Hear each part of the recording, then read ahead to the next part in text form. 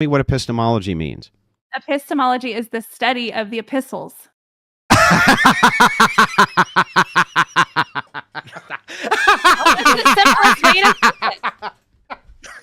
I mean, you can. I told you that a husband and wife is supposed to be the representation of God and the church. He said he's a husband. I asked him if he sees himself as the embodiment of God, and he said no. That doesn't make any sense. Wait, what is the epistles? The epistles are the apostles. Are you talking about the apostles? No, what can you?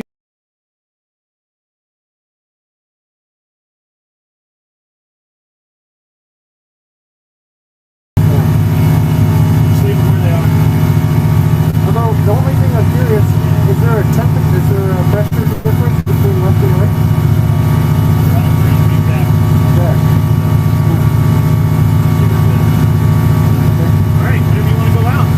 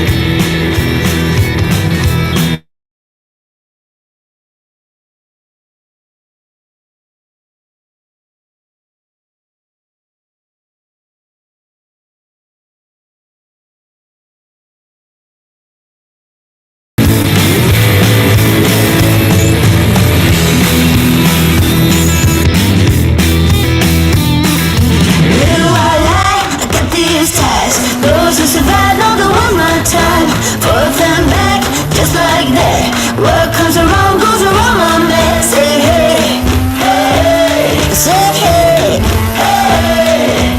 Forth and back, just like that, you're going down for heaven's gate. I'm gonna take it to the right, we're going down.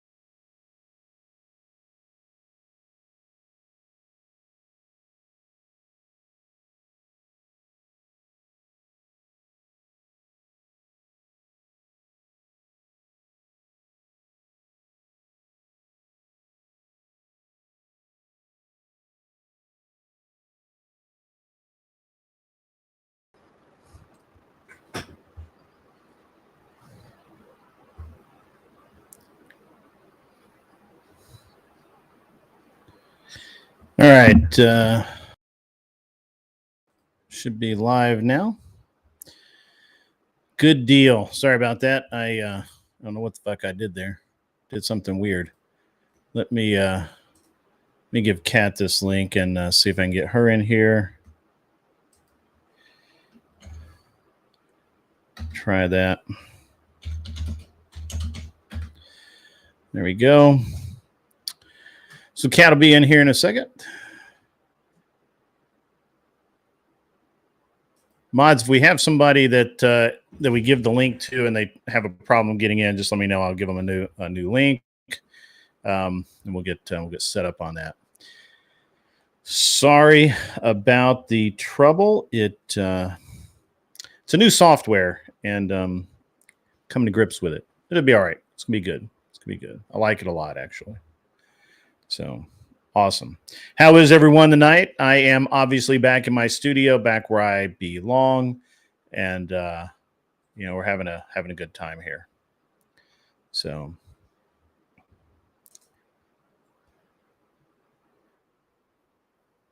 yep, there is Kat.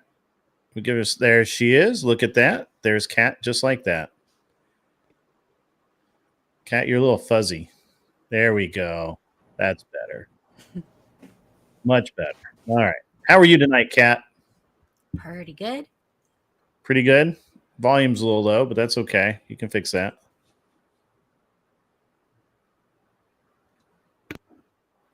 So we had a minor mutiny last night. Your husband wouldn't let you come over here and play with us. Yeah, he's got like a guy crush on Damon. Oh, really? Okay. Weird, but that's okay. That's okay. No big deal. Sometimes guys do weird stuff. It's okay. It's okay. Yeah, you stood me up last night. That's funny. Not really.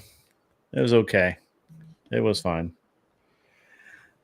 All right. So, what do you want to talk about tonight, Kat? It's a chill stream. Just going to relax. Going to talk. You mentioned earlier that you need to do better at hosting and stuff. So, let's see what you got. Let's see your chops. I don't know. I don't think I'm very good at hosting. Yeah? You think you're a better co-host?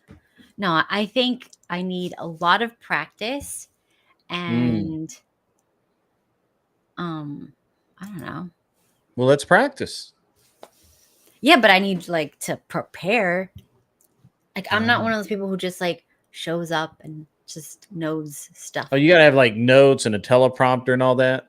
Yes. When Are I'm you doing Joe Biden? interviews. Are you actually Joe Biden? Yeah, a little bit. Got to have the teleprompter. So this software actually has a teleprompter feature. Okay. How do we do that? Well, it's down there. It says share. You see that? You click that. And there's no, maybe it's not in share. Oh, wait, hang on. No, it's maybe you don't have that. It's in text. Do you see over on the corner? Does it say text? No. Okay. Well, you have to be using it from this side. Okay. But it has a teleprompter feature. Ooh. Which is neat.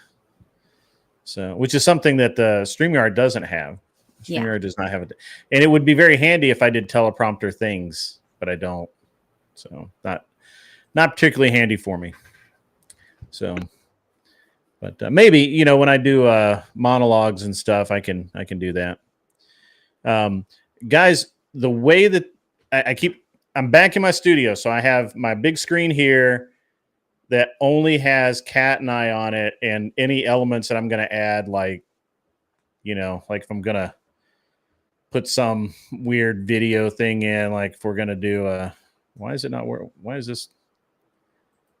There we go. Like that. So if we're going to do something like this. If you marry somebody and neither one of you have any, that's up there. But I don't actually have chat in front of me. Chat's over here.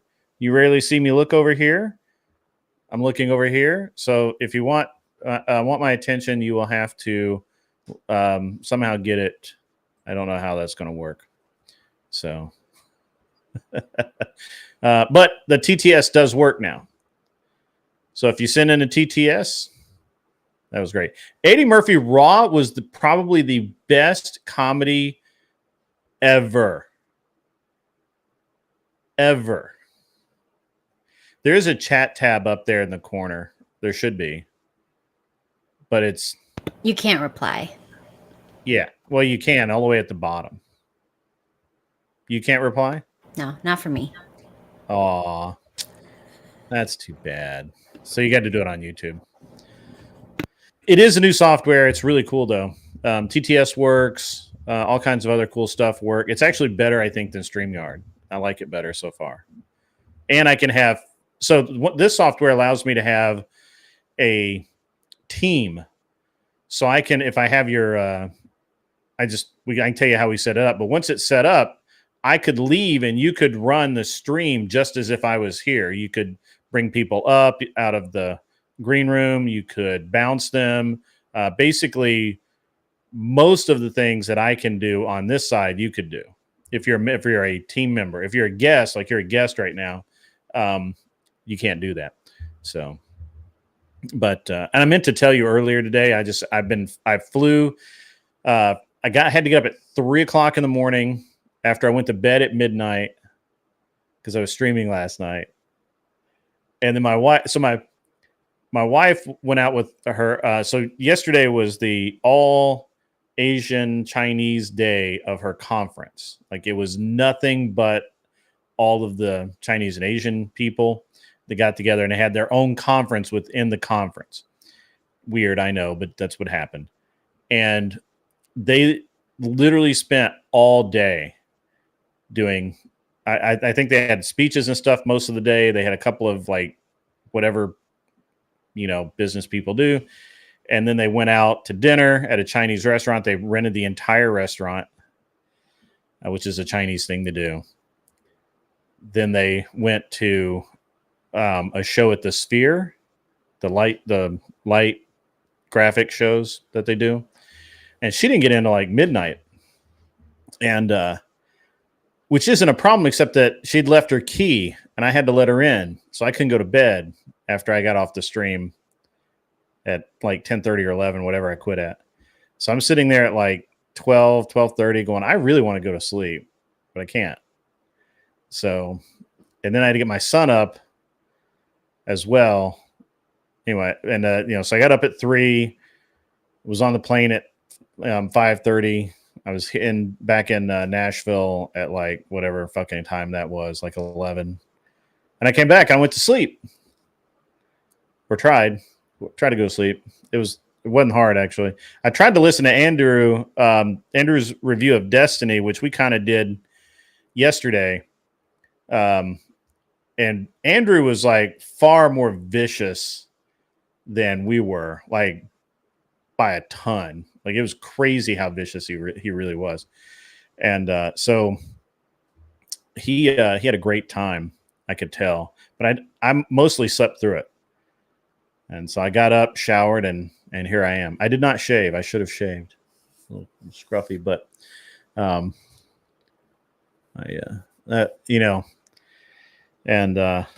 my son forgot to turn on, or didn't forget. He came in and he hit the button to turn the AC on in the airplane shed, but he didn't actually turn it on. And so I walked out here and it's 90 degrees inside. I was like, well, this sucks. So I got that done. And so just been going. And but I like this software. I like this software a lot. I think I'm going to stick with it. TTS works. You can present stuff. When somebody gets a membership, it'll show up on the screen and read it. It doesn't read it out. When I bring somebody up, I don't know if the chat can hear it, but when somebody enters the stream, it announces you. So it'll say, Kat Katibi has entered. So it's pretty cool. It's actually really nice. It's way better than StreamYard, I think, so far. But it takes a little bit of getting used to. It's not StreamYard's really easy because it's just easy. But this is a little harder. And then I had to ban my son off of electronics for the foreseeable future. It ain't letting you, man. You need a different code. I jacked something up. Give me 1 sec, Glenn. I'm sending that to you now. Give me 1 second. Mods, if somebody has as I said earlier, if somebody has problems getting in, it's because I had that little burble at the beginning where I pushed the wrong button, and I basically had to I basically reset some stuff. So that's why. So Glenn's got it. There you go, Glenn. You're set. Here's a new one. I'm giving you the new one. And it may be that each person I add may need an individual link. We're gonna try it. I haven't tried this part yet, so we're kind of we're gonna see. But I think the same link works for everybody. We'll see. We'll find out. So, and one of the mods now has the link, so disseminate that amongst yourselves. So, oh, this is hilarious. Gay communist, huh?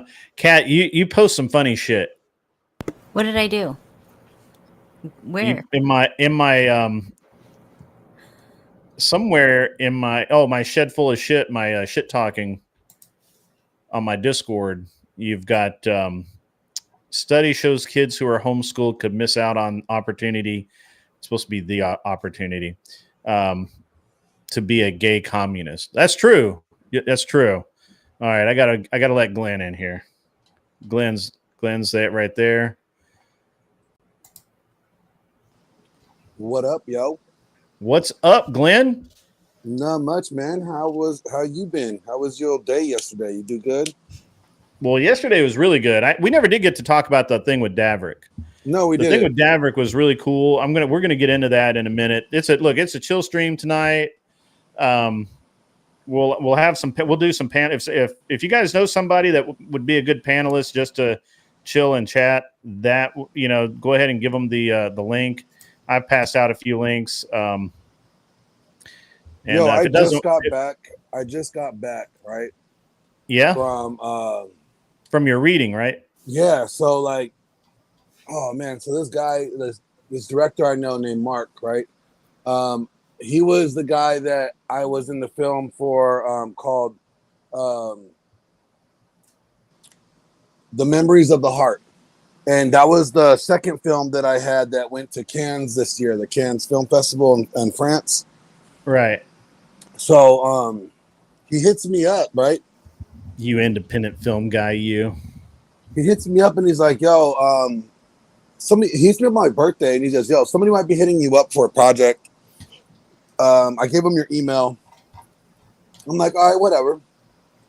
Cool. So then didn't think of it because I was doing my 24-hour stream and I was like, pretty exhausted. Wake up the next day, didn't see anything in my email, but I had like 200 of them. So whatever. And then I just happened to look at my spam this morning as I was doing my stream. And they, at 6 o'clock in the morning, I look at my spam and I'm like, oh shit, they want me there today at 9 a.m. All right. So I go down there. We meet up at the, I sent you a picture. You got the picture, right? I'm looking. I thought I sent it to you in Discord. I'm looking. Let's see. Anyway, so yeah. Well, no, I don't. Well, wait, that's the wrong guy. Yeah. Okay, maybe it didn't go through. I'll have to send it again. But anyways, I got a picture. Yeah, I got a picture of you at the buffet table with all these people.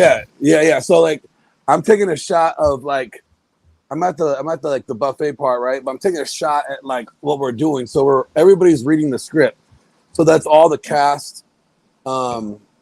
That's going to be in the film. Deadpool 4. That are they're going to be in this film. So I'm one of them. They have me they got me in a role, but I'm also doing some like of the production as well. So it's really cool. It has like a really good, I wasn't expecting this, but it has a really good like Christian biblical theme to it. Oh, nice. In Yeah, Hollywood? Yeah, that's that. Well, I know Mark. Mark's a good dude. Like the first movie we did was about the heart, the memories of the heart. So like it had some Christian, undertone in that one too, but very, very subtle. And it was a little new agey. So I really didn't like dig it too much. But this one, there's seven scriptures, right? And they kind of get referenced in transition into the next scene of every sequence. Basically, this movie is about a true story. This guy named Adam Walker, right, from the UK, is the first Brit to like swim all 7 like dangerous channels, right? Oh, okay. Yeah, so he swam like the Brit channel. I don't know what it's called, the English gay channel. English channel. Did he swim the Catalina Islands channel out here in LA? The one in Japan and a couple other places. There were 7 of them, and he was the first one to do all of them. And like each like time he was going to a swim, that's when you hear the scripture come out, and it's like a transition into whatever he's facing and like whatever he's challenges you're going through. And like I'm reading this whole script, and I'm like, at the end of it, I was like, how do you guys feel that you just like wrote a movie that basically tells everybody, where's your fucking excuse? Because they can't have an excuse after this, like what this guy went through. Like literally everything that this guy went through, there's no way people could bitch and complain about anything in their life these days. It was just a really good overall project. I'm looking forward to it. But yeah, guess what? Sounds rad, man. I gotta lose 30 pounds. How do you lose 30 pounds? Easy. It's gonna suck. Yeah, but you're already like you're not a particularly heavy person. No, I'm probably about 20 pounds overweight. I could probably do good losing about 20 pounds. Yeah. And I'm comparing myself to my competing days, right? Sure. So that's my standard, right? So 30 pounds, that's gonna put me at right now, it'll put me at 200 flat. Okay. And that's gonna be a little skinny mini. That's funny. Interesting. Yeah, but it was crazy. It was good times. Good times. A lot of reading. It was a lot. A lot of reading. Almost died on the highway too. That was pretty cool. Sounds it. Kat, do you have those t-shirts made, or you just like wander the internet? Are you on Etsy like 24/7 finding Yes. strange ass t-shirts? Yes. Okay. I figured We should make Kat a bad putty cat t-shirt. Like bad putty cat. Remember like the bird? Sylvester. Yeah. Nope. Yeah, hers a bad putty cat. No, it's a Pepe Le Pew. No, Pepe Le Pew wants to fuck that cat. Female cat. Yeah. That's so funny. I'm not sure how much of you like caught up on all the attacks on Vance, but like they're the oh yeah, dude, I've been watching that. I watched most of it yesterday. They're going like full nonstop frontal attack.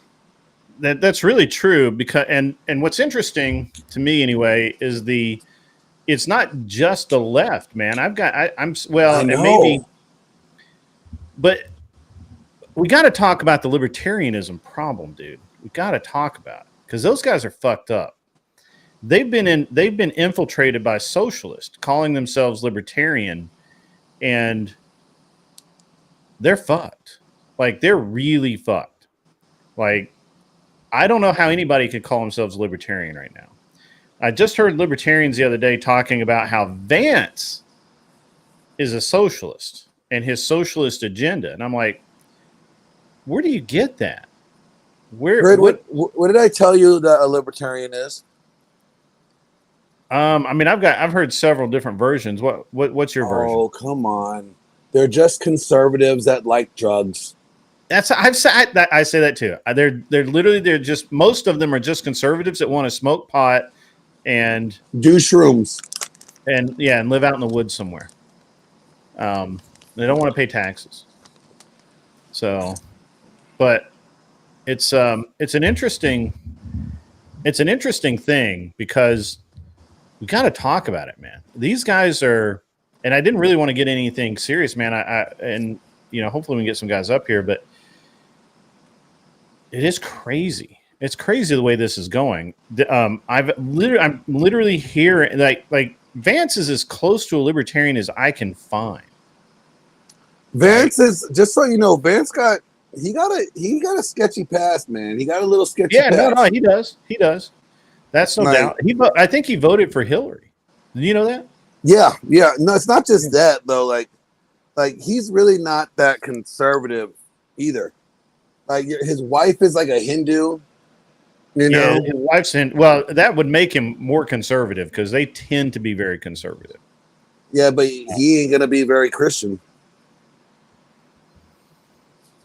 Well, we don't know. How are you going to be, if you're Christian, why are you unequally yoked? That's like basic. Yeah, I don't Christian know. 101. I just don't. I don't want to read too much into his relationship. I've never heard him talk about it. I've never heard his opinion on it. I've never heard him say anything about it, and it just feels like something that I'm not saying I should leave it alone. I'm saying probably. So this is how I look at it, and it's probably one of those things where I would try and understand it, and I really wouldn't be able to. You know what I mean? This is going to be a bad take for me because I do like the dude, okay, and I like him for his policies. But here's the red flag.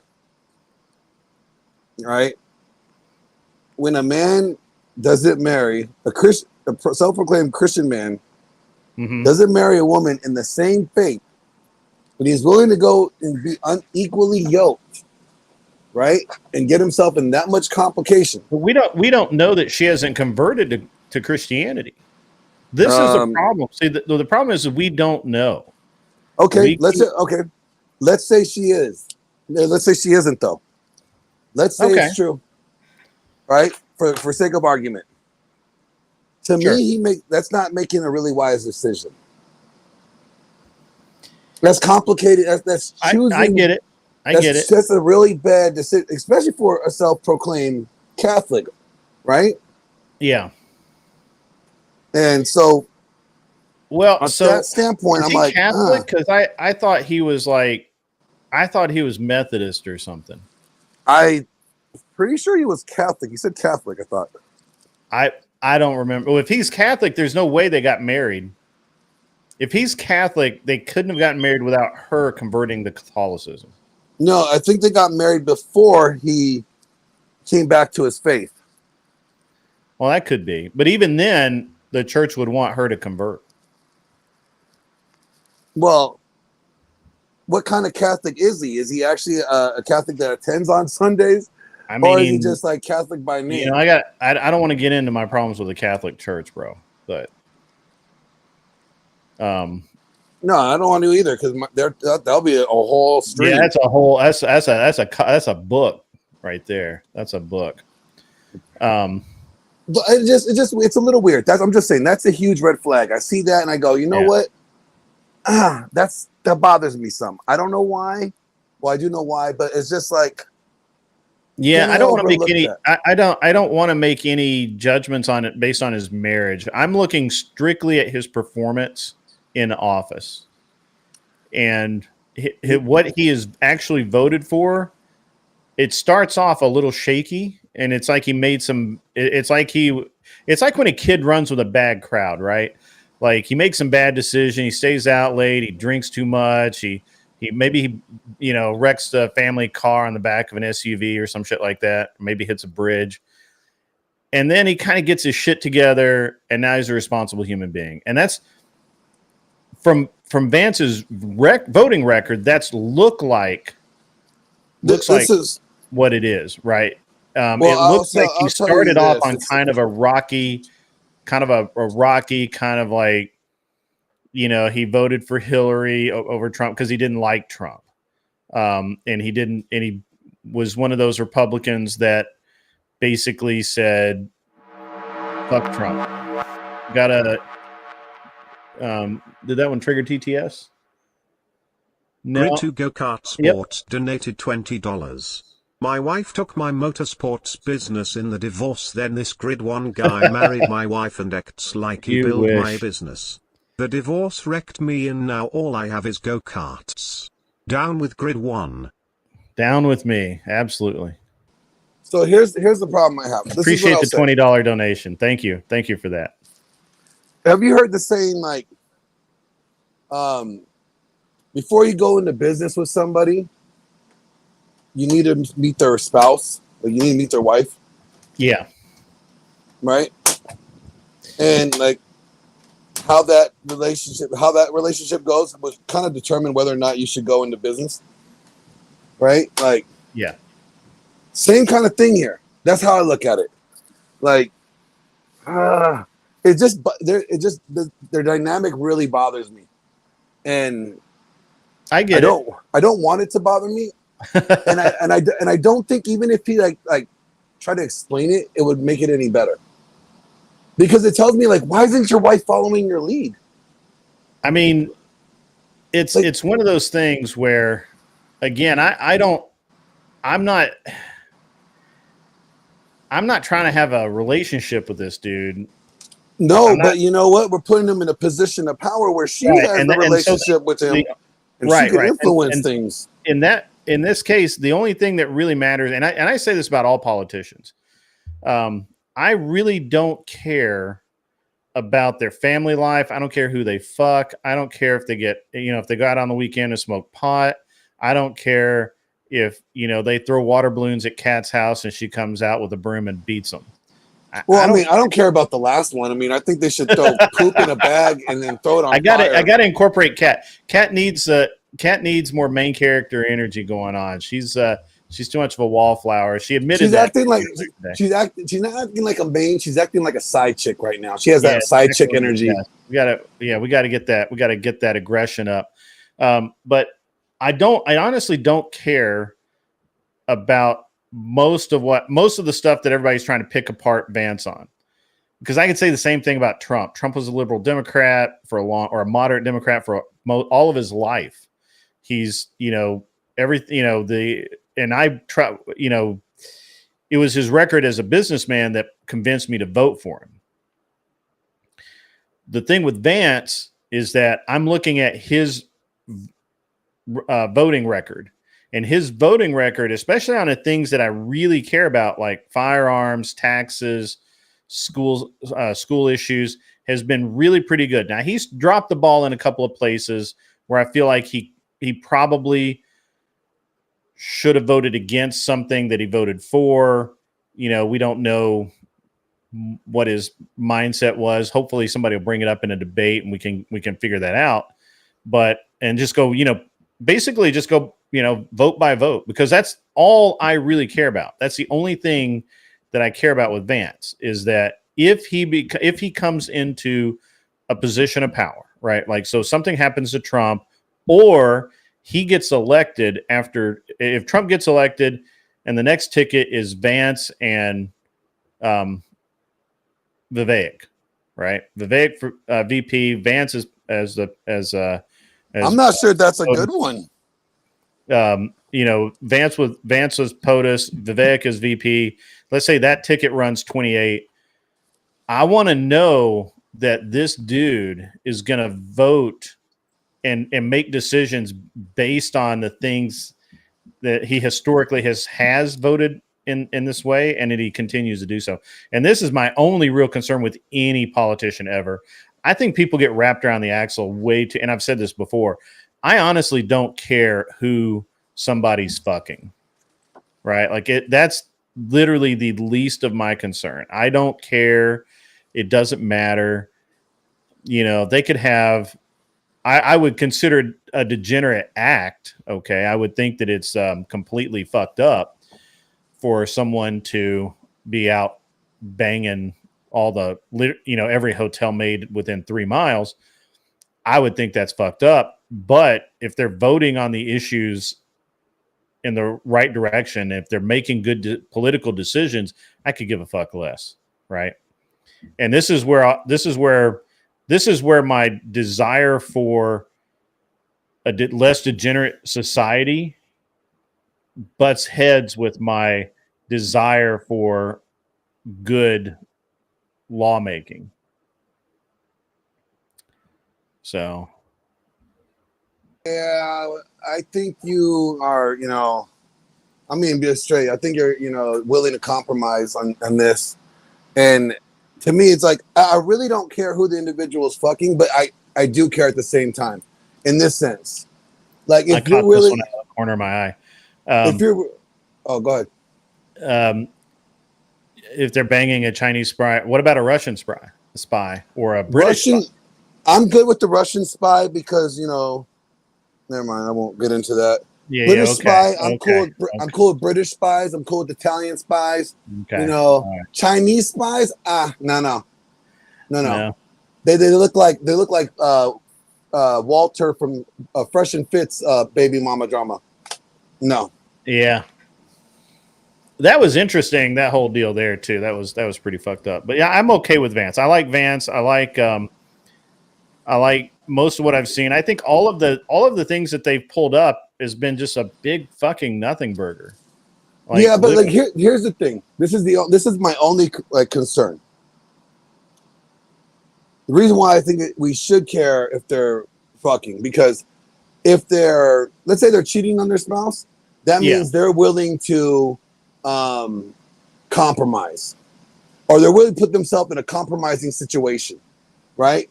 They're willing to put themselves in a vulnerable spot where they could actually, it just goes to them not making good choices or wise choices.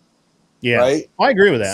So like, it does kind of make me, concerned, like who they're fucking, right? And then when it comes to like who you marry, that's another thing. Like, again, why are you marrying somebody that doesn't even share the same faith as you?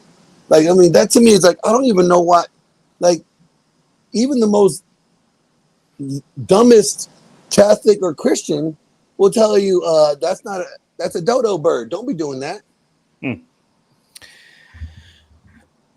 But I do like his policies. I love everything that he has, put up. I don't have anything. I can't say there's anything that he voted on that I disagree with. Right. Right. But it just, there is a huge question mark there. And that's my only concern, and I get it. Trump had how many affairs on all 3 of his wives? Like, and he fucked around. So, but I don't know. Yeah, I mean, I get it. I get it. I do. I get it. It's a very interesting thing, but sorry, I want to take a picture of my setup so that somebody asked me for a picture of my setup, and I'm like, okay, cool. So I don't know how well that came out because I've never tried to take pictures of video before. It's very funny. So yeah, I'm okay with Vance. Of the choices, I'm okay with Vance. I don't. First of all, I don't think he's cheating on his wife. I think he's in a very. It seems like he's in a healthy relationship. He seems pretty fucking based from everything I can tell. And yeah, I just don't care. I don't really care that much about his personal life at this point. It's going to get torn open anyway. I mean, they've got months to do it, so we'll find out everything. We're going to know all of the things, Yeah. So. The thing about Trump is they couldn't really it really didn't matter for them to try and do that because he had lived so much of his life in the public already anyway. So it didn't, it's not like they were going to unveil something that we didn't know. Right. Yeah. Oh, he fucked a midget. No shit. Yeah. Right. We saw that on. Oh, he fired this guy. Oh yeah. We saw that on The Apprentice that he fucked the midget. No, I'm just kidding. Yeah. What? Yeah. So you know what, Kat, I need you to do me a favor. I need you to get all your little like femme girlfriends. You know, like your little demon, feminist friends, and have them come on. We're gonna do a debate. We're gonna do like why no fault is a woman's rights issue. Dude, he has triggered all the women's, all of them about the no fault thing. I don't know. I want Kat, get all your bougie ass. None of my friends will be near the internet ever. Then why are you near the internet? You are a degenerate. You're the bad influence. Housewife. Yeah. You are the bad influence, aren't you? Aren't you? Mm-hmm. Yeah. Mm-hmm. Why are you such a bad influence on your friends? I don't know. Do you not care for your soul? They're not as bored as I am. They're more busy. Why are you bored, Kat? Because their husband doesn't give her enough to do around the house. I'm just very efficient. Sorry. You know all those clothes or all those towels that you said you folded? Go unfold them and then refold them. Wow. We're here to help you, Kat. We're here to help you. We're here to help. Mm-hmm. We're here to help. Mm.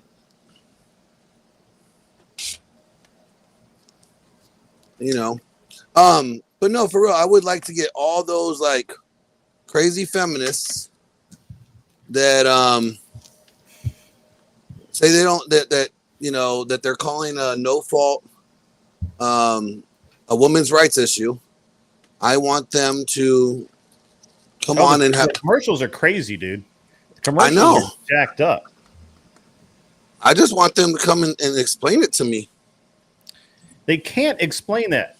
Like literally, there's nobody that can that can explain no fault why they're opposed to no fault divorce. Well, Kat, can you explain it? No real people care about this or know about this stuff. People in my real life do not go on the internet, have no idea about these topics. They don't even know what no fault divorce is, and they don't care. But they're being bombarded with it right now. I'm sure your girlfriends know what the fuck no fault divorce is. They know. I'm sure they don't. I didn't know what it was until like one of you guys said it. Well, just because you like are like a little bit slow doesn't mean that like everyone else is. Just a little bit slow. A little bit. Mm-hmm. Mm-hmm. Kat, what do you think of Vance? Of what? What do you think of JD Vance? I don't know anything about him or her. Who is it? You watch TV. No, I don't watch TV. You see internet ads. Nope, I didn't see any ads. Did you watch any news whatsoever? She's actually showing you how good of a wife she is. She doesn't even care about politics. This is right here, guys. You guys remember I told you guys on my stream that I'm going to be making a list of red flags and green flags looking at a woman. Green flag. She does not care about politics.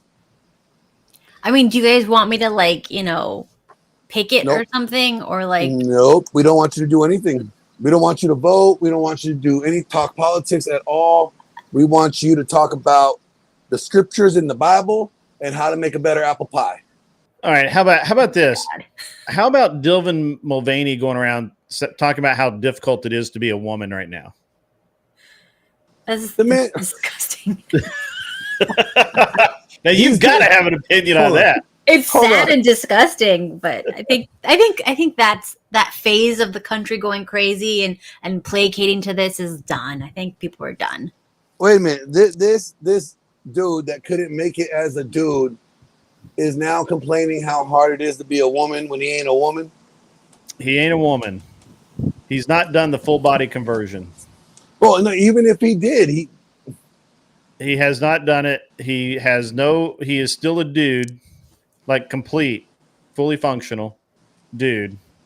No, he's not fully functional, because if he was fully functional in the head, he'll be Well, all right. Look. We're not talking about programming here. We're talking about we're talking about capabilities. And the dude is off this rocker, man. Like, and he literally, I think he went on. I think it was Piers Morgan, and was talking about how hard it is to be a woman today, especially with poor Trump and or with how or pardon me, not poor Trump, especially with Trump, in the election and what an insult that is to women everywhere, and talking about how all of the just all of the talking points, right? Yeah. Yeah. I don't know whose mic is picking up a bunch of noise, Glenn. But what are you doing? What are you, like, rattling chains over there? Are you haunting somebody? I'm possessing someone. Okay, that's cool.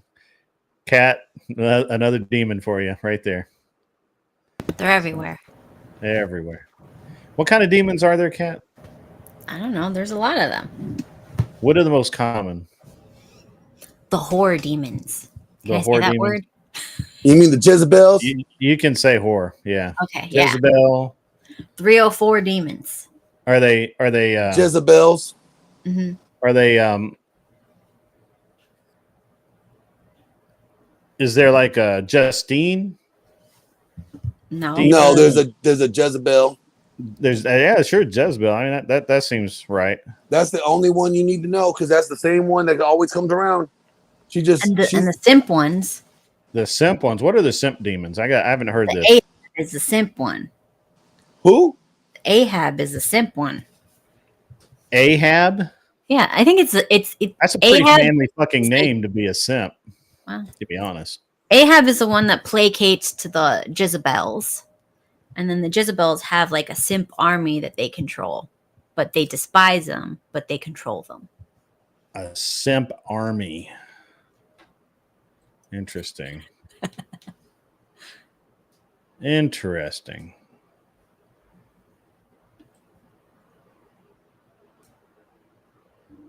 Yeah, I never heard about this thing that you're talking about right here. Right here. Right here. I've not heard anything you talk about right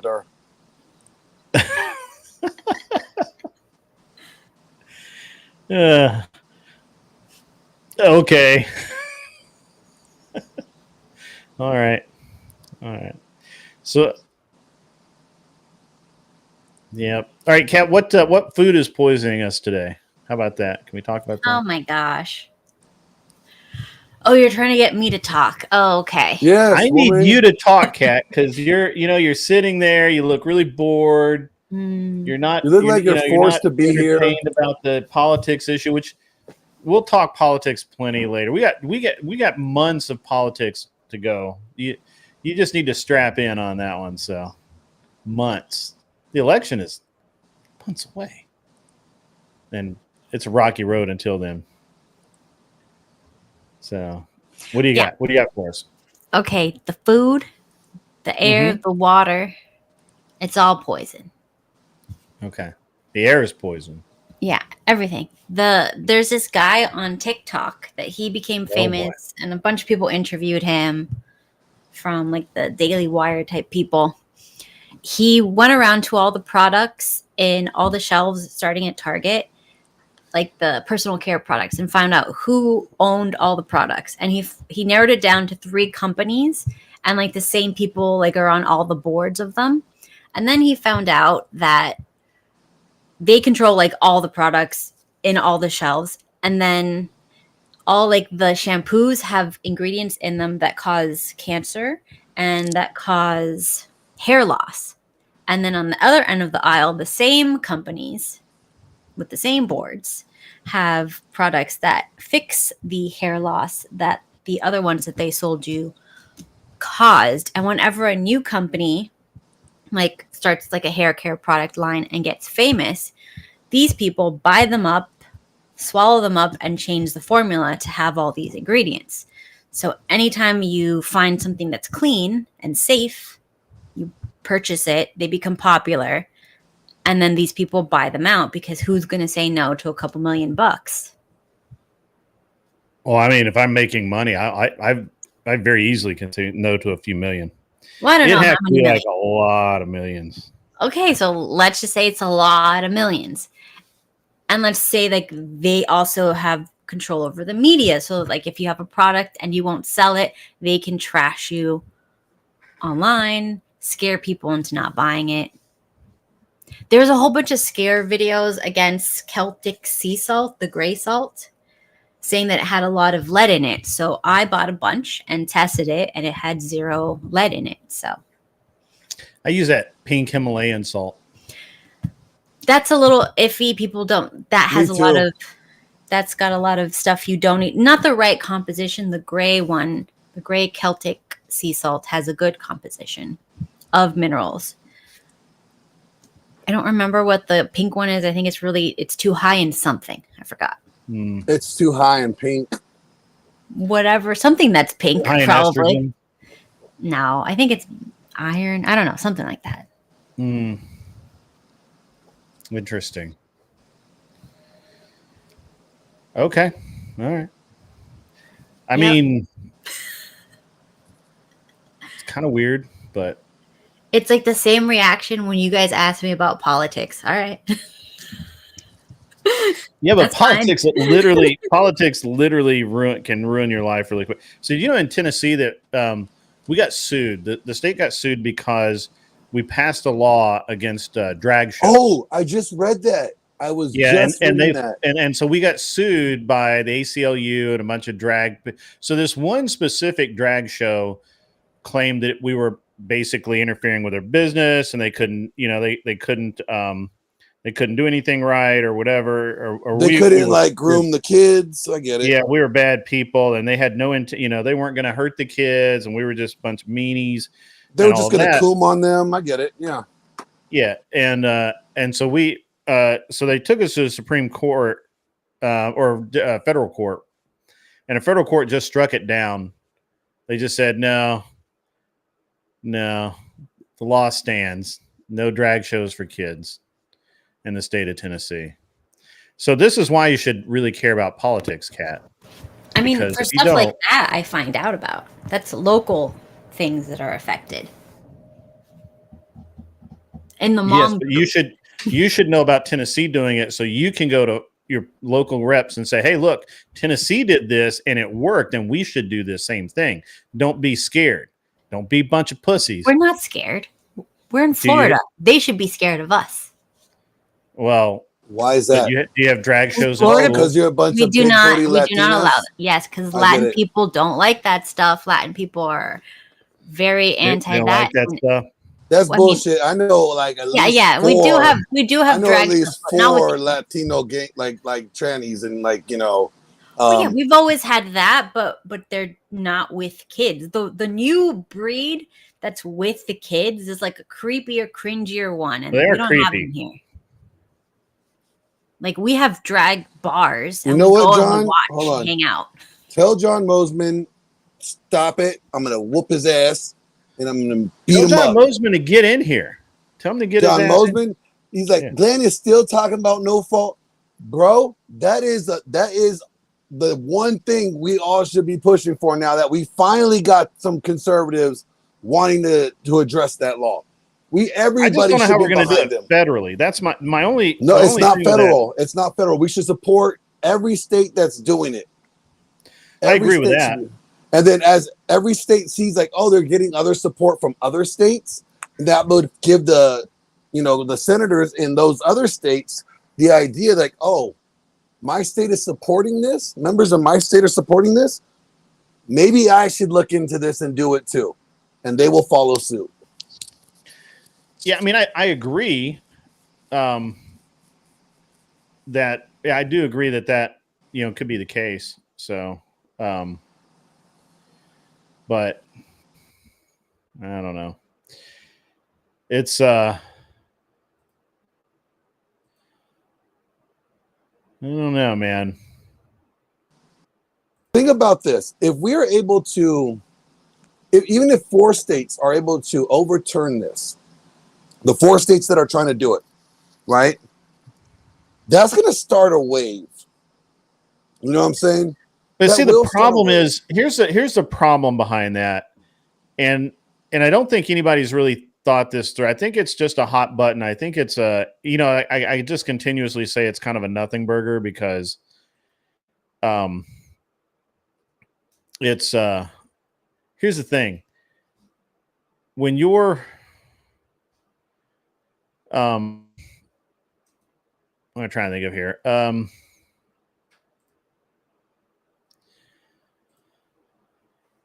When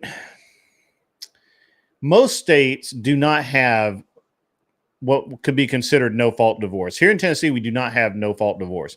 We have a no contest divorce where if both parties agree no contest, then you can just get a divorce. And there's no real no fault divorce. Good. Whatever you call it, no contest or no fault. It is the same principle. Standard. No, it's the same principle. If nobody's both parties have to agree. When nobody's contesting it, when somebody's like, when you have both parties not contesting it, they're both like, let's just make it easier on us and just do no contest and just give them the divorce or get ready to pay out a bunch of money in lawyer fees. That's exactly what they tell them. No fault is the same thing. This is what happens here is we don't have no fault, but we have no contest. And if the husband doesn't agree to no contest, then you have to show fault. Well, the fault for most women that just want to get out of it is irreconcilable differences, meaning that you've tried and tried and tried and tried to work it out, but you just can't work it out and you just need to go your own way. And, so, every state has adopted some version or created their own version of no fault. That's what it is. Yeah. It may not be worded no fault divorce, but every state has their own version of it. And whether it's no contest or no whatever, no blame, or we both went out, whatever they want to call it, divorce, they have their own version of no fault. So I think maybe Tennessee might be a little different than some of the other states because, and I'm sure there are states that are even better than this, but in Tennessee, and I just had to look this up. So Tennessee technically allows for both fault-based and no-fault divorces, also known as irreconcilable difference divorces.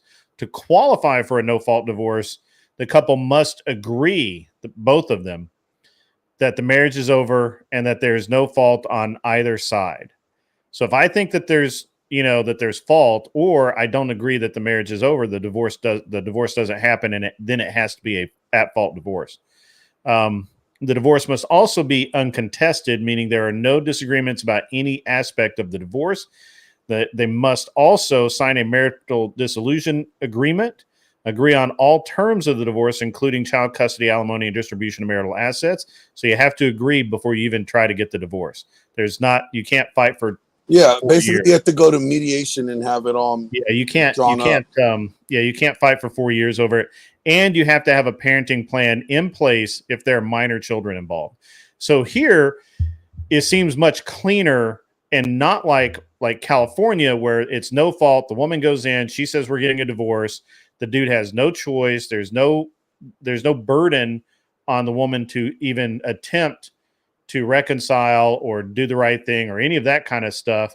And at the end of the day, what we're really looking at is that, it's just pretty terrible. So, so that's what I can, that's the way they handle it here. I don't know that that's terrible, but I don't know that it's bad either. It sounds pretty bad. You know why? Because they get the guy in mediation, right? Yeah. Mm-hmm. And they go, look, man, she wants half the house. She wants alimony for X amount of years. She wants the kids, child support, and the lake house on the, up by the lake. All right. Yeah. You better agree. Or you know what? She could take you for more if we go to trial. See, I don't think so in Tennessee. I mean, it could be. I don't know that that's I don't know that that's accurate. I would ask. This would be good to talk to your local divorce attorney. It'd be cool to get an actual divorce attorney on and see what he thinks. I have one. You have one? Of course she does. She has a backup plan. I'm kidding. No. I'm kidding. Oh, that's cold blooded right there. I'm kidding. That is my husband. blooded. One of his clients is one of the most highly paid divorce attorneys in Florida. Of course he is. And she It's- is. Yeah, that's right. That's all I'm gonna say. I bet you she's like she gets a lot of male clients. Oh, they're all male. She does Yep. the prince of blah blah, and I've the heard king that of blah, female blah. attorneys are better to have in a divorce. Yes. Female Yeah, attorneys yeah, are yeah. for men. Female attorneys are the best ones to have because they speak women prattle. You know what I'm saying? Woman prattle. And they know how to like play on the emotions and shit. Men just do it like strategic and surgical. But I will say Yeah. this, and I don't know this for sure, just from me talking to her, because I was going to interview her. And then I decided, she kept like canceling last minute. Well, lawyers do that. Yeah. They're busy So I people. just kind of gave up on her. But like, I got the feeling that she does not like women who are moms. She likes. Oh, so she working doesn't with- like you. Yeah, she does not like me. Oh, then She- tell her, she- send her my way. Why? Because then I'll bring her on. She'll like me. I'm a guy. Yeah. I'm not She a mom. doesn't. She doesn't like moms. She doesn't like women that are not like boss babes. She's a boss babe. She only respects other boss babes. Okay, then send her my way. I'll talk to her for you. I'll bring you on. And her big thing, like she wanted to come onto my podcast and complain about women who don't work and how they ruin marriages. And I'm like, what? I'm like, yeah, they just want to Wait, raise what? their kids.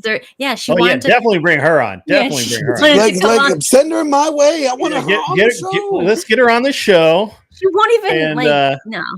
I'll try How to about- coordinate with Andrew, and we'll Yeah, have yeah. some real fun.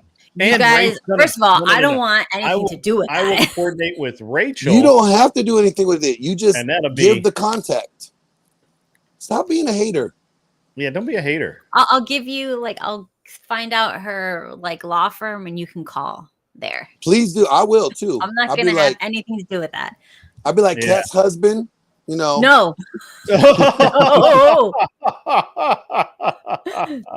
He my friend. funny. He my friend. Kat she's not my friend. She crazy. Did you know that she almost stabbed her neighbor? Anyways. I would actually really enjoy that. That would be good. So I got back from Karen, who is the Happy Wife's school. I've been waiting to hear back how that went. We're probably looking at 2 months out. Yeah. She's Okay. working on a course right now. So Of course she is.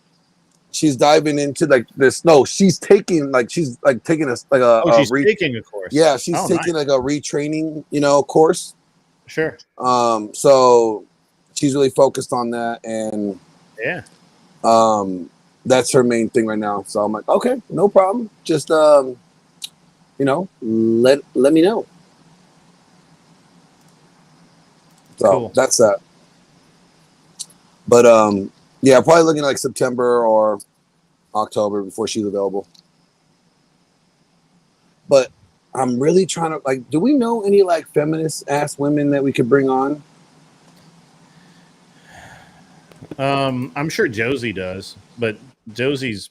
Josie probably mad at me. I end up giving her the boot this morning. Did you really? Yeah, Intel Wild came through with a $50 super chat to boot her, and you know the rules. That's what happens. $50. $50. Thanks. Huh? Yeah, they came through. So I just think he just doesn't like Josie like that. He's like, man, get this woman all the way out. I'm like, because he sent me a chat first, like, hey, how much to boot her? And I was like, Hey, Kat, does your friend's last name start with a G and an R? Your lawyer friend? I don't remember her name. Let me look at my text messages. Until Wild was like, pew pew. You see Until Wild in the Florida chat? people are messaging me like, I know who that is. Her last name starts with an E. E. Okay, never mind. Different boss babe.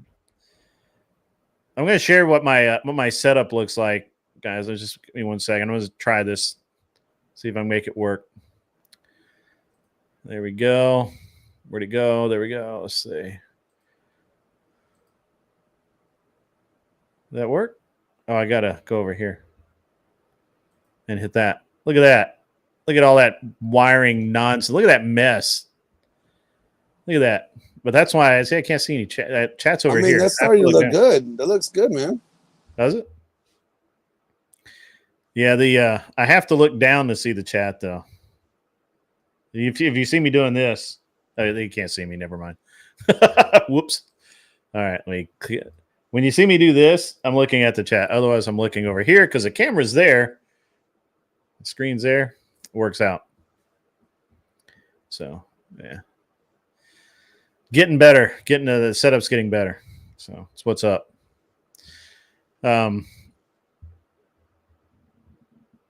That's not bad, Mr. Boomer. Thank you. Thank you, Angel. Thank you. Thank you very much. Thank you. So only 17 states in the U.S. are considered no-fault divorce states. These no-fault divorce states are Wisconsin, Oregon, Washington, Nevada, Nebraska, Montana, Missouri, Minnesota, Michigan, Kentucky, Kansas, Iowa, Indiana, Hawaii, Florida, Colorado, and California. Now, all the rest of the states are considered no fault with additional fault ground states. Yeah. So every state still is no fault. That's basically what they're saying. Right.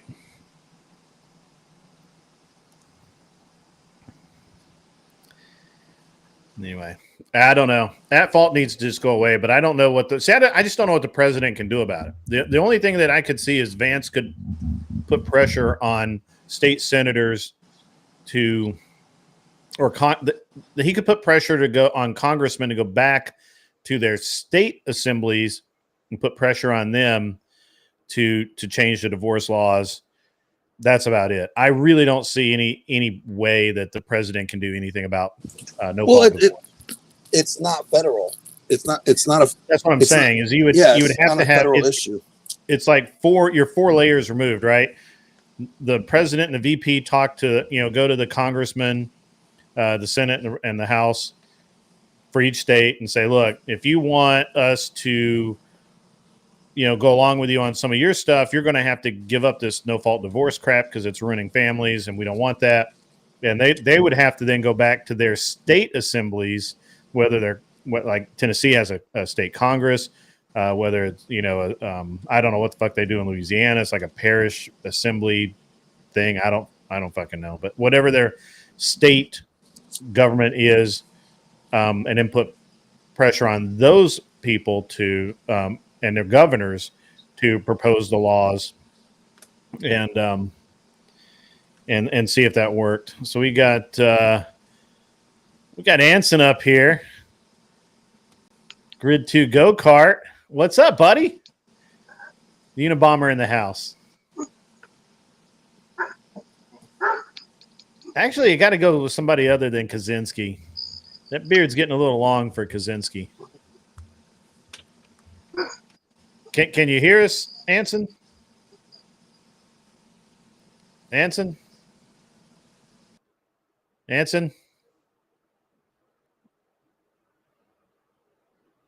Oh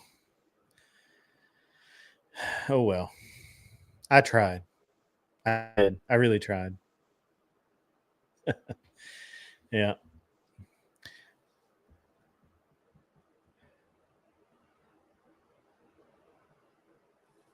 Got a good crowd tonight, guys. I like it. We need more. Go get all your peoples. Saturday night. What do they do? So later on tonight, I'm going to be interviewing this kid named Benjamin. Yeah. He's been on my stream a few times. He's a really shy kid, and I like messing with him. I make him always like rate the girls on whatever. Every time he comes on, I'll pull up the girls from whatever and like, all right, rate them. And he always like, come on, why do I have to? He's like, I don't want to. You know, he's a good dude. But he has a crazy story of, Cat, get this, being possessed. Let's go. Yeah, now Cat's excited. He has a crazy like possession or oppression story, like demon oppression. And he said it's been like Cat will stay up late tonight. Been something that he's been like dealing with his whole life. He's gonna sleep all day tomorrow, all the way up until like recently. Like, bring him on, bring him now. Well, he's in Australia, so he's coming on later on. He's coming on at like in about like 2 hours my time. 2 hours. You gotta stay up. You're gonna want this one. We'll still be up. We'll still be rolling. It's only 9 o'clock. And he's writing a book. He's writing a book on his experience with this. But check this out. He said he's also had like a really vivid dream. Like he was with Jesus. He was with Jesus. And like Jesus was like, he was like communicating with Jesus in this dream. It was really interesting dream. Like, are we not men? Everybody thinks that he smoked DMT. Like, you know, no, this kid doesn't. You can just tell he's not that kind of kid. I'm not saying that it's true. I'm not saying that it's not true. 1000%. I'm not denying that it's not true or true. Like all these other doubters. I'm just saying, you know what? I don't know. But I believe that that's exactly what he experienced. I believe he experienced exactly what he said he experienced. Or at least to him. Does that make sense? It happened. So here's the thing that kind of hung up on me, or that kind of bothered me a little bit. Now let's see if I can hear y'all. Can y'all hear me? Yeah, we can hear you now, brother. And I can't hear anything from y'all. I'm gonna have to mess with my settings again, y'all. Sorry about that. No worries. You can go down to the mute button there, and beside it, there's a little arrow. Click it and look up, and it'll put all your speakers and everything there. Sometimes they get out of order. John Mosman, you need to get in here, brother.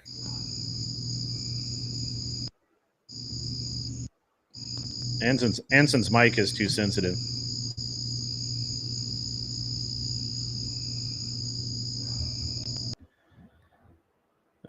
Gone again. Oh well. So yeah, like he wrote a book on like basically his experience and his dream, and he wrote down what I guess God spoke to him like through Jesus or something. I forgot exactly. I don't want to like misquote him, but he wrote it down. He was able to remember what was said to him in the dream, and he wrote it down. But the only thing that kind of like is sketch. Here's the only thing that's sketch to me is that when I asked him like when people start speaking in tongues, what do you do? Right? And he's like, continue to pray. I'm like, no, motherfucker, nobody's interpreting that shit. You run. That's witchcraft. Get the hell out of there. Like, so, but I think he comes from a very charismatic, background.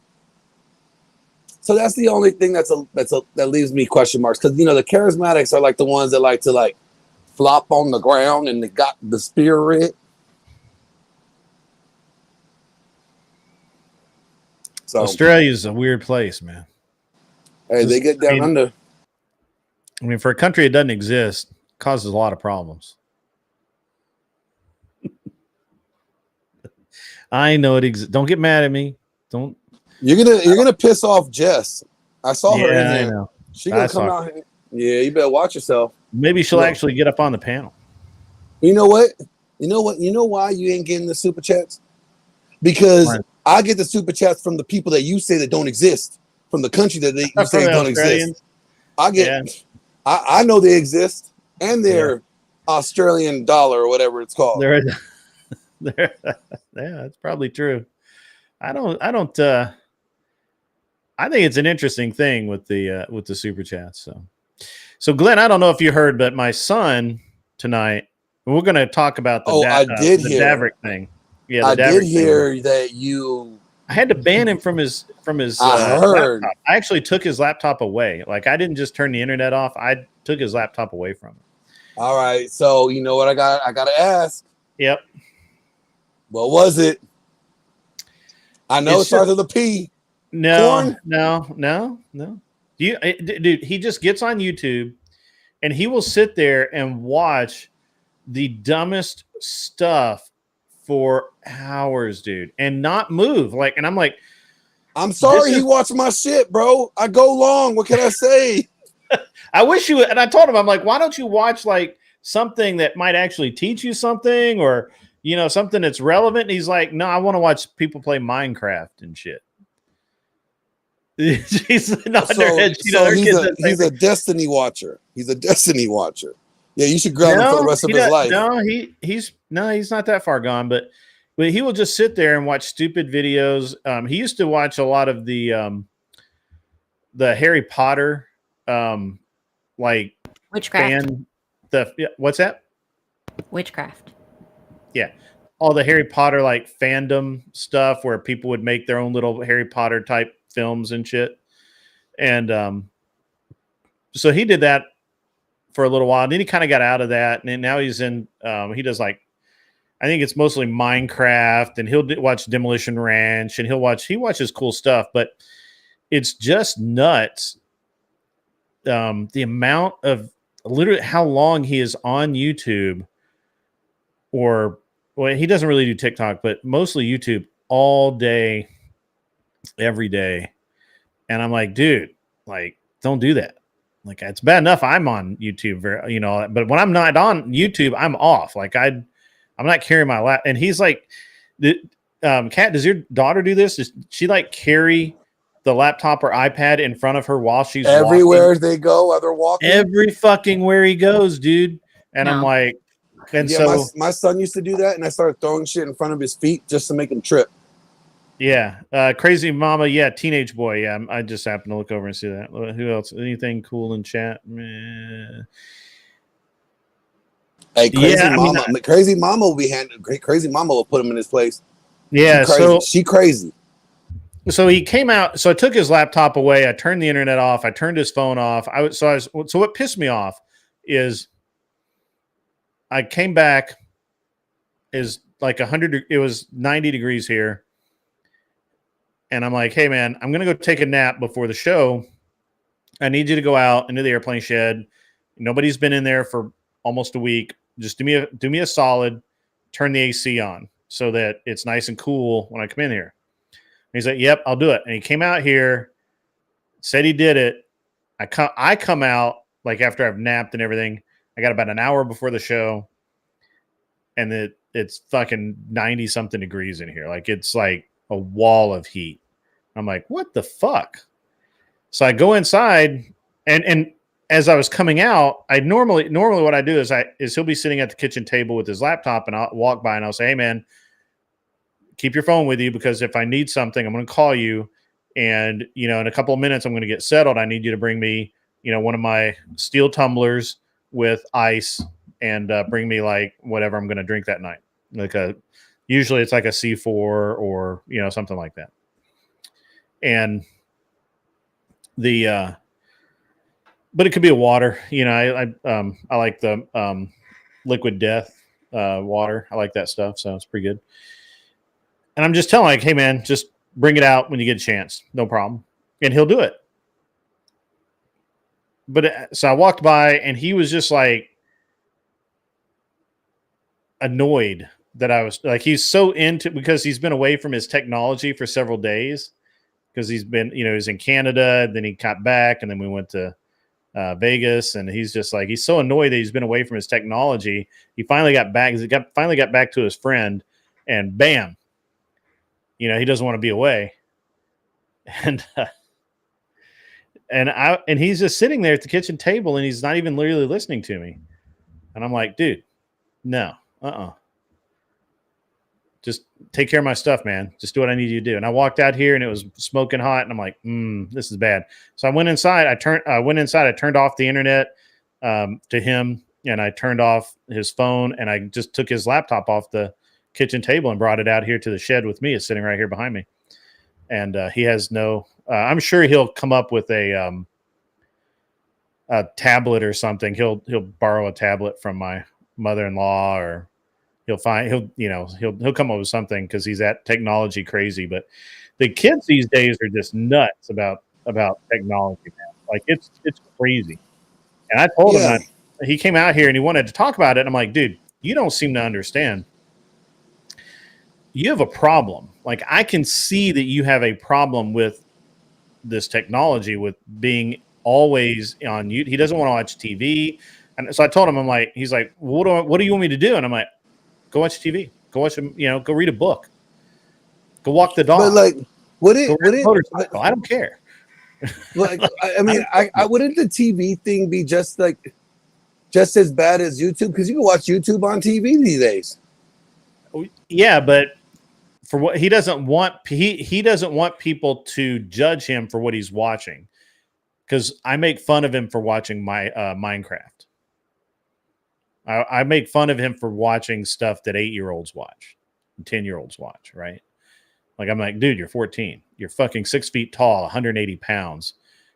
Like, fucking grow up already. Like, and I'm like, he's like, and I'm just trying to, without actually forcing him to grow up, I'm trying to apply pressure to push him in the direction of, hey, you need to be more like an adult, because you are adult sized, you have adult strength, and you can hurt people in adult ways if you lose your temper. And people are going to treat you differently because of how big you are, and you need to be prepared for that. And I tried that talk to him tonight, but he was just too pissed off. And I'm like, dude, just go away, leave me alone. I'll talk to you in the morning. And so he's in bed right now. Probably really mad. He's probably cursing you out underneath his breath. He's like, Dad, I'm sure he is. Yeah, I'm sure he is. Dad. I mean, it's not my fault that the AC didn't turn on when I hit the switch. That's exactly what he said. He's like, I messed up one little thing. And I'm like, come on, man, you know better. How do you not know the power went off, huh? Right. Yeah, that was it. It's like, hey, it's not my fault. And I'm like, yeah, it is. Like, it is your fault. You all you had to do was literally stand there like 2 seconds and make sure the AC came on, right? Like, it's not hard. He just, look, he's just distracted. He's a kid, right? Like, that's all I can say is he's a kid. He's doing kid things, and Yeah, I can tell you this. I remember when I grounded my son from his cell phone and his laptop because of the same shit. Yeah. And my ex-wife was begging me to give it back, because I didn't just like hide it in my room or our room. Like, no, that's where she would like normally, like, because that way she can normally like know where it is, and then she'll give it to him. No, I was proving a point. I proved the point.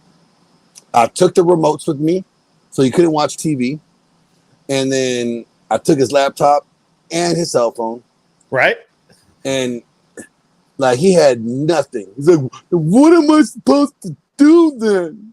And I was like, you got those things with pages in it called books. You go read them. I made him do a book report for a whole month. I gave it back to him a month later, but he had to do a book report a week. So he had to read a book a week. And they weren't like super thick books. They were like 75-page books and stuff like that. But I made him read a book a week during the summer, and like, we went to the gym. He had to play basketball because he wasn't too old enough to work out. So he had to go shoot hoops. And then he had jujitsu at night, so that just was double the workout for him. And that's it. And he got to the point where after that month, he didn't really like get on his devices like right away, like he normally did. Right. It was more like, you know, oh, cool, I got him back. And he would just like slowly get onto him.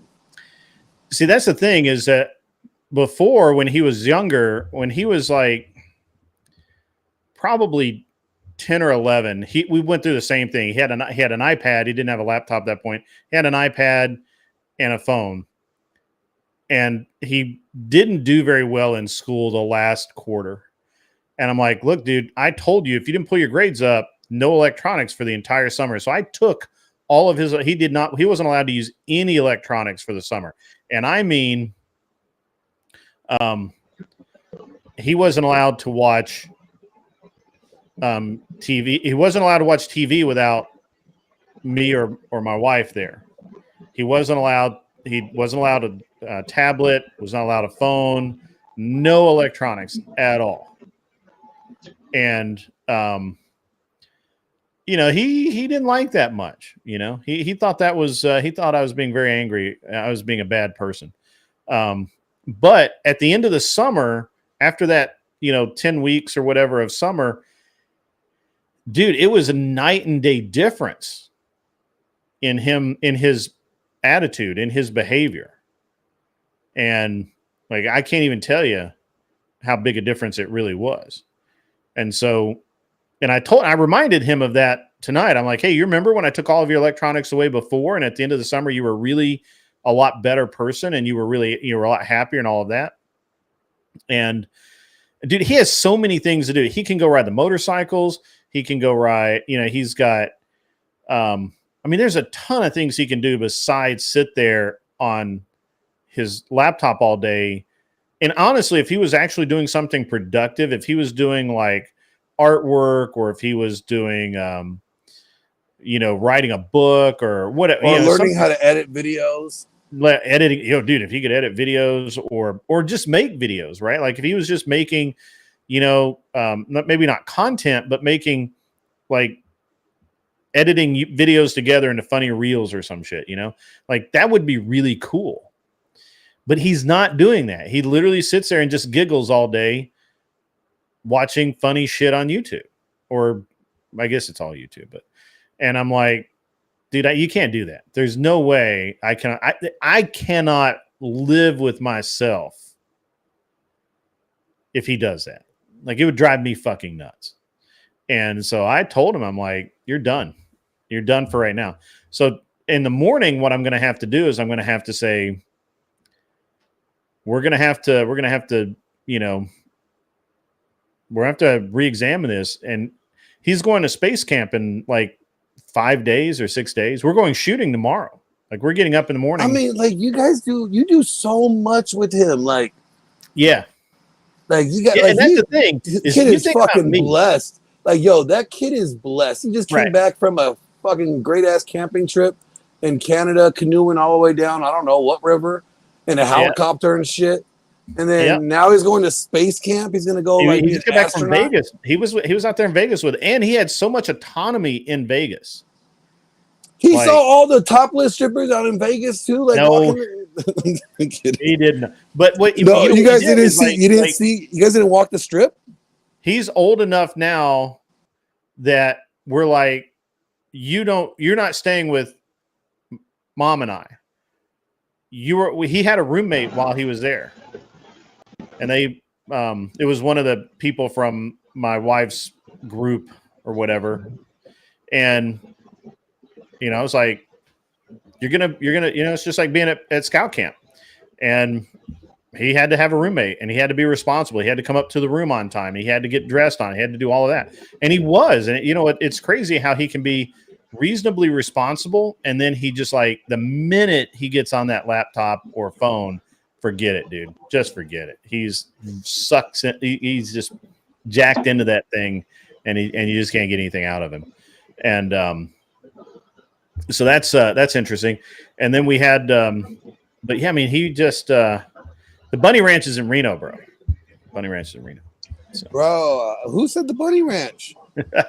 That's what Shoe Tie. I just looked over. Shoe Tie, what is wrong with you? Shoe Tie says he went to the Bunny Ranch. He didn't go to the Bunny Ranch. If he was in Vegas, he would have went to Hustlers. I'm kidding. I don't know. I have no idea about any of this. But you know, like we're gonna get up in the morning. I'm gonna end early tonight because I've got to get more sleep because we're gonna go shoot a match tomorrow. We're gonna drive about 2 hours over to Spencer, Tennessee, to Dead Zero. You guys should all come out and shoot a match. We're gonna have a great time, and we're gonna be having a good time with guns. And then like, dude, he has so much going on. He just doesn't realize how really, truly good that he has it.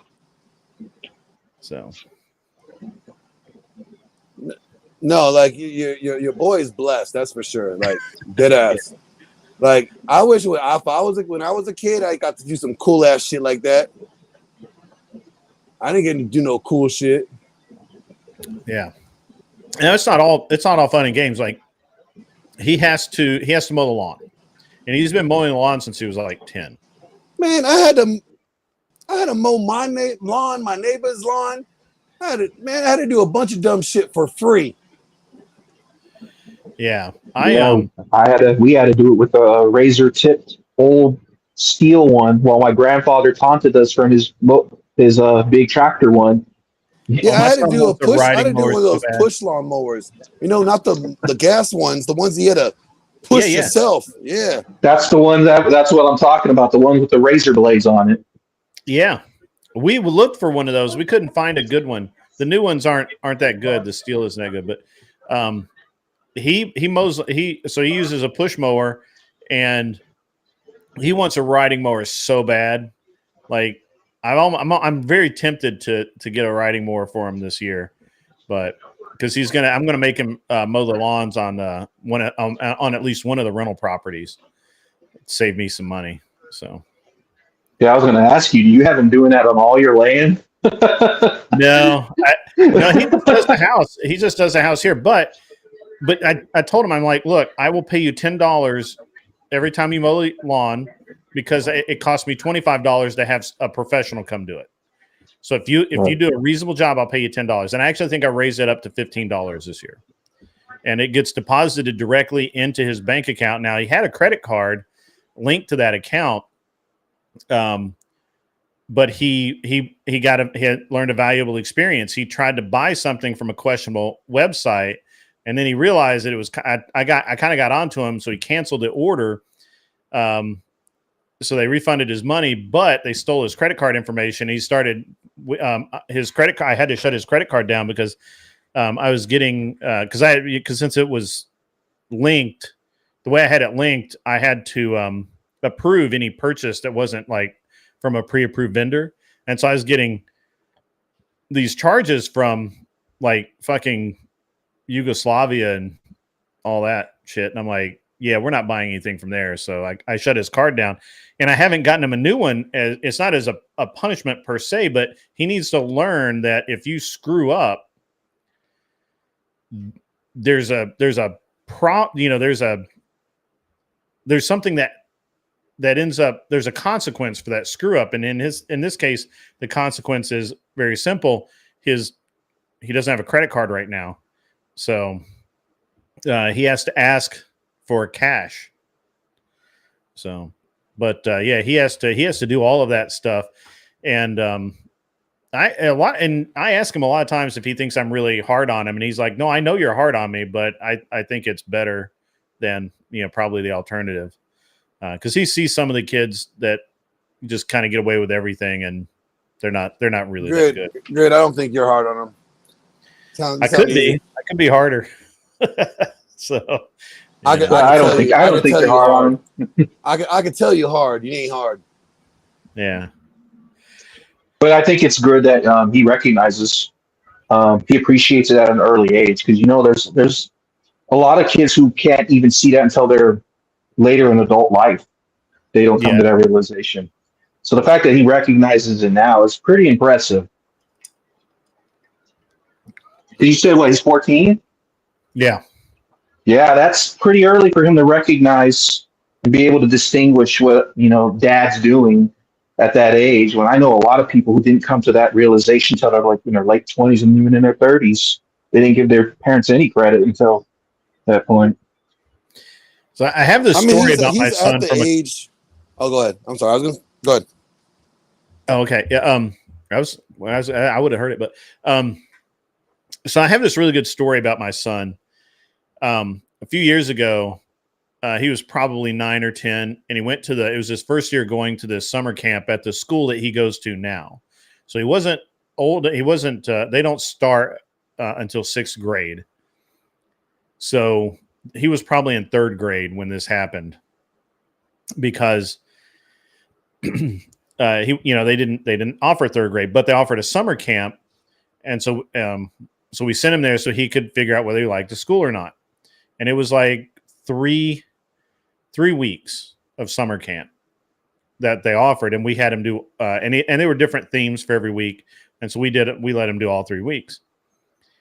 The first week on Friday, I didn't know this, but they got to walk down to this old country store, and they could buy an RC Cola, a moon pie, or ice cream or whatever.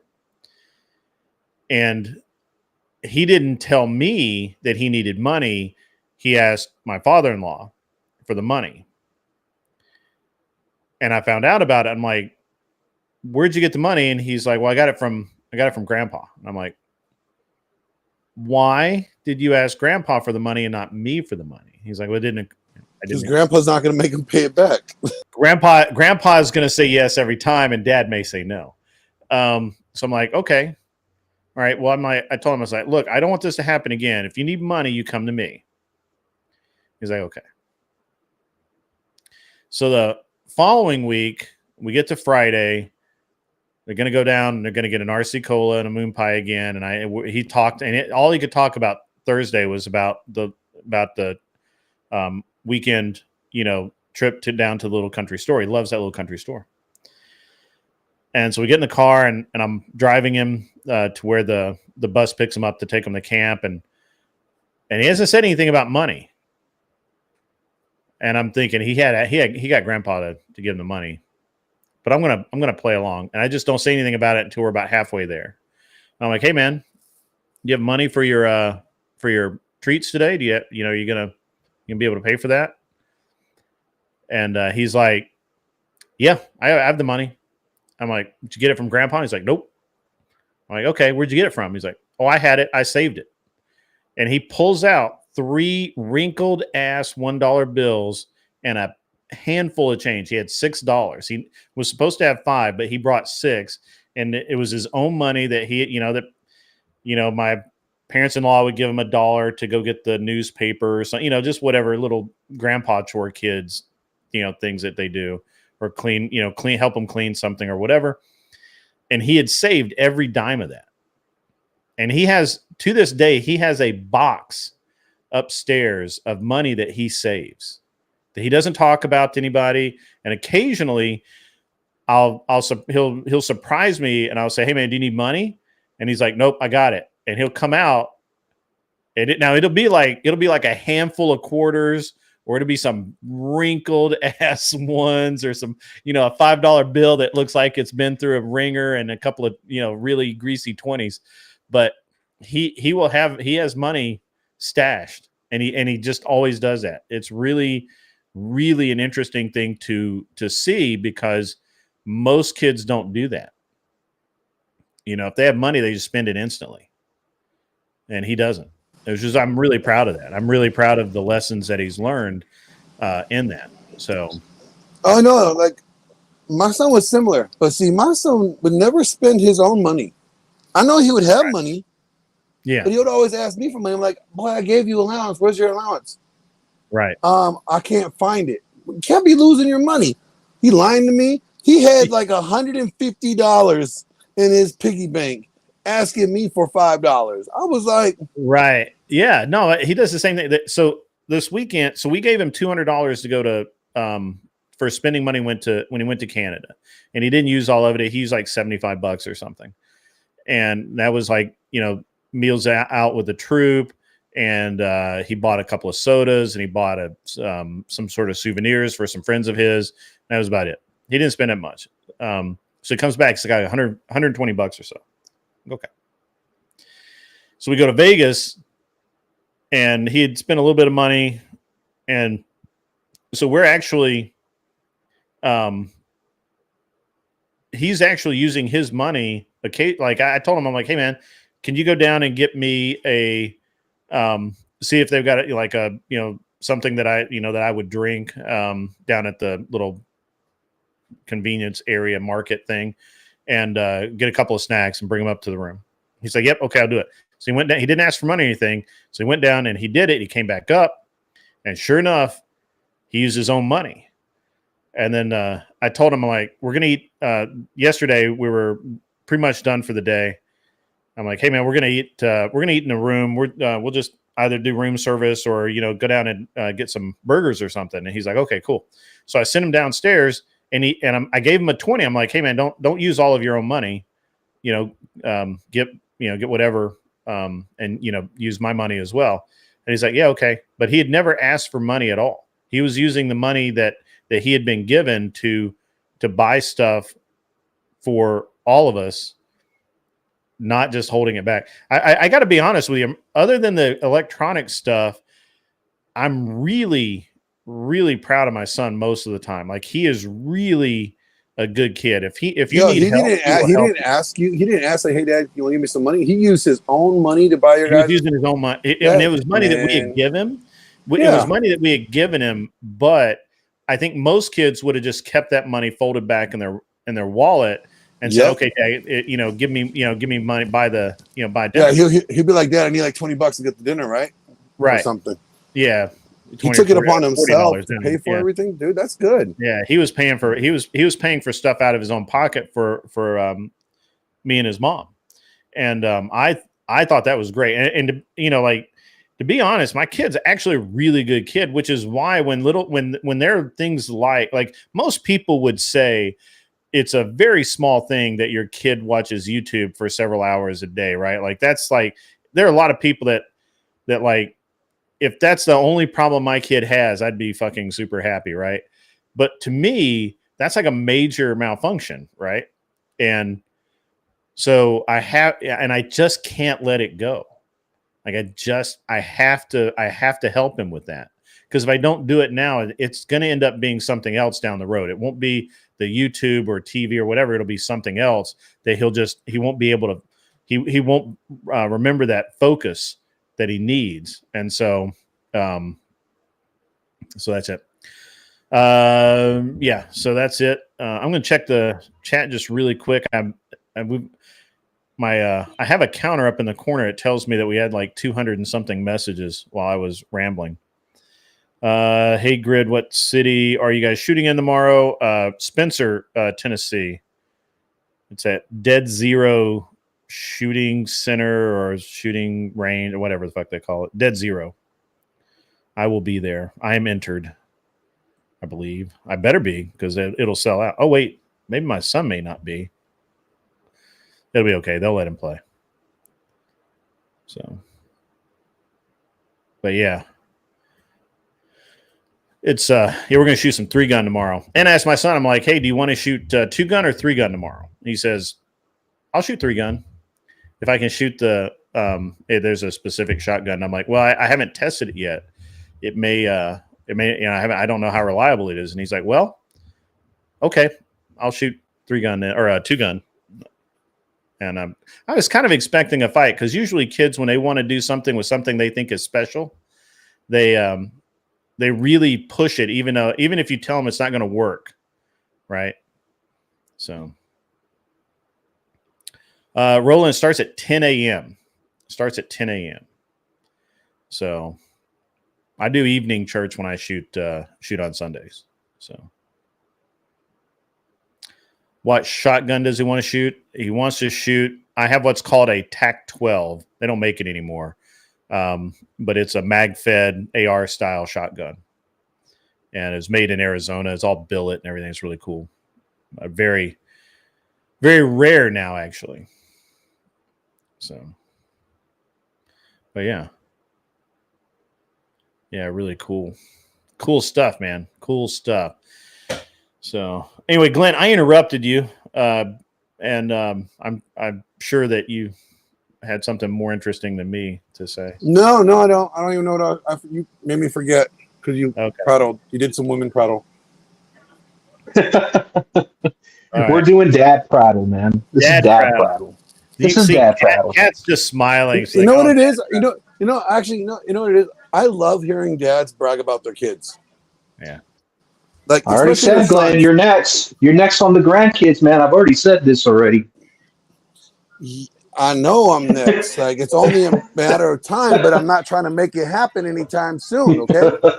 Like I got a 20-year-old and an 18-year-old. Neither of them should be having kids yet. Hey, I said the same thing to my son, but it was good. I know. We try to put it off as long as we can. I'll be like, don't be having the little kids call me Papa. Ain't happening yet.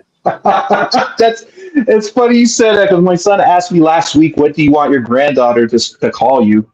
and I told him the old Papa. I'm too young to be Papa. I don't have to worry about my kids making me a grandfather before I'm 50. I'm already there. I need to be at least 50 something. Yeah. And just so you know, Glenn, just so you know, Glenn, they're naming my granddaughter after Moses' wife. Oh, really? Yes, sir. Wow. Congratulations. Yep. They asked me if that would be the way to go. And I said, I gave the thumbs up, said, yes, that sounds good to me. Luckily, they didn't name her like Jezebel. I know there's like black couple that named their daughter Jezebel, and I'm like, y'all know, like that's really fucked up, right? Like you must not love your daughter. You should not name her Jezebel. They're like, what do you mean? I was like, she's like, it's such a beautiful name. No, it ain't. Not when you look into it. Well, they didn't listen, and that little girl literally is a Jezebel. She a little badass little thing. And I'm like, well, I wonder if the name cursed her. You have to wonder sometimes, right? Like names have power. Yeah. You have to wonder. So I named my youngest son Alexander Maximus, literally Alex the Great. And he is literally Alex the Great. He absolutely is. He is a badass. He is he's hilarious. But he's gonna be great. I can tell you right now, that kid is gonna be amazing. Well, good. I think if they come from your loins, they're all gonna be amazing. Well, I put all the blame on my wife. My wife's the one that had the great had the great genes, I guess. I'm just a poor boy from the South. I'm talking about the discipline. You bring that. Yeah, the discipline is. I have more even though my wife occasionally people will. My wife is actually probably sterner than I am, but I'm definitely. I discipline better, if that makes any sense. You know, like all dads do. Don't worry. Yeah, that's what we do. Moms suck at it. Yeah. So my wife was doing the typical tiger mom thing, right? And it was like a lot of consequences, do this or else, or whatever. And so I finally convinced her to change out and do the cat's gone. So did she get mad? Did she get mad? Can we say moms suck at disciplining? No, I don't know. Yeah, we didn't mean you. It's just that time. I think it's just that time for her to it's time for her to go. Yeah, she said night, everyone. She said good night, kids. Have fun in the private chat. Oh, so we kids now. We kids. Apparently, we're kids. Well, she's old enough to be like everybody's mom. She like 100 and something. Yeah, that's funny. But yeah, so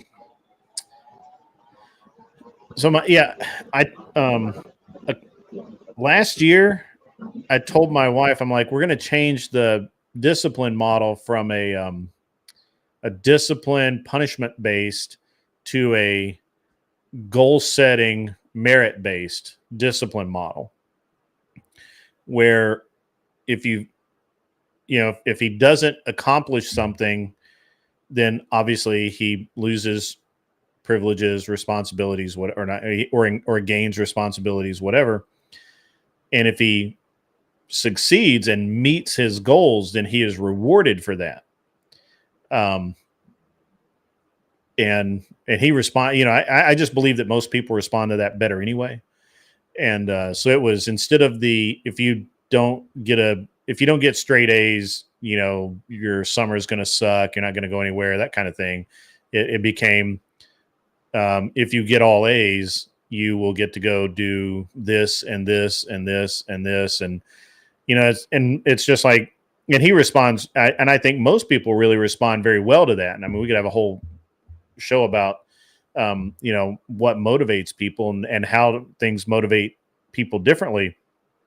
In my case, and I knew my son would be this way, is if he's not afraid of the discipline part of it, right? Like, he'll take the consequence because his short-term gratification means more to him than the consequence. But if there's a reward, he generally wants the reward more than he wants the short-term gratification. And so he will 100% participate and perform to meet that goal. And like I told him when we went to the state championship that I knew he wouldn't do particularly well because he hadn't had he had basically a shotgun that was new to him. He'd only shot it a few times, and he was still getting used to it, and it needed to be fit. I mean, there's a lot of things. I knew that he was going to struggle a little bit more than he probably should.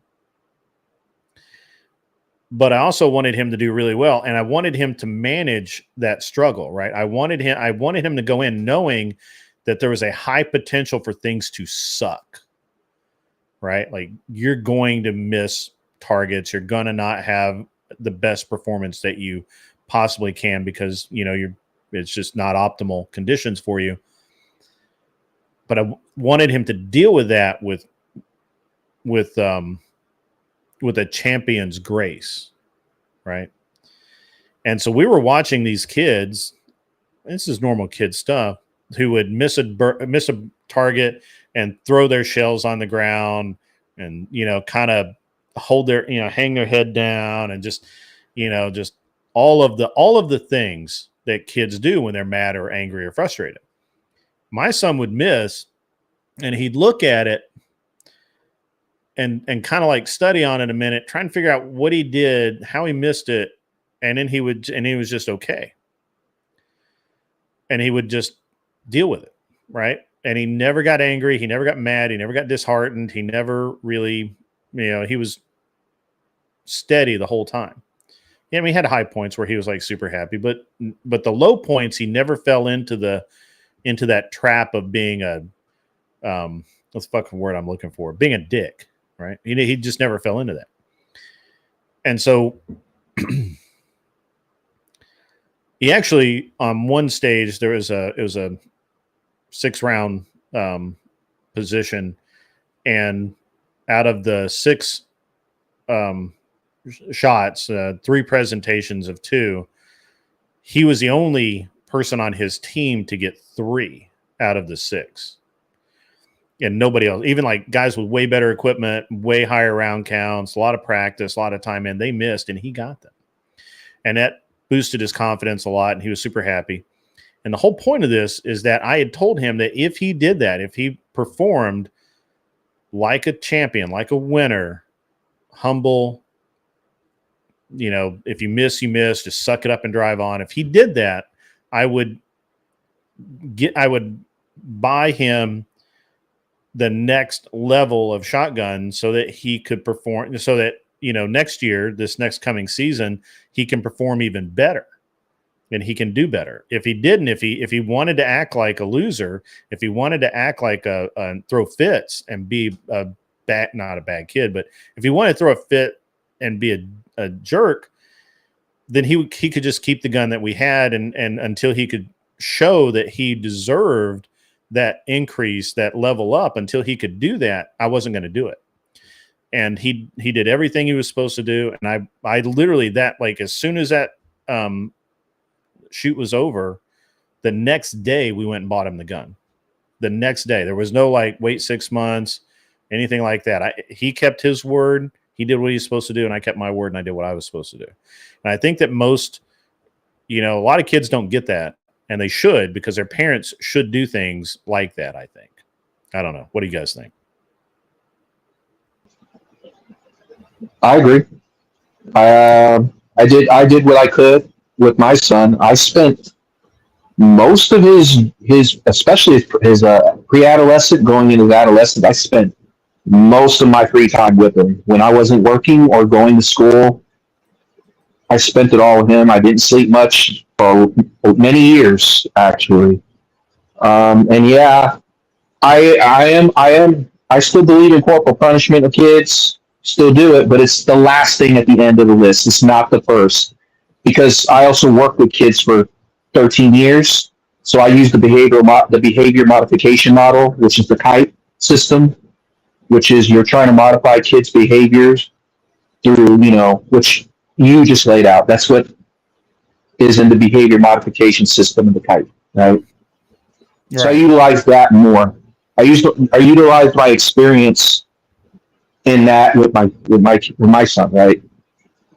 But corporal punishment is still on the table. It's never off the table, but it's the very, very last resort for an egregious act, right? And it worked very well. And I am fortunate enough that he liked to hustle. He liked to do things that made money at a young age. So, he was big into playing cards and having card hobbies and stuff. And I was involved with all of that. I would spend hours with him at tournaments, regionals. Viking Paradigm used to judge in those, by the way, in the Yu-Gi-Oh tournaments back in those days too. I used to be involved in all that with him. And then he would take all the cards and we would flip them at major regional events. When we would go to Las Vegas or Miami for the major regional events or the major regional qualifiers, if he would get knocked out early, he would just spend all this time selling and trading, and he would make hundreds of dollars while we're there. So he would leave with hundreds and hundreds of dollars. Sometimes a couple $1,000. And on top of that, he would build me top rarity decks for me to use out of that. So there you go. And then he would take my decks and sell them for me, and then he can make money off of that too. So it was good times, and I know how you feel because you do it with guns as the hobby, and I did it with him with his cards and trading card games and all that stuff. So. Yeah. He wasn't like me where he was big into guns or anything like that. He was big into the hobbies that tested his mind at an analytical level. So, and to be honest, he's opened his businesses. He's had businesses. He's better at that than me because of that. He knows how to run numbers, and he knows how to see trends. He knows how to see trends in people, and he can get ahead of trends. And that's how he's done it when he's opened a business or stores. So. That's awesome. That's a talent I don't have in terms of I'm great with people. I don't like being around people too much, but I'm great with people. And but he's taking that to and he's taking that to a level way beyond than what I've ever been able to do. So yeah, I mean it's kids and raising kids, especially in today's society, is really bad. And Glenn just pop off. Looks like Glenn dropped. Oh no. That's right. He'll be back. but it's really tough, man. It's really a bad. It's really hard to raise kids these days. We have so many issues with with parents and with and not like not me, but other parents, right? Like it's not honestly, it's not the kids I worry about anymore. It's the other parents. It's the other side of that envelope, right? And you can't. It's really hard to know. So I don't know. It's a very interesting thing. Yeah, because when my son was a pre-adolescent, that's when the rise of cell phones and social media started to take off, and I had to make adjustments to that because it hit off quick, very fast. And at that moment in time, all the kids started getting into it, especially the teenagers, and he would see that, and he wanted to be engaged with it. And yeah, it was difficult to navigate to get hit with it that fast, and then make the appropriate adjustments. You know. Yeah. And I know a lot of people, even to this day, still haven't adjusted to that properly when raising their kids. Because it's not easy, because it's everywhere. Everywhere, even the rural areas. Yeah, it's an interesting thing, I think, because right now the way the world works is not the way that most parents see the world working. And I think for a lot of parents, they just give in. They just don't understand, however you want to put it, right? Like it's a different kind of feel to it. And it's hard. I mean, it's really hard these days. You know, you can only do so much, as they say. And as much as you want to be the right guy in the right time and do all the right stuff, you're going to screw up. The real problem is that the parents of those kids, they're probably not on your side. You know, they're so concerned about their kids that they will throw you under the bus. 100%. Don't care. And if you're like, well, you probably aren't, and I'm not, but I know a lot of parents are it's very hard for them to, it's very hard for them to be involved. So they rely on other parents who are involved, and you really have to trust those people and what they stand for and what they talk about and what they do. And one of the reasons why the only organization that we really that my son really spends a lot of time with is the Boy Scouts, because I know that every man that he comes in contact with is a really good man. And I trust those guys with my kid. I see how their kids are, and I see how their lives work, and I trust them. And I think that's a key thing. The problem is that it's very hard for parents to get there these days. Really, really hard. So let me check. Yeah, that makes sense now. Yeah. Let me check chat really quick. Did I do a wellness check on Puffy Vegas while I was there? Let me see if I can put that up on the screen.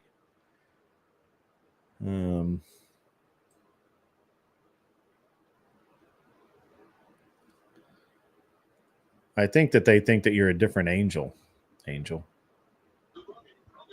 Yeah, I've seen that before. There's another angel that I've seen on Speaks.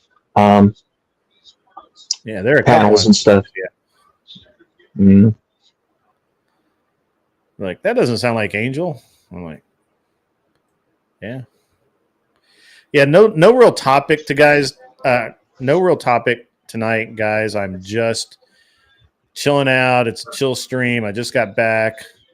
I wasn't crazy in Vegas. It just, I was tired. And when I got back. So You just slept for what, 2.5 hours? Yeah. I slept for 2.5 hours, and then I got back and I slept some more, but it was pretty terrible this afternoon. Jess, no, I did not check on Puffy Vegas. Puffy Vegas is probably in part of Vegas I don't go to, like where the drugs are, and I don't have any interest in that. So I really don't want to interact with a guy that posts pictures of the women he posts himself with. So yeah, sorry.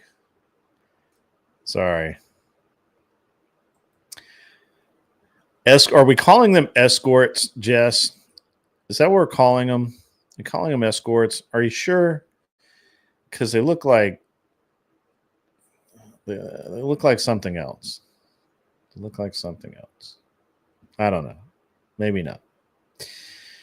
Angel, how have you been? What have you been doing? How's the world treating you? Business going well? All of that? Yeah, things are going well. My dad, he just had another LASIK procedure. His vision is massively improved from what it was 2 years ago. Doing my normal workouts. My dad's been getting a lot of praise out in the trails because a lot of the people that are out in the trails normally that ride their bikes and do their hikes and stuff, they're regulars, and they've been seeing them out there now a lot with me, and they're now just praising them and saying, "Man, that's great, that's awesome." People that are younger than him, like, "Man, you give me inspiration. Look at you doing all this work," and I find it hard to get up every day to exercise, and here you go, and they're looking at him like, "That's awesome." And so he's getting a lot of praise for that. And yeah, found out that my son's having a daughter, and I told him. He asked me like a week ago. Yeah, it's funny because he asked me. He said, "Hey, what do you think we're gonna have in your honest opinion?" I said, "Well, to be honest with you, with your luck throughout your adult life, I'm gonna be honest with you. I think you're gonna have a daughter." He goes, "Really?" I go, "Yeah." So a week later, when we go to have a big barbecue with his close friends and their family and their kids and stuff, they cut a cake. They had a cake made where inside there was a die, and the die would tell what the gender is when they cut the cake. Oh, so they cut the cake, and when I saw the color immediately, I said, "I see pink. You're having a girl." And he didn't know. He goes, "What?" And he goes, looks down. He goes, "Oh." And I laughed at him like Nelson. I went, "Ah!" And my brother was sitting with me. He goes, "Ah!" And we bust his chops and bust his balls about it because, a lot of fathers want to have a son first. They want to have the next line going forward to carry the name. But that's not the case with him. So, and my brother was like, "Well, if I had my 2 sons already, ha ha." I go, yeah. I got my nephews out of you guy over there, That's awesome. So, yeah, and they're going to name her Sephora, which is Moses' wife's name. And I told my daughter-in-law, I said, "Well, just so you know, I'm warning you now, when I start babysitting and you start dropping her off with me, I'm not going to always be calling her name. You know this, right?" And she goes, "Yeah, I know. I said, "You do know I'm going to call her girl quite a few times. Girl. And she's like, "Yeah, I know." My brother looks at me and goes, "Yeah, that's how we got it when we were kids from our grandparents or our parents. We didn't always get called by her name." I go, "Yeah."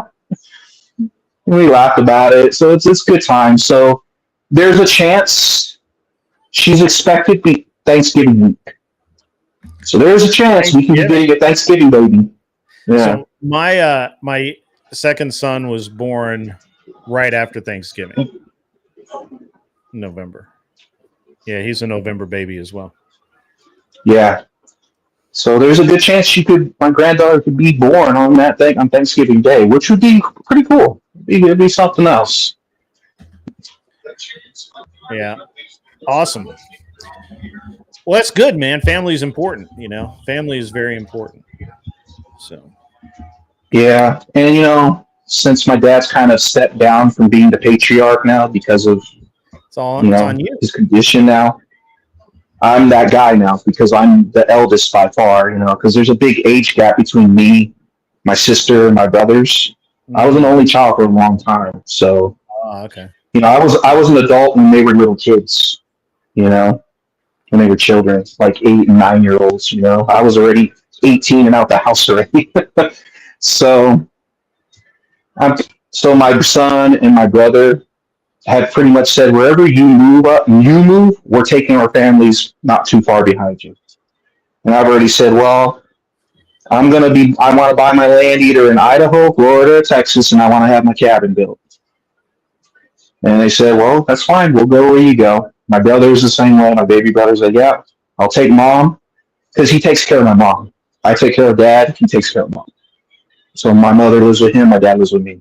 They both had strokes. So, okay. So wherever I go, they're going to follow. It's going to be like a caravan, basically. So.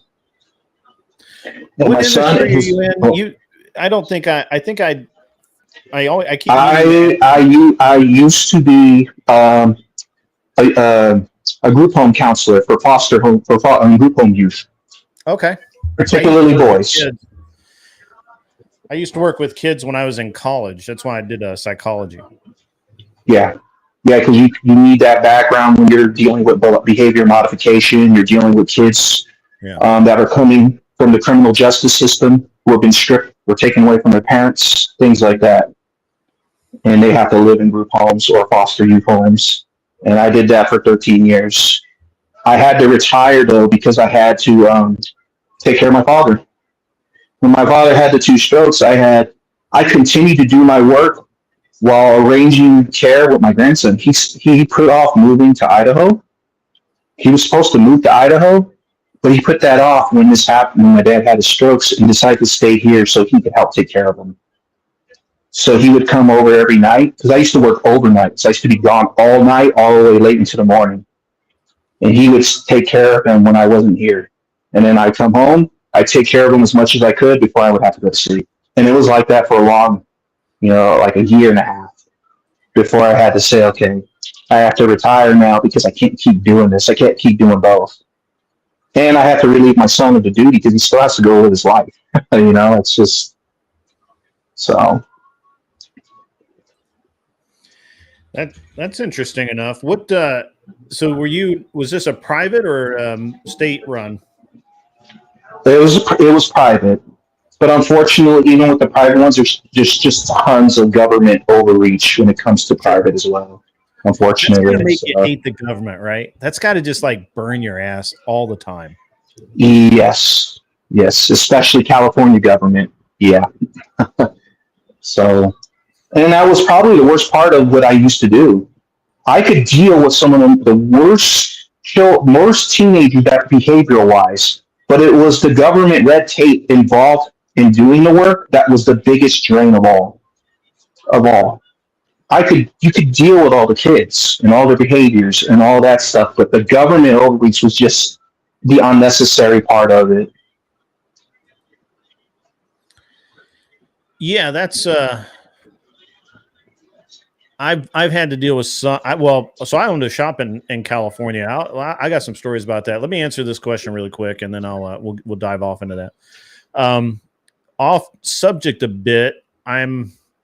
If a man wanted to sell a car collection, where might he look to post them? Might not be for in here. It's cool to ask in here. I'll tell you. So if I were going to sell a car collection right now, and it was a good collection, I would start.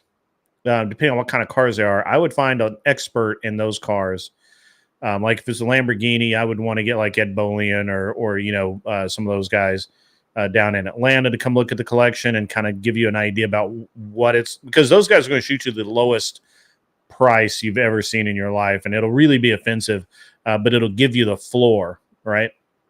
And then if it's a historic collection, there's some guys that do historics, and if there's whatever, you can get you can kind of figure that out, and it will work for you. You just have to find those experts.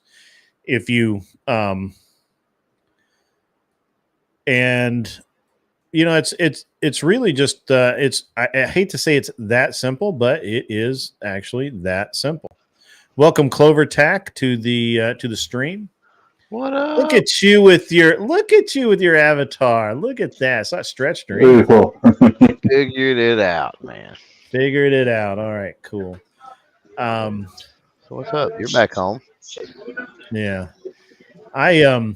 So to kind of finish out on that, I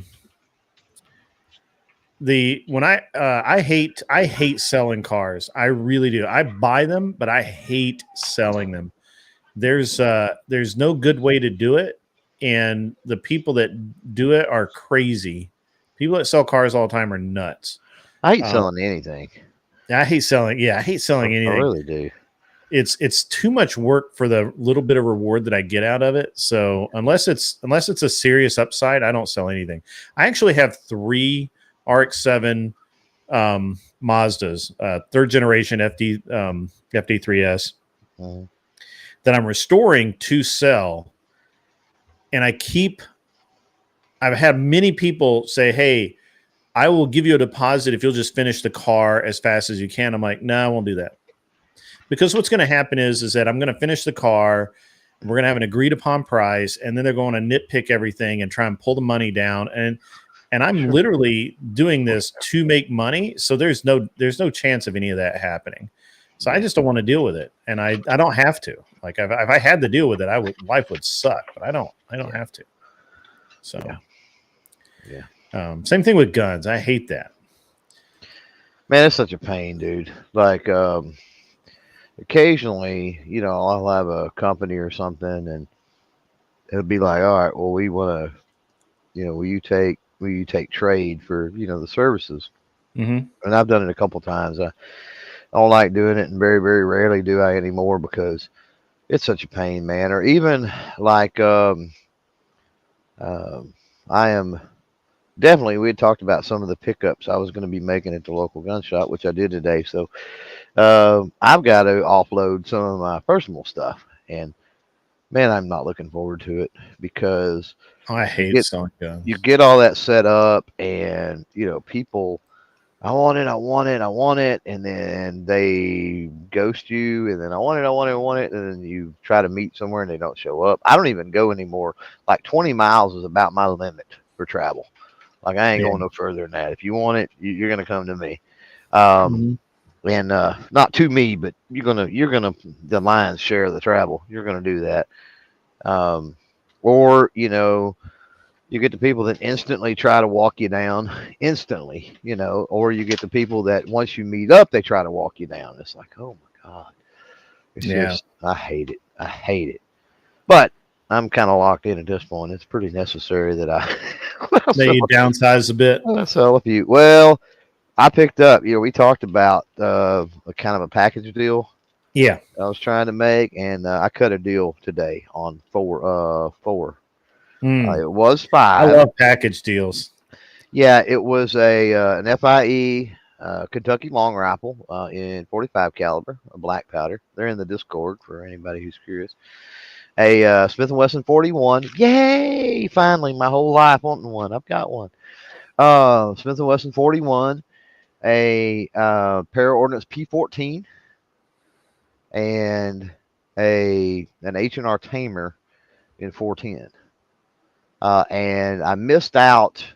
I've been trying to negotiate this deal for about, good Lord, 2 weeks now, something like that. Seems like it, yeah. And unfortunately, there was a high standard in there I also wanted, and it ended up getting sold out from under me, unfortunately.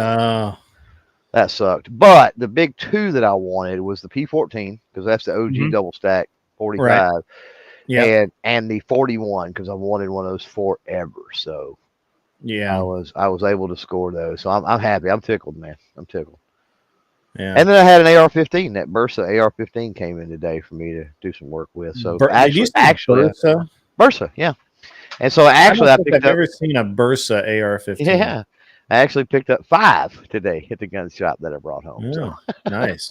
It was a good haul.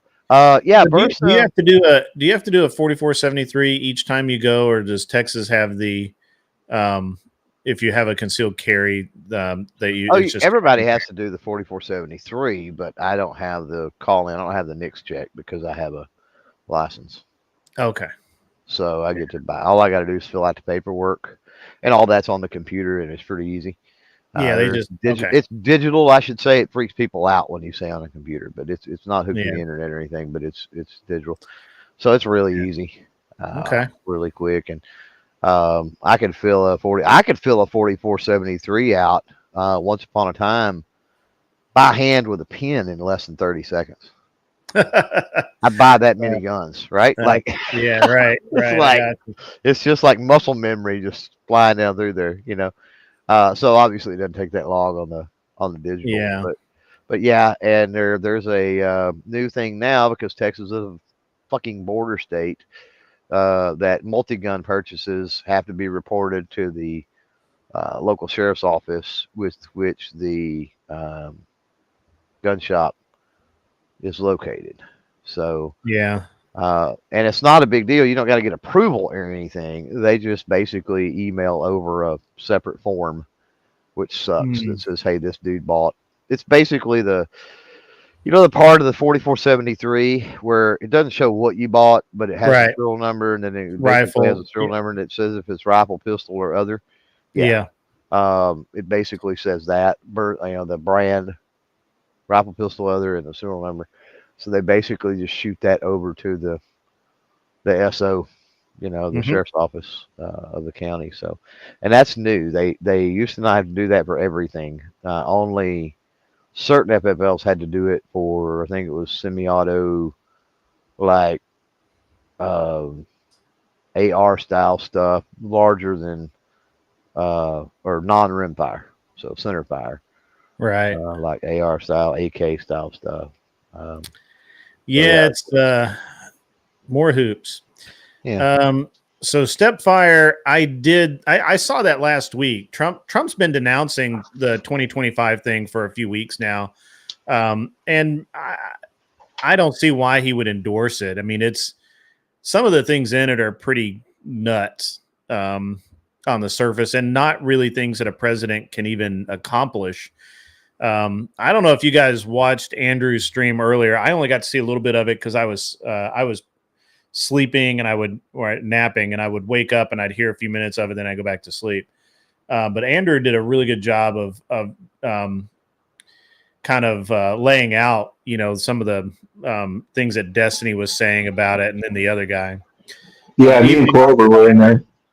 We watched it. We were in the chat, me and Clover, because we were watching this insane dude who called Andrew out, and Clover actually got on in there and started going off in the chat. I was right behind him in that because it was ridiculous. Yeah, I wasn't in there long. I was in there about, I don't know, about maybe 15 or 20 minutes before he shut it down. I was gone. I got up this morning, did a couple things, and then obviously I had to go to the gun shop. We had to run some errands. We went and ate some Cajun food, and bought some new shoes and some other stuff, did some other things. So I had a pretty you might as well do all that when you go to town when you're in Texas, because it's oh yeah, it's an hour away. We're talking an hour for me. Yeah, you don't just go there. It's not like I just go whenever I want to. Yeah, that's not the podunk town little grocery store. I mean, we literally went to the big town, so I mean it was about an hour, maybe a little over away. So yeah, you kill a bunch of birds with one stone when you do that. Yeah, absolutely. What do you guys think about the 2025 deal?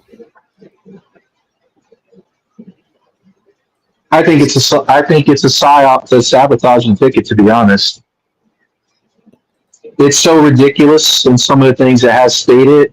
Like you said, I think it's there to gain the attention of the left, to have something to attack Trump hard on. To be honest, and I would not be surprised if the Heritage Foundation did that. Even though there's supposed to be a strong right-leaning, group, it's also come out with some of the biggest rhinos in history that have come from been recommended by the foundations. So Arthur Daya, you are correct. It is a platform by the Heritage Foundation. They do put one out every year or every 2 years, whatever it is. There is a Project 20. Yeah, okay. I have no idea why the media is suddenly focusing on it, because it mentions Trump by name something like 50 times. Is it 50 times or 100 times or something like that? Yeah, we got Agenda 47 and all that. So, guys, I don't understand why we would be too wrapped around the axle about it, but obviously the press is going to get wrapped around the axle about it because they don't have anything better to do than to do that, right? Like they need to. Well, there's only so much that an executive branch can do. Right. You know, I go back to, you know, when people get too wild and out there, you know, and that dude Andrew was back and forth with. Of course, he was nuts. But, dude, that guy was insane. If it was at the end of the podcast, that dude was nuts. Like Trump's going to become a dictator, or, you know, insert whoever you want is going to become a dictator. It's like our founders had enough foresight. Like I'm not saying it couldn't happen, because strange things do happen at a pretty regular clip. But the way that this country is set up with the different branches and the checks and balances and just all the different things, things like that are difficult. And taking a platform from some think tank, be it right leaning or left leaning, and being able to institute that entire platform with those separation of powers and checks and balances and things, it's near freaking impossible. So, I mean, you may get some of it through, but you know, you're not going to get all of it. And then the stuff you get through, depending on what it is, you know, is it going to be enforced, or is the courts going to shoot it down? Or, you know, there's all of the stuff that I agree with you. Why get wound up over it? Yeah, I don't. I just think it's terrible. I don't know. So I've changed my mind on that they're going to replace Biden. I think now. And it's a very good point that was made. It would do more harm to the platform now to replace Biden than just to lose the election.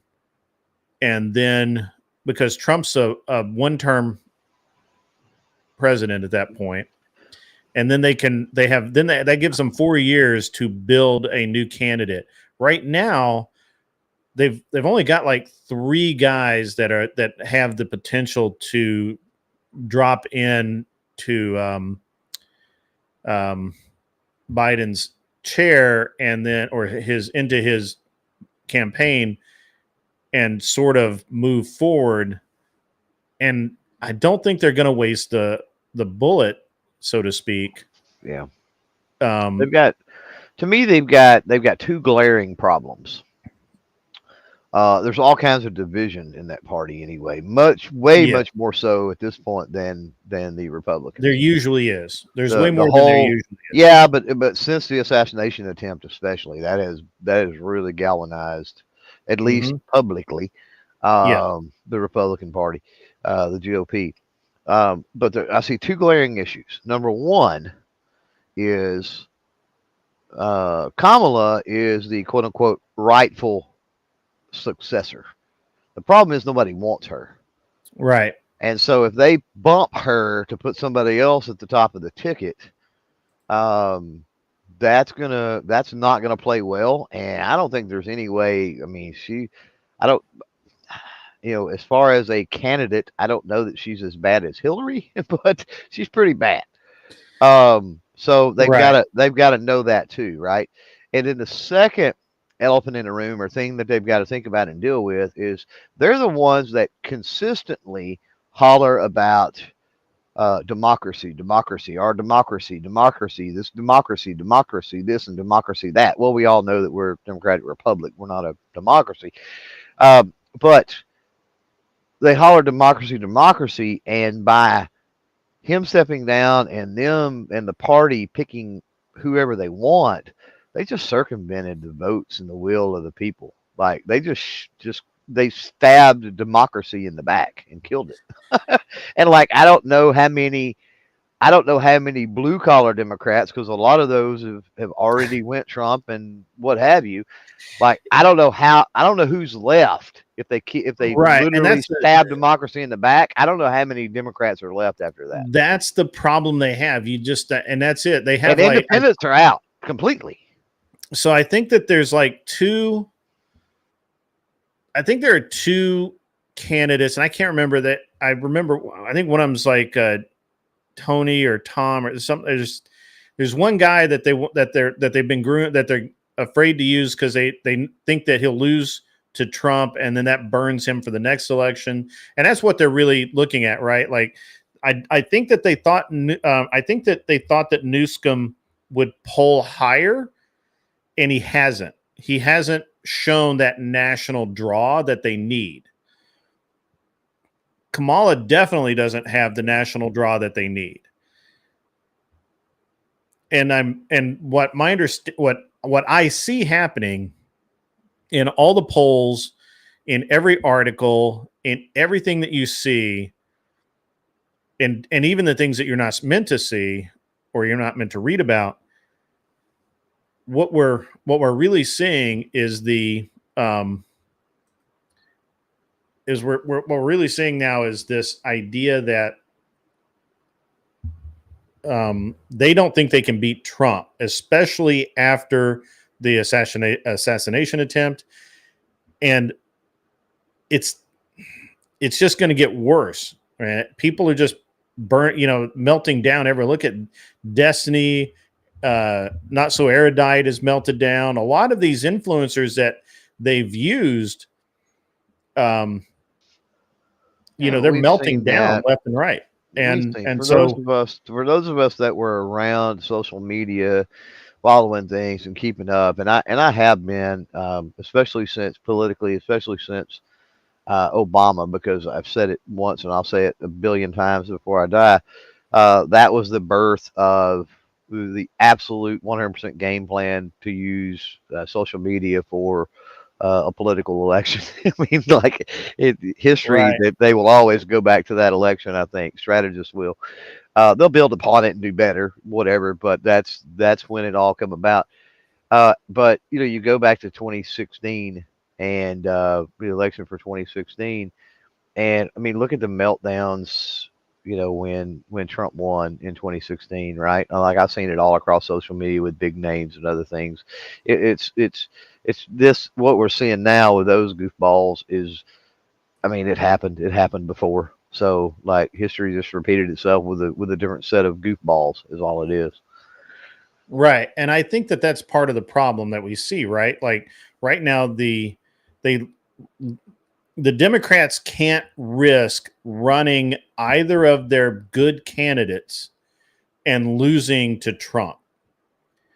They also can't risk running Kamala because she's polled so badly. So it's easier for them to let Biden. I've changed my mind 100% on this. I was completely in, they're going to pull Biden out. But now I think that this is all a dog and pony show. I think they've got 28 guys out there now calling for him to back out. I don't think that's not even a drop in a bucket. Is it? Of the number of people that they would need to have that done. So that's like token to me. And so the term political theater, right? Yeah, it's political theater. So right? Is it possible that all of these, Democrat bigwigs are out there, creating the drama around, calling for Biden to step down and leaking little things, and even the White House is leaking things to pull media coverage and other things and the conversation away from Trump? Is it possible to get them talking about something else? They're trying to shift the focus.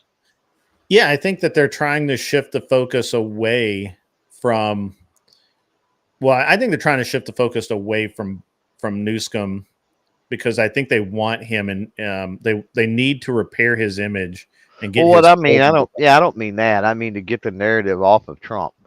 To get and everything off of Trump. And so, of course, literally, if you play this game as, is Biden stepping down? Is he not stepping down? Who's going to replace him? Is he? What's going to happen? Yeah, and right. That takes airtime away from Trump and assassination. And also you're right. You're right. Mentioned, and that I haven't seen it dominate the news cycle, right? But it's getting airtime that probably Trump would end up getting somehow otherwise, right? And so I think it's a game. I think it's a game they're playing. Why not? Yeah, I think you're right. First of all, I believe that's accurate. I think that's I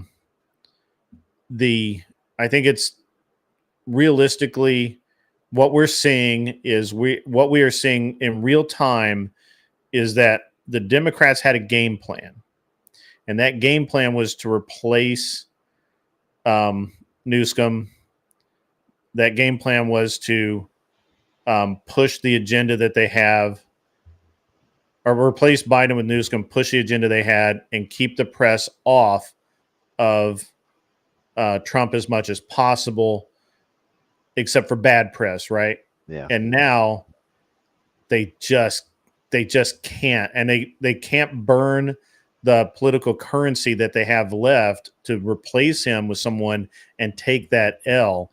It's better if they go down politically. It's better, as you say, political theater, if Biden goes down and all of the Democrats can say, well, we tried to get him to give up, but he just wouldn't. We just couldn't make him step aside, and this is why we lost. And they can point to that rather than subbing in someone like Newsom and losing the election. And that would seriously hurt. It would seriously hurt everything. Yeah. So I think that's the fear right now. And they just can't really can't afford that. I don't know that we can directly draw a correlation for the chat out there that I'm seeing between the United States and Rome. In the reason is we're different. There was influence there, sure, but we're a very different. We have a very, very different foundation and structure than Rome. Rome fell because none of the soldiers were Romans, and when they came home and they saw how weak the Roman emperors and leadership was, they said, "Fuck this, we can do better," and they did. Well, and they also, with expanding the Roman Empire, they would colonize, whatever you want to call it. Like, you would defeat other nations, and then those nations would become a part of that. And then, but there was no assimilation at all. Sovereignty was a whole different ball of wax back then. The way representation and people having the ability to be represented all worked completely different than it does nowadays. And I mean, not just nowadays, but at the time of the founding of our country, even worked very differently. There's a lot of differences. But I mean, then on the flip side, nothing lasts forever, right? We've got that. This is why your point, Arthur Daya, is not applicable, because Rome started as a republic. If it had stayed a republic and elected its leadership and elected strong leaders, it would not have fallen into disrepair that it was. It fell into being an empire with the Caesars. Once that happened, they would go out, and most of the soldiers were not Roman; they were Greek. They were mercenaries because they're all mercenaries. They were mercenaries. Yep. Yeah, they were Persian, Greek, Pict, whatever they called the Germans at that point in time, which were, I forget what they called them, but the barbarians. They called them the barbarians. Yeah. And they were all of these different races and ethnicities that they had conquered and brought back to Rome, and that's who the army was. And the standing army of Rome became not Roman. And when they came back, and those generals and those leaders of those troops saw what happened, they did what soldiers do. Military coups. It was multiple military coups. They do what soldiers do. So, yeah. A lot of people don't know Alexander that. the Great was really smart. Where did I say? I just saw it. Alexander the Great was really smart. So Alexander the Great, not only did he allow the kings to retain the status as long as they gave him fealty, but he gave them money. He put them as part of the tax train that that he collected from everybody. So everybody, it was a win all the way around, and that's why he was a excellent leader and others were not as good. So.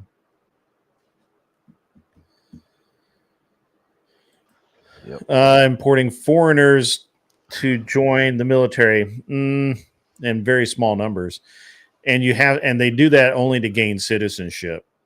I actually knew an Ethiopian guy who came over here to be he was in the military. I had a roommate, and he was from like Ethiopia or somewhere like that, and he came over specifically to join the army, gain citizenship, and get the GI Bill to go to college as a medic. Yeah. And he did good. I mean, he was a good guy. I mean, if you're willing to put your butt on the line like that, right. I don't know. I don't know how I feel about that. That's the only way I can see people becoming citizens. Yeah. I'm not technically correct. I'm just correct, Arthur Daya.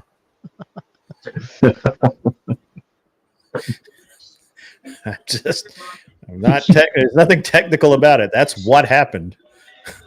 That's true. The Romans did that. I like people know history. I like that. I love history, man. History is awesome. It's very important. Very, very important. All right. So, kind of talked about 2025. I think 2025 is a nothing burger again. That's right. See, look, like guys. See, this is what it's supposed to look like. Yeah. Let me rephrase that. I stand corrected. Absolutely. Thank you very much. Arthur dies based most of the time. Most of the time. Let's that feminism get up. Yeah. Hi, Dave. Dave is for Starship Trooper Society, Robert A. Heinlein, where you gain citizenship through service. There are 3 ways to gain citizenship. According to Heinlein, you can be born into it because your family was, contributed to the greatness of the society. You can buy your way in, which means you have to earn a lot of money and own property and things like that, or you can do military service. Service guarantees citizenship. That was the only thing that guaranteed citizenship. Just because you were born into it didn't necessarily mean you were going to be a citizen. Right. Just because you had money didn't necessarily mean you were going to be a citizen. Yeah, guaranteed. The only thing that guaranteed citizenship. Yep. It's not. Well, all right. So the movie was, but the book is not. Heinlein was credited as being.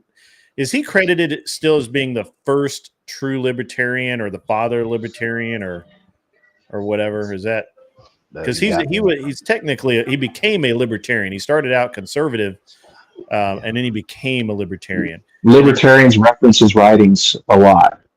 Yeah, Dave Smith references them a lot. Yeah. So. Heinlein became a libertarian because of his sexual deviancy.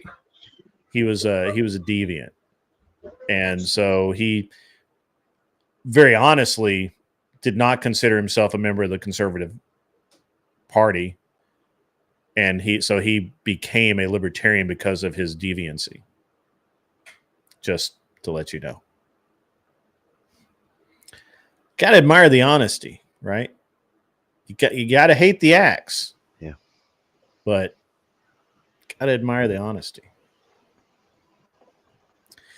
The Anson has to put look at it. See, this is what you get. Anson Knowles, Robert Anson Heinlein. Yeah, we get it. We understand. We got you.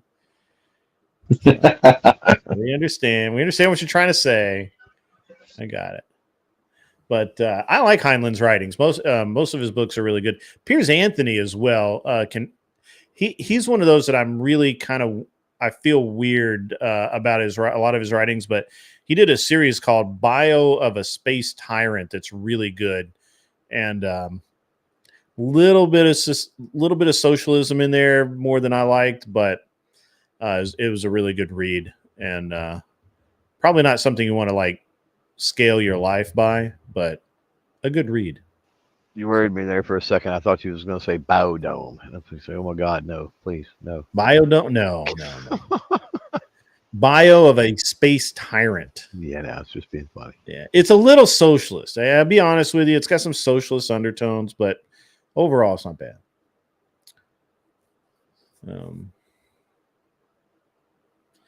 Arthur, I've been noticing lately that a lot of top people in their fields in medicine started out with years of military service. There really is something about the discipline and training that they learned in the military that makes them top quality. Yeah. Well, duh. That is exactly what happens when you have great leadership and you have great discipline. You yourself become great, regardless of whether you want to or not. You're going to become a great human being, and that's just how that works. And if we were more disciplined, and I'm not saying that we were perfect in the past. I don't believe that to be true. I think that there was a lot of places where we could gain knowledge, and I assume that I'm somewhat of a heretic for saying this, but I don't believe that the old times were the best times.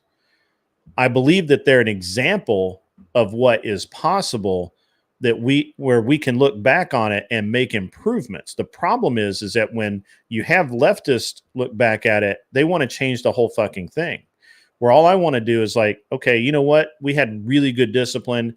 Kids got their butt smacked if they didn't do the right thing. Mm-hmm. And they learned how to do chores. They learned how to do this. Yeah.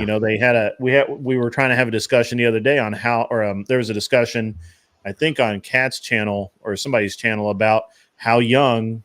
No, it's on Mortal Kombat or Verbal Combat last night. How young should children be allowed to work? I started working when I was 14. Yep. I mean, working a job where I got paid, right? Like I got paid. I was working at 13. My dad started working when he was 8. So yeah, that's in line. And so I understand the need for child abuse laws. I understand the need for child work. What do they call it? What's the laws for child jobs? Child labor laws. Child labor laws. Thank you. It's right there at the tip of my tongue. I just couldn't get it out. And I understand all of that. But but the problem is we've overcorrected. We've gone too far. We're fucking idiots now. We've got people that have never had a fucking job. Graduating college that have never had a job. I can't even fathom that. Like that breaks my brain to even consider. And yet this is what we've accomplished with all of the laws and everything that we've put into place, right? Like and it's all wrong. It's all wrong. Yeah. And minimum wage laws, who cares? How are they not helping the problem? The fuck is minimum wage laws have to do with a 14-year-old working? Well, other than killing the ability for them to do that, because nobody's going to hire nobody's going to hire a 14-year-old at $20 an hour. Not over a 21 or 22-year-old or something. Right? That's psychotic. But they may hire 2 15-year-olds, at minimum wage over one, and you got more people working that way. So, right. So I started working when I was 13. I honestly had worked before. I mowed lawns. I did chores. I chopped wood. I hauled hay. I staked tobacco. I did all of the things. Yes, this is actually right, Arthur. This is the most base thing Arthur Dye has said in a while. If you have to pay a 16-year-old kid $25 an hour, it eliminates those low-skilled jobs for kids. Yep. Also, it takes away a job that a low-skilled or struggling single mom or single dad or just a guy in college that needs to get his shit straight, it takes that job away from him. Yeah. So that's a double whammy. It closes the door for an entry point for any type of advancement, because let's say an adult could get that job, right? Well, an adult is likely if they buckle down, if they work hard, let's say it's a fast food place, they could eventually make manager or even some kind of regional supervisor within a year or two, just from that minimum wage job. So, but you close that door, when you start doing that, so it makes no sense. But schools are also a big thing. There's no discipline in homes anymore. There's no discipline in public school for sure anymore. There's just very few. There's very few places for discipline. As much as I'm not the hugest fan of sports ball, and I did play sports balls a little bit, at least there's some type of discipline there. And of course, that was one of the great things with the years and years that I had in youth shooting sports was, the discipline that it helped with that kids didn't get otherwise, and that sort of thing. And I'm talking in general. There's obviously great parents out there that do a good job at making sure their kiddos are grounded and all that. So it's not everybody. But like, where do young people get that discipline if they can't go find a job and get that discipline? They're not getting it in the house and they're not getting it at school, and they're not a part of a church, and they're like, it's all the places where you would get discipline are pretty much gone. So no, you're right. So I started out, I did odd job. Well, I say odd jobs. I did the typical labor jobs, like again, staking tobacco, hauling hay. I hated hauling hay. Oh, I grew up in the fields, tomatoes, watermelons, and peas. Like, if I don't ever see another one growing on a vine, I would be quite content with that. But oh my God, sugarcane field, sugarcane, Clover, down south, further south of Texas, is all about sugarcane. Oh, there's sugarcane field. I never worked in sugarcane, but I mean, I knew people who did. That's what we were dealing with, dude. Sugarcane. But I did that. My grandfather had a buddy that had sugarcane, and going into the sugarcane mill. Is backfeeding? It's not me because I'm by myself with a headset. But my grandfather had a friend that had a sugarcane farm, and man, going there and getting syrup and stuff was, oh my God, so awesome. It was so awesome. I started when I was 14. They had a summer youth program, and I actually spent the summer cleaning the middle school that I went to, scraping the wax off the floor, and getting it ready for all the floors to be re-waxed, and all. I cleaned the classrooms, got some stuff ready to paint, cleaned out fence rows of we get vines and shit here in Tennessee, so cleaning out fence rows with basic hand tools because we weren't allowed. Because we were 14, we weren't allowed to use power tools, and all of that. And I did that one summer, and then the following summer I did the same program, and I worked I worked as a kind of a staff member in a city subsidized work program for disabled, handicapped people, where they would put bolts and stuff in bags or boxes, and then that were labeled and ship them out. They would basically just sorting stuff, and then I would ship, and then they would ship it out. And I just kind of oversaw them, made sure they were doing okay, and if they had a problem, I helped solve it. I was like 15, and then when I was when I was 15, I started working in a skating rink as a skate guard, just a guy who rolls around with a whistle yelling at people. Yeah. And then when I was 16, I started working at the movie theater. So I mainly did maintenance related jobs. So before 16 anyway, before you could officially, I guess, work a job. My grandfather and his brother had rental properties, so I was changing ceiling fans and electrical outlets and weird, whatever type stuff. But I can remember never was afraid of work. I can remember even during that time and even before, I can remember literally borrowing lawnmowers and trimmers and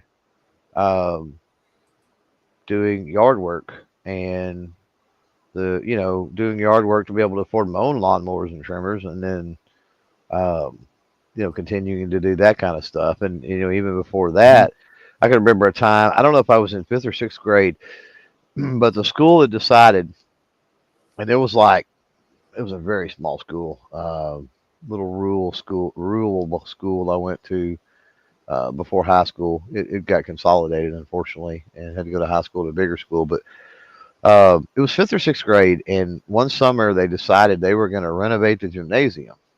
This school was pretty awesome at basketball. It was like a 1A school, but had won championship after championship with basketball, and it was time, right?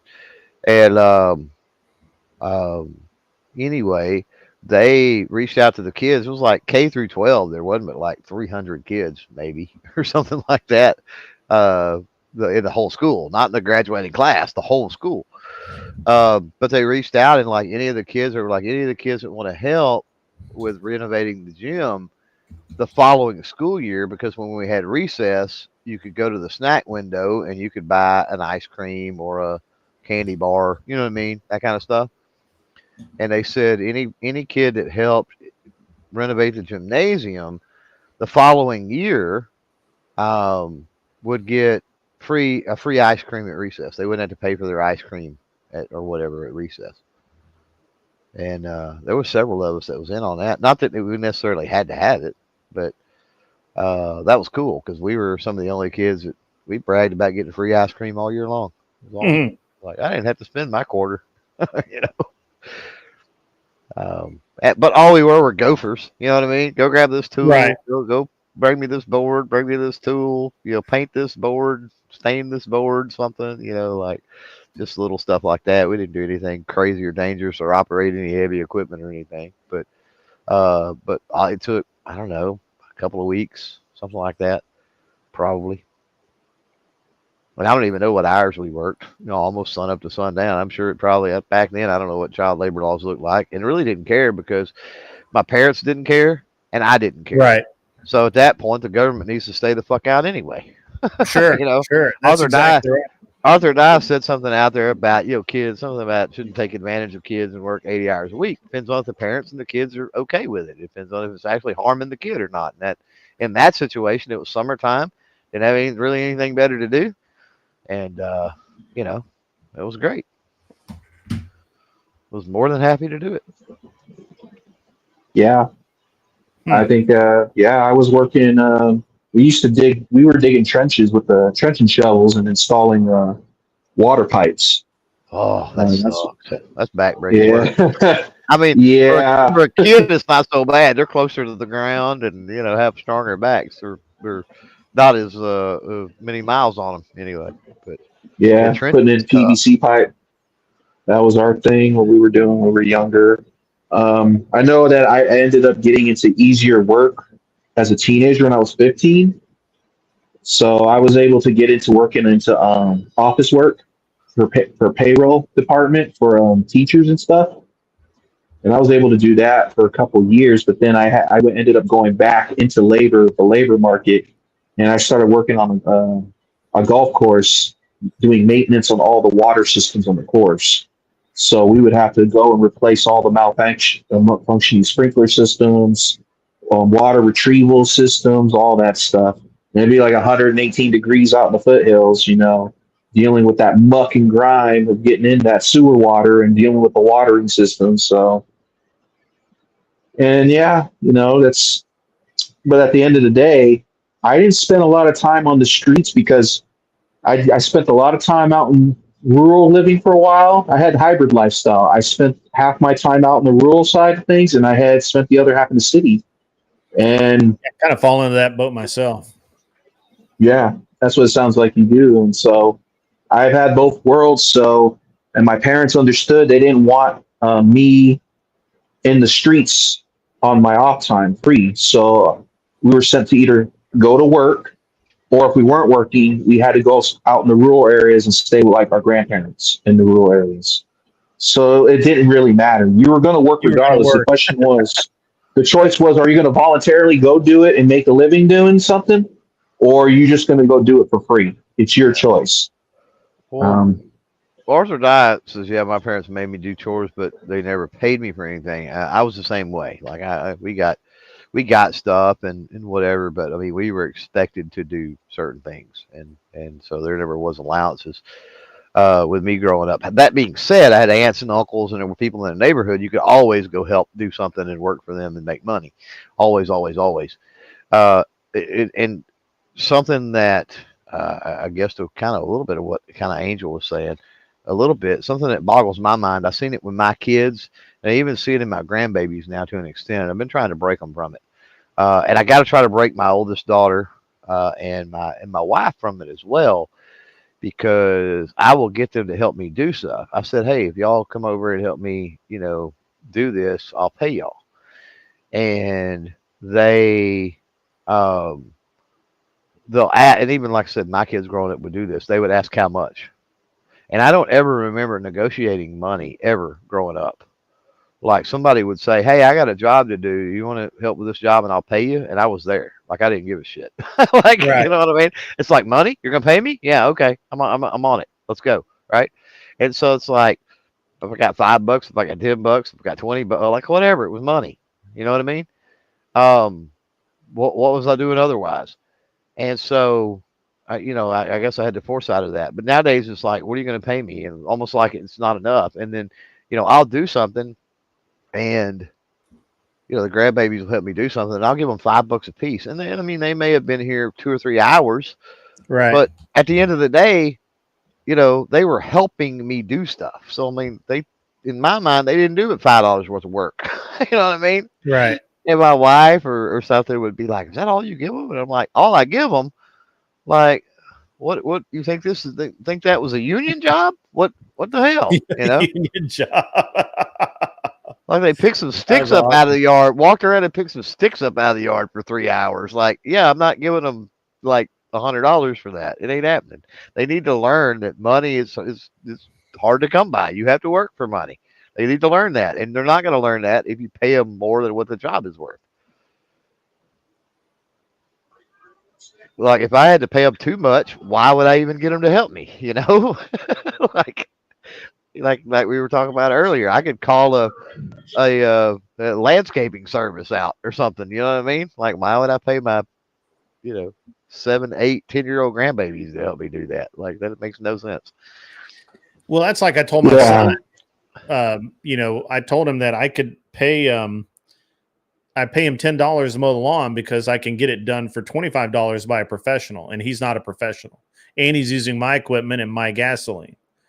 And if he wants to buy the equipment and pay for the gasoline, fine. Then I'll pay him $25, just like I pay the, and do a professional job like the pro guys will do. Then that's great. If not, if he wants to get paid, he has to put in that level of expertise and equipment. And he doesn't want to do that. So he uses my equipment, and he does an adequate job and not a professional job. And he gets $10 and not $25. So, it is what it is. Yeah. Yeah, I see Arthur is down there saying that. How can parents take their kids' money? I said, I can understand what she's saying, but at the same time, you may not even need their money. It's not about needing the kids' money. It's about you're teaching them about what they're going to have to do. Yeah, it's the lesson that they're going to pay something to somebody along the way when they first start out. And you don't want them going out into the world believing that all their money just stays with them at all times, because that's just not reality. That's just not true. I mean, we would like to have that, but that's not the reality. And that's a culture shock to them when they get out to the world, and you've shielded them from that lesson all this time, and they got to start paying taxes, and they got to start paying money to all these different places, and you shielded them from that basic lesson in the first place. So I understand the premise, but I disagree that in the long haul, what you're denying your kids is a great lesson that they should learn early on. Absolutely. Absolutely. I think we learned Arthur Dye has a small lawn, is all I've got to say. It's holy crap. A small what? Lawn. If she pays her lawn guy $60, I'm like, holy crap, you got a little lawn apparently, because $60. I've had to hire, and I brush hog a lot here because of the land, but around the immediate house areas, probably 5 acres or something like that. And yeah, it's expensive to get somebody out to do all that for sure. Yeah. So the average, there's so many people here. There are so many people here that do lawn service that a lawn my size, if they're doing it once a week, is about $25, and it takes them 10 minutes to do it. They literally drive the mower off of the trailer. They're in the yard 10 minutes. They drive the mower back on the trailer. They're gone. It might take them 15 minutes. And they charge what? $25. How many acres you think they mow though? Do they mow a day? How many acres do you think they mow while they're there? 10 minutes they can't mow. Oh, my house? Yeah. My house is like, I have I have a postage stamp front yard. It's probably 20 by 60. Yeah. My backyard is probably, well, it might be a little bit more than 20 by 60. But anyway, the backyard is a quarter of an acre. Okay. And most of it, like I've got a concrete parking pad for my boat. I've got the airplane shed, which is a 30 by 16 out of that quarter. Yeah. So, yeah. I mean, I've got 10 minutes and they're gone. So here, and I've only hired it done a couple of times. I mean, we've had lawnmowers and other things go down. Matter of fact, I've got I got a brand new walk behind trim and a brand new lawnmower out there right now that I haven't even cranked up for the first time yet. But occasionally we would get people to do like the acre around the house, like just the immediate acre surrounding the house, more or less. And it's about $100, $150. So yeah, that's I guess $25 for what you're talking about is about right. But if we go out any further than that, it gets really expensive. So I try to do it myself, keep it done myself. I did, Farney. I turned it up originally, but I turned it back down. And Jess is right. If you let your lawn get out of control, see, that was one of the issues we had. That it damn near killed us here, and we didn't hire it done, but we definitely considered it because all the rain that we had. Like we had one of the wettest springs that we've ever had, and you couldn't mow. You couldn't. Like every freaking day it was raining. And if you're paying water and she's paying $60 for 1 acre. But she said if the weeds and all were really taking over. No. I'm talking about Arthur Dye. Hang on, I got to scroll back up here. Oh yeah, $60 for an acre. Yeah. She's 1.02 acres. Yeah, that's cheap. That's cheaper than what I would pay here. But that's mowing and trimming and I mean per here. Well, I don't just get a guy to run a lawn. It's an hour for anyone. Yeah, she pays $60, 1.02 acres. So the difference is you're an hour from everybody. So like people have to come to you. You know, it's not like they're next door. So I have had to do. Jess, we had to get a walk behind. I just bought one because it was honestly cheaper than renting, and the money I would pay somebody to do it, I could put toward that piece of equipment. And so I just bought a big walk behind trimmer, which is freaking amazing. So I can use that around the old pond area and you know all kinds of places I can use that. So I went that route instead of paying somebody a big amount of money like Jess said she did. Yeah, now my 20 acres, I have about an acre of it cut, and I pay the guy $125, but he only does it like once a month. So it gets pretty high, and then and he has to weed whack some of it. So but I pay him $125. And then at my lake house, I pay $80 every time they do it. But it's right at an acre, probably, maybe a little less. Just curious for you and for also for Arthur Dye out there. She can answer this too. I'm curious. She said $60. Is that what he told you he charged I mean, was that negotiated, or did he just say $60 and you just paid it? And same thing for you, Grid. I mean, at 125 or whatever. So that they come out and they said 125, or did you haggle, or did you just pay it? So the guy that the guy that was cutting the grass at my at the property, he's actually my brother, and so I did haggle. I was like, yeah. I'm like, you're only going to do it once a month. He wanted 200. And matter of fact, everybody wanted 200. Yeah. And I'm like, I'm not paying $200 doing it once a month. He's like, yeah, but it gets so high. And I'm like, so you got this big, powerful ass mower. You were just telling me how badass your mower is. Who cares? Yeah. And then the guy that does my 20 acres, I don't haggle with him at all because he bush hogs it. Yeah, he's got a bush hog. Well, he does my 7-acre field, and he does the path between where the house is and where the entrance to the big field is, and he'll do some other areas. And I don't haggle with him at all. He charges me, I don't know how much, but it averages out about $300 every time he does the field. Now, he also usually sprays when he does the field. Oh, nice. And he's using a tractor with a gigantic bush hog behind it. So, that's and we did. I mean, he's over there. He's probably going to go over there with a chainsaw in a couple of weeks and chainsaw stuff down. And he basically, I pay him about $100 an hour. Yeah. So you got a retainer or a agreement or something? Is that kind of what you're saying? Yeah, I just don't argue with him because I know what it costs to drag that tractor over. Right. Right. Yeah. And sometimes he drives it over from his farm. Well, that's why the reason I asked that is for the most part, any of the, handyman, what are you going to call it, folks that I typically call, I never even ask because I know they're reasonable. Mm-hmm. And I just call them and I say, hey, I need so-and-so when you can get me on the schedule. And they come out, and then when they get done, I say how much, and I pay them. It's like never some crazy amount. I'm never worried about it, So the lake house, I have the best people in the world that do my lake house. First of all, they only charge me once a year. They basically they mow, water, whatever it needs. They take care of the front and backyard all summer.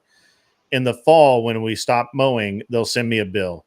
It averages out about $80 each time they go. Last year, I think I paid them like $1,100 for the whole summer. Yeah. And this year, they and I never have to worry about it. Now I found them through my realtor, and they're I think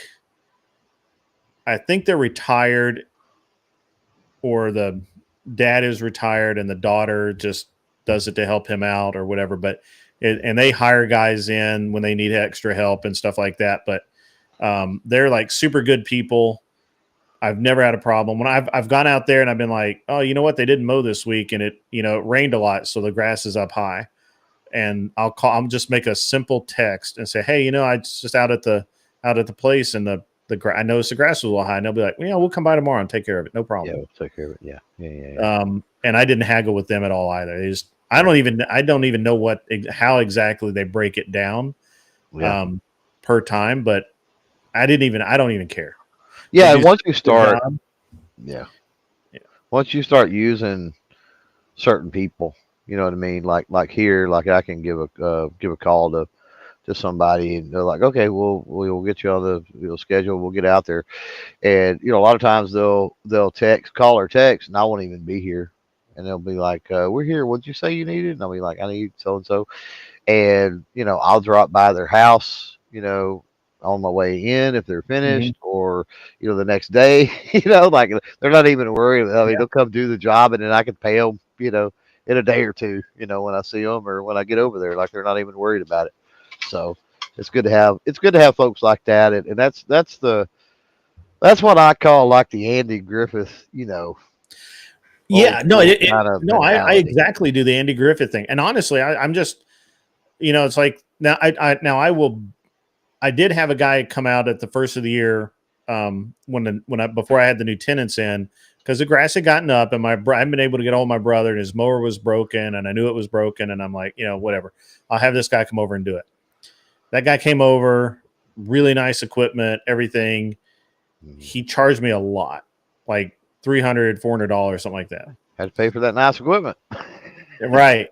And he can't, and I told him, like, he's like, I told him, like, look, the front yard has to be cut. It has to be cut every time. And I really need, to make sure somebody's here to take care of it.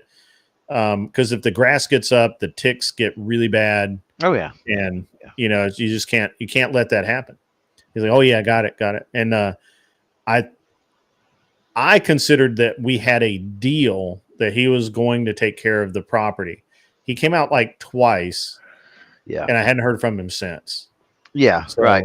Yeah. I'm not talking about people like that, obviously. But and so I told him that I wouldn't. Well, and then he called me and he's like, hey, I want to talk about this. Still want to do your property. Can we talk about it? And I'm like, no, we can't talk about it.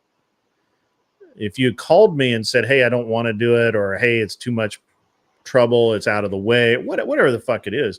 Yeah. That would have been cool. We could have talked about it, but you didn't go out there for like 2 or 3 weeks, and the grass got up high. The tenant had to cut it, which the tenant is technically supposed to cut it anyway, but I do it. Yeah. I do it sometimes. But anyway, I don't like people who. I don't like people who are just not handshake deal kind of guys when it comes to things like landscaping. Do what you say you're going to do. That's all that I ask. And I understand that things come up and situations change. And so that's what gets me. So just make me aware as soon as you're aware that, oh, snap, this came up, it's going to cost more, right? Or this come up, I can't get there today. Or like, just let me know. Like, I get that. I'm human. I unfortunately, I have to go back on my word in that capacity with people as well sometimes, because shit just happens. Right. But let somebody know.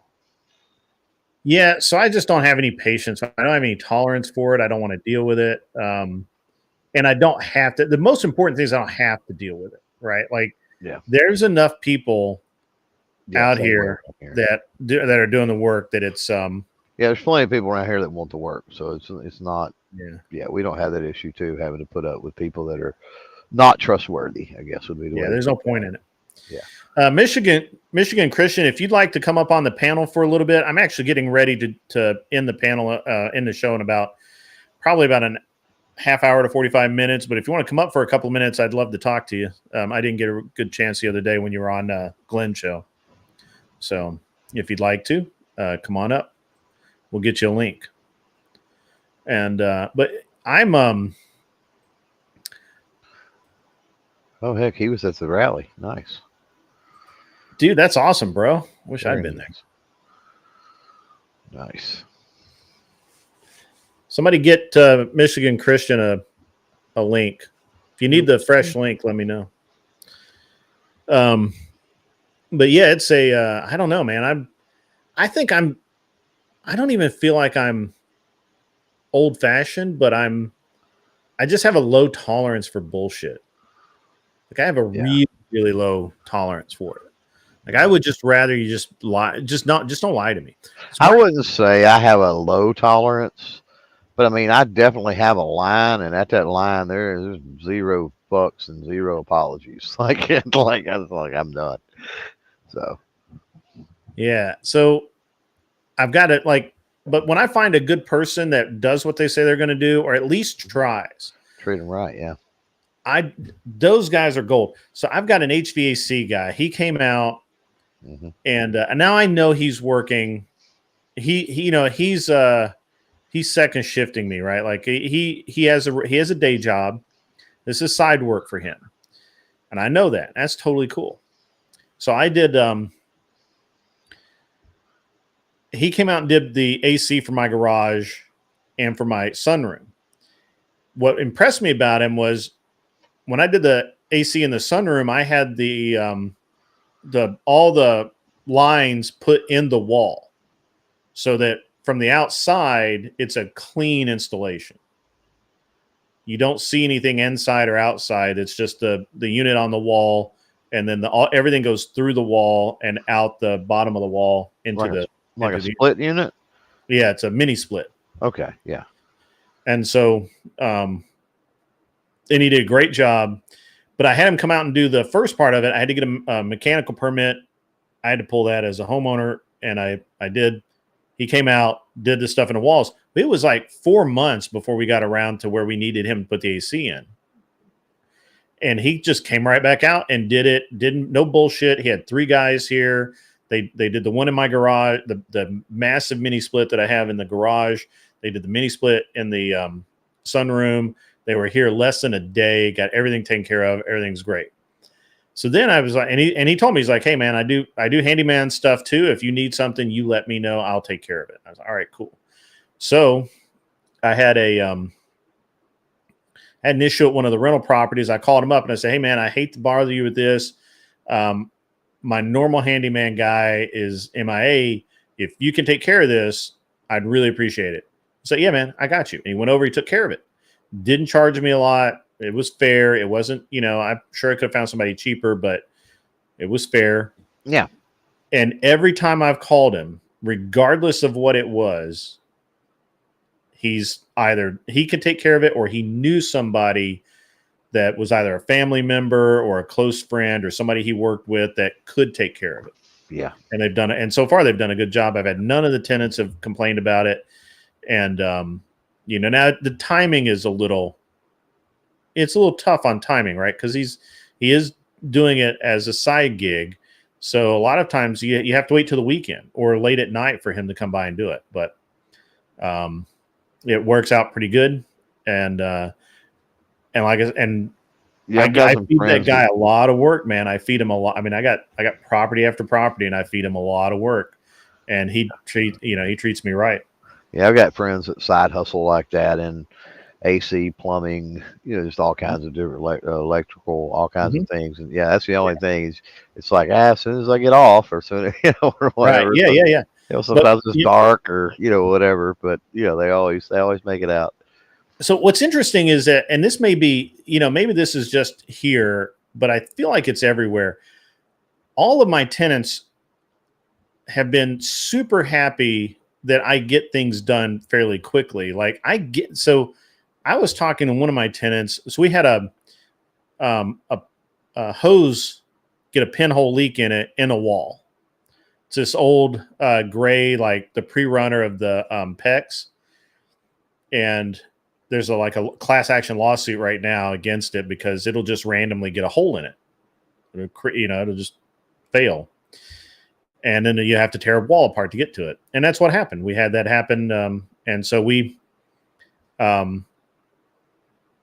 had a problem with the leak. I went over and fixed it the first time. The second time I called this guy up, hey, I need you to go fix this leak. Now he's an HVAC guy. He's like, yeah, I got it. He goes over, he cuts the drywall out, fixes the leak, figures out not only do I have a leak there, but there's a leak under the sink that hadn't been attended to, and a couple other things. He did all of that, shot me a good quote. It was relatively inexpensive. The tenant was like overjoyed. She's like, I've never had service this fast. Like if I am, she's like at my last place, it'd be a week or 2 weeks before somebody would get to it. I'm like, no, I don't operate that way. And I don't want people around me that operates that way. Now, it did take him a couple of days to get to it, right? Like I told you, he's side gigging. So we had the same deal happen earlier, just a couple of months ago. The AC unit went out over there. Yeah. Guy calls me up, says, hey, man, the compressor on this unit is shot. He's like, I can buy a compressor. It's like $1,000. I'll put it back together, but I really think you ought to get a brand new unit.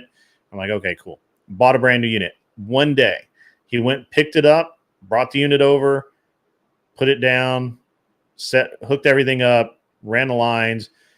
One day, the tenant was absolutely beside themselves. Like they can't even believe that the AC got fixed that quick. Yeah.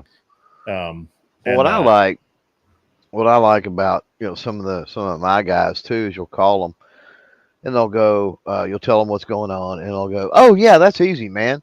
Let me just tell you how to fix that. I mean, it ain't worth paying me to come out there. Like, go to the hardware store, get blah blah blah, do this, do that.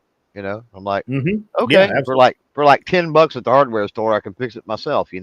Right? And what that is they're doing side gigs, so what they're saying is it's not worth my time. My time's valuable. Yeah. I can spend it with my family rather than coming out there to fix Right. stupid Or shit. they can go make, they can go make $500. Yeah, or go do a bigger job. Yeah, absolutely. And I like that because a lot of the things I've learned over the years about plumbing, electrical, is from those people telling me, hey, you can just go do this or go do that. And then the next time something like that happens, I don't even have to call them. I can just go fix it. Mm-hmm. Yeah, it's an interesting thing because like so I can do all of the work, even the AC stuff. I did all of the stuff in my airplane shed. I did all by myself. Yeah. The problem is I don't have good to be able. Yeah, it's good to be able to do that. I don't fault people. I don't fault people that pay other people to do things. Right. But I think you should have at least a basic knowledge to be able to handle just about anything, any component of building or maintaining a house or a structure. Right. Basic I think the big thing these days is that for a lot of people just take a lot of time to do it. I don't want it to take a lot of time. I want my tenants to be happy if possible. And the biggest thing is I told my handyman guy, I'm like, look, man, if it's under $500, you just fix it and send me an invoice. Like, don't take time to call me and get approval and all of that, because all it's going to happen is I'm just going to say, okay, but to the customer, like if you can't get a hold of me for a day, which can happen. Yeah. The customer thinks that I'm dodging it or something, and or you have to make a second trip out there, and you may not be able to get out there for 2 or 3 days. I'm like, don't waste time. If it's $500 or under, just fix it. Send me the bill. Yeah, that situation looks bad on you. You know what I mean? So yeah, for me, and I do a lot of stuff around here now. I don't, it's for myself. The vast majority of it. Sometimes I went the other day before yesterday, I think. I went and took me 20, 30 minutes. My dad had messed with working on his truck for like 3 days, and I went and had it all fixed and back together in 20 minutes or 30 minutes. But walked over there and did that. But most of the time it's stuff for myself. And I tell you, having the knowledge and be able to do stuff for yourself is such a sense of accomplishment when you do it too. Like, I love the high that, hell yeah, I fucking did this myself. You know what I mean? Like, I like that. I like that feeling. And I've always liked that feeling. Right. Yeah, and absolutely. I think there's people out there that, they grew up, mom and dad paid the handyman to come over, mom and, whatever. They got out, and that was just the thing. Call the guy. Well, you need to learn to be the guy. That's what you need to do. We never had enough money to call the guy. We didn't really either. Yeah, every time. We didn't either. My dad could literally, and he can do anything. He's getting up there now is his problem, but yeah, he could literally do anything under the sun. Yeah. Michigan Christian, welcome to the show. I'm glad that you finally made it. I didn't get a chance to talk to you very much the other day on Glenn's show, and I really wanted to kind of understand what you do and how you do it and all of that. So we have the other day we had that fellow on the show who just kept talking and saying weird random things. So this is much more. Oh my God. Were you there? Do you remember? Yeah, that snow guy. Let me turn you up a little bit. I gotta fix my audio. There we go. Your mic's muted, sir. Are you not talking? Yeah, I gotta fix some audio. Hold on 1 second. Yeah, no worries. Mr. Boulay and the Department of Numismatics. $5 from Mr. Boulay and the Department of Numismatics. On the panel, who's the Tim the Toolman Taylor and who's Al Bullion? I'm asking for a friend. Yeah, I'm Tim, without a doubt. Yeah, it's always how can I get more power? How can I make this better? How can I do this different?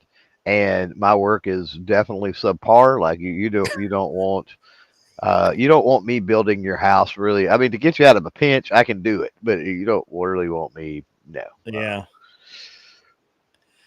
It's which is funny considering that I'm fixing to hopefully this year get to work on a either a tiny house or a barn dominium. Still hadn't really decided on that, but so it's kind of funny that I'm going to take on that project. But I think I got plenty of time and stuff to do it. And again, it gets back into that sense of accomplishment, right? Like I want to do it. I want to do it mainly because I want to set everything up exactly like I want everything set up. And the best way to make that happen is do what, Grid? Do it yourself, right? Yeah, I always do it myself. My wife makes fun of me about doing because I have to do everything myself, and she's like, there are people that get paid to do that. And I'm like, yeah, I used to be one of them. So yeah, I'll just do it myself. Except now, so I went from having while we're waiting on Michigan Christian here to come back in. I went from having a 4,000 square foot shop with lifts and machinery and employees, Yeah. I went from having, and that was just the race shop. We had, the paint shop was really big, but I never really went there. But I had a place to keep all my tools. I had a place to keep all my equipment. I had a reloading bench in one corner of the shop that was just from, just because I spent so much time there. Why wouldn't I? And when I retired and I don't have all of that space, it's terrible. Like I don't have I'm actually going to have, I'm going to have somebody do a job that I could do in less than a day, but I'm going to have a friend of mine do it at his shop and pay him to do it because I don't have a lift. Yeah. No, I hear you. And the job is just it's not impossible. It's almost impossible without a lift. Yep. And I'm like, I can either just pay my buddy to do it. He'll get it done in a day or maybe a day and a half, or I can spend a week crawling around on the ground, being miserable, trying to do this job on the ground. And I'm like, this sucks. I'm not going to do that. That's just not happening. Well, all the structures here, all of them are pretty old, and I mean they've had huge limbs fall through roofs, and that stuff's been patched, and I mean it's crazy. So that's part of what you're talking about. Is part of the issue of why we haven't really landed on the tiny house or the barn dominium. Because on the one hand, we could do the tiny house, and that'd be cool for our living quarters type situation. But then all the other stuff, I would have to build a workshop to go with the tiny house. So that's why we've morphed now into been thinking about a barn dominium, which would be basically a big workshop with living quarters in the workshop. Right? It's like it's all under one roof. It's all right there. Like that to me, that makes more sense than having multiple buildings. But I don't know. We haven't landed on it yet. That's more work for me to tackle, obviously. Yeah. Early in my life, I wanted to live on a sailboat, and I actually was in the process of purchasing a tartan sailboat out of the islands, and the whole deal fell apart because I couldn't go there to sail it back because I didn't have enough knowledge. I didn't feel comfortable doing it. I didn't want to die. And I couldn't hire, I didn't feel comfortable with any of the captains that they sent me to actually deliver the boat to Florida. The way that, I just didn't feel comfortable. Look, we didn't have PayPal back then. We didn't have, the internet was like nothing like it is now. And so while and I was buying the boat through a broker, and the broker's like, oh yeah, just use this guy. He does great. He's delivered several of our boats. And I'm like, yeah, but how do I pay him? Well, you're going to pay him.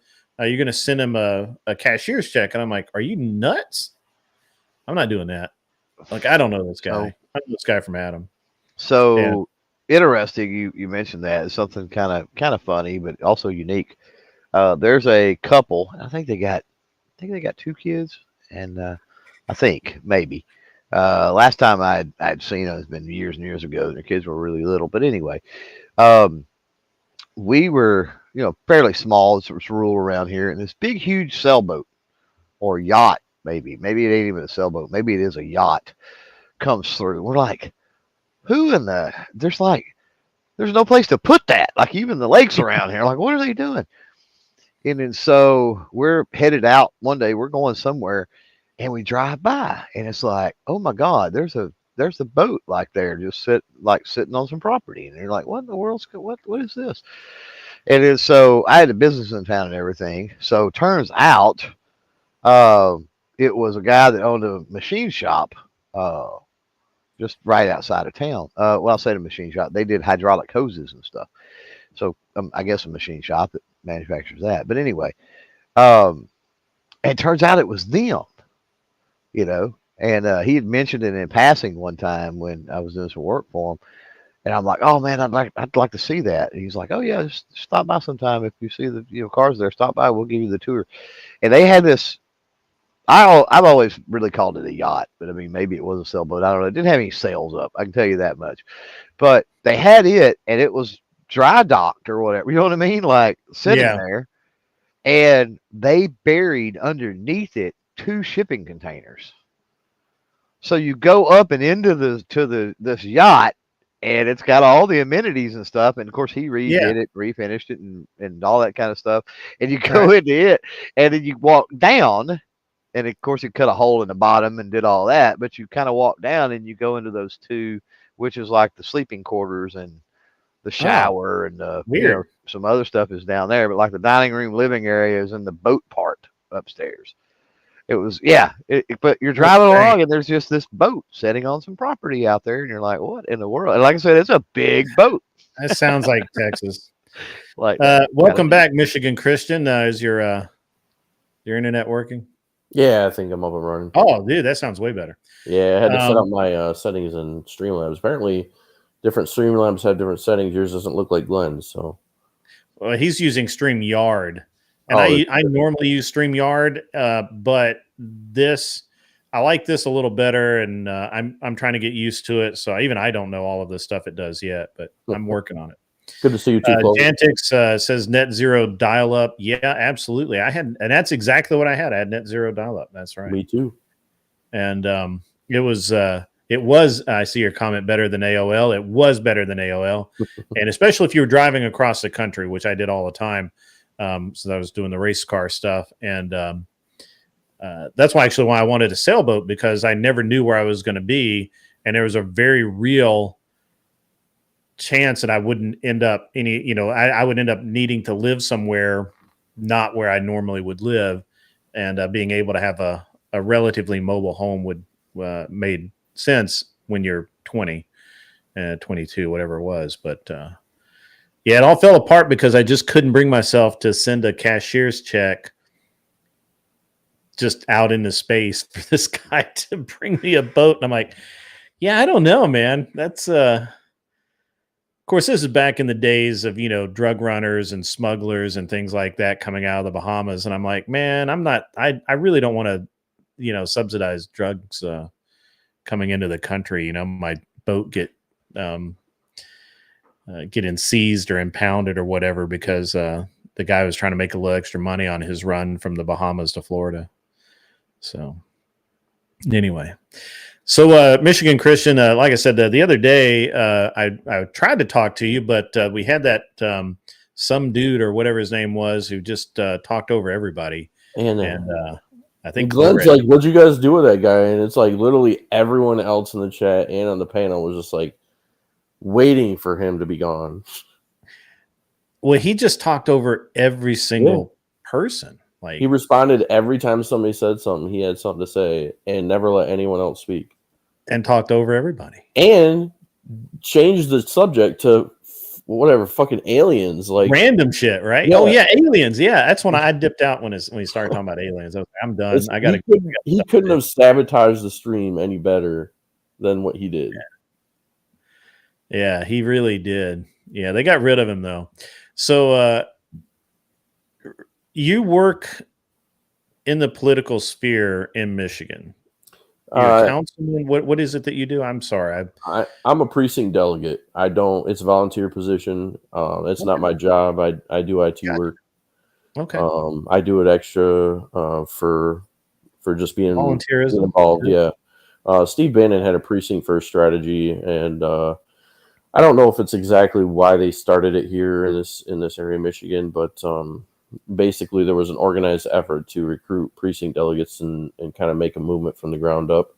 take over the county party, which we did, and then eventually try to take over the state party. When I say take over, I do mean, of course, bring it back to the conservative movement, bring it back to America First, take it away from the elite class and the rhinos who do not have our best interests at heart. And it's been a pretty successful movement. Okay. So you've so how did you hear about Glenn? So Glenn, I actually found from Andrew roaming around. So Andrew's kind of my bromance, I guess. I say that jokingly, but he really does hit a lot of the points and the values that I like, and I think a lot of people have been waiting for, and whatever really wasn't, it was lacking Andrew essentially, and when he started getting on there, it really started getting good for me, and like a lot of his points, the fact that he fights feminism with logic is great. And I think I saw you. Yeah, I'm pretty sure. I mean, I saw your comments on whatever, Yeah, just like comments. I haven't been on. Yeah, and then I saw Andrew, I think, talking to you on some of these streams with Glenn and other people, and that's pretty much how I found you and Glenn. Gotcha. Okay. Cool. Yeah, I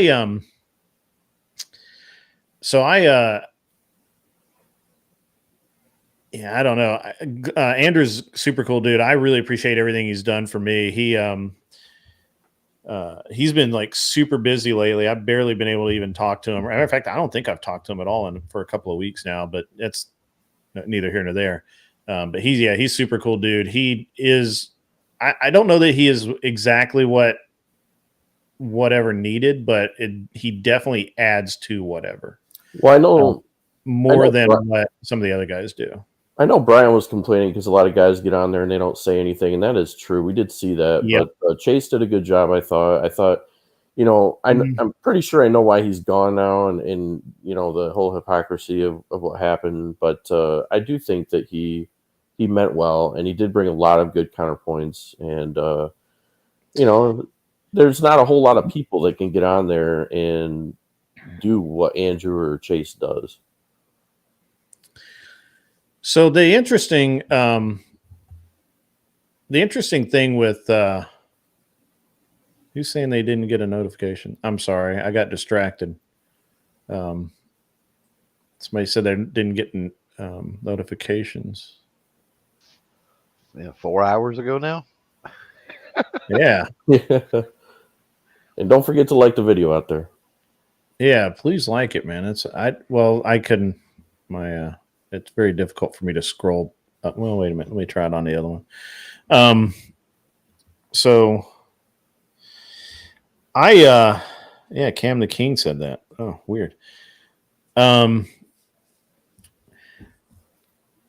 I didn't like Chase that much. I thought Chase had a good message, but he ruined it a lot of times by he was clip farming way too much, in my opinion. I could be wrong about that, but I feel like that he was mostly clip farming, and I just didn't care anything about that.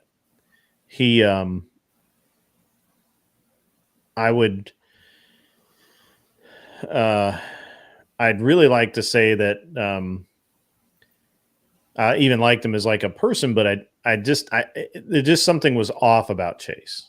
All right. With Andrew, I initially didn't like Andrew either. I thought Andrew I was like, man, Andrew, this guy, he just sits there.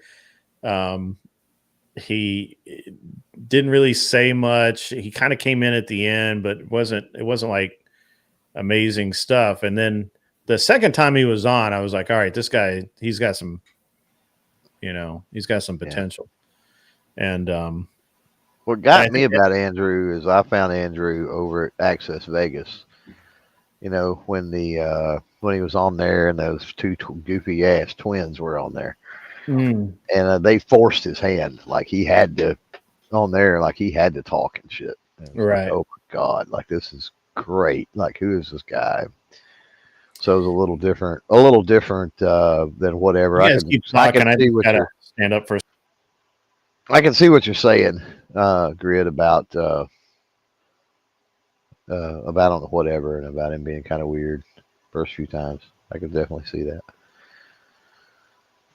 But you got to get a feel for that too, right? That show and the flow and other stuff.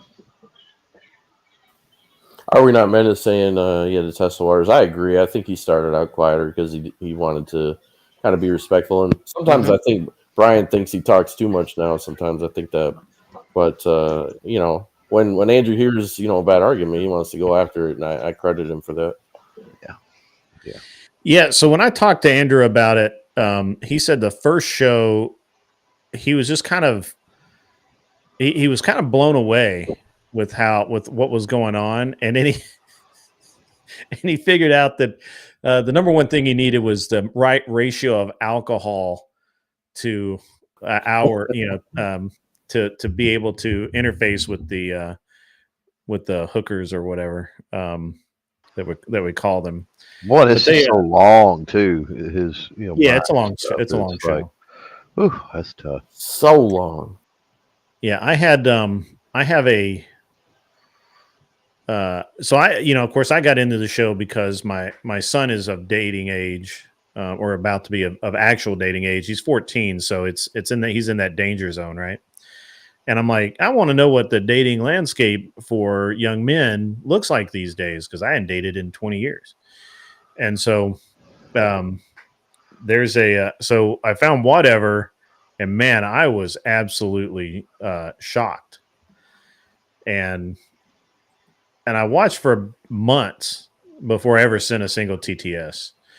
And I sent the first TTS because it was so ridiculous. And at that time, most of the TTS were just they were weak. They were basically they just kind of make fun of them or call them 304s or whatever. And then it wasn't that great. They needed to raise the bar of the roast of the girls on there. So I had to help them out a little bit. You did a good job. Brian Hicks had a dream. He and I were drinking shots out of some nice whiskey bottle you kept in something. What is it? VK Commodore. In a model of a VK Commodore. I don't have a VK Commodore. Vauxhall Commodore. It was post-apocalyptic times. I was running late for liturgy. But here's the thing. I don't drink. But Commodores are cool. The car, not the band. The band is also cool. I know what a Commodore is, bro. I know. Or the 64. Yeah. So, or Commodore 64. Either way. Commodore 64. That takes me back, bro. I think I still got one, or maybe it's a 128. This in there. So I had a Coco 2 for a long time from Radio Shack, the color computer 2.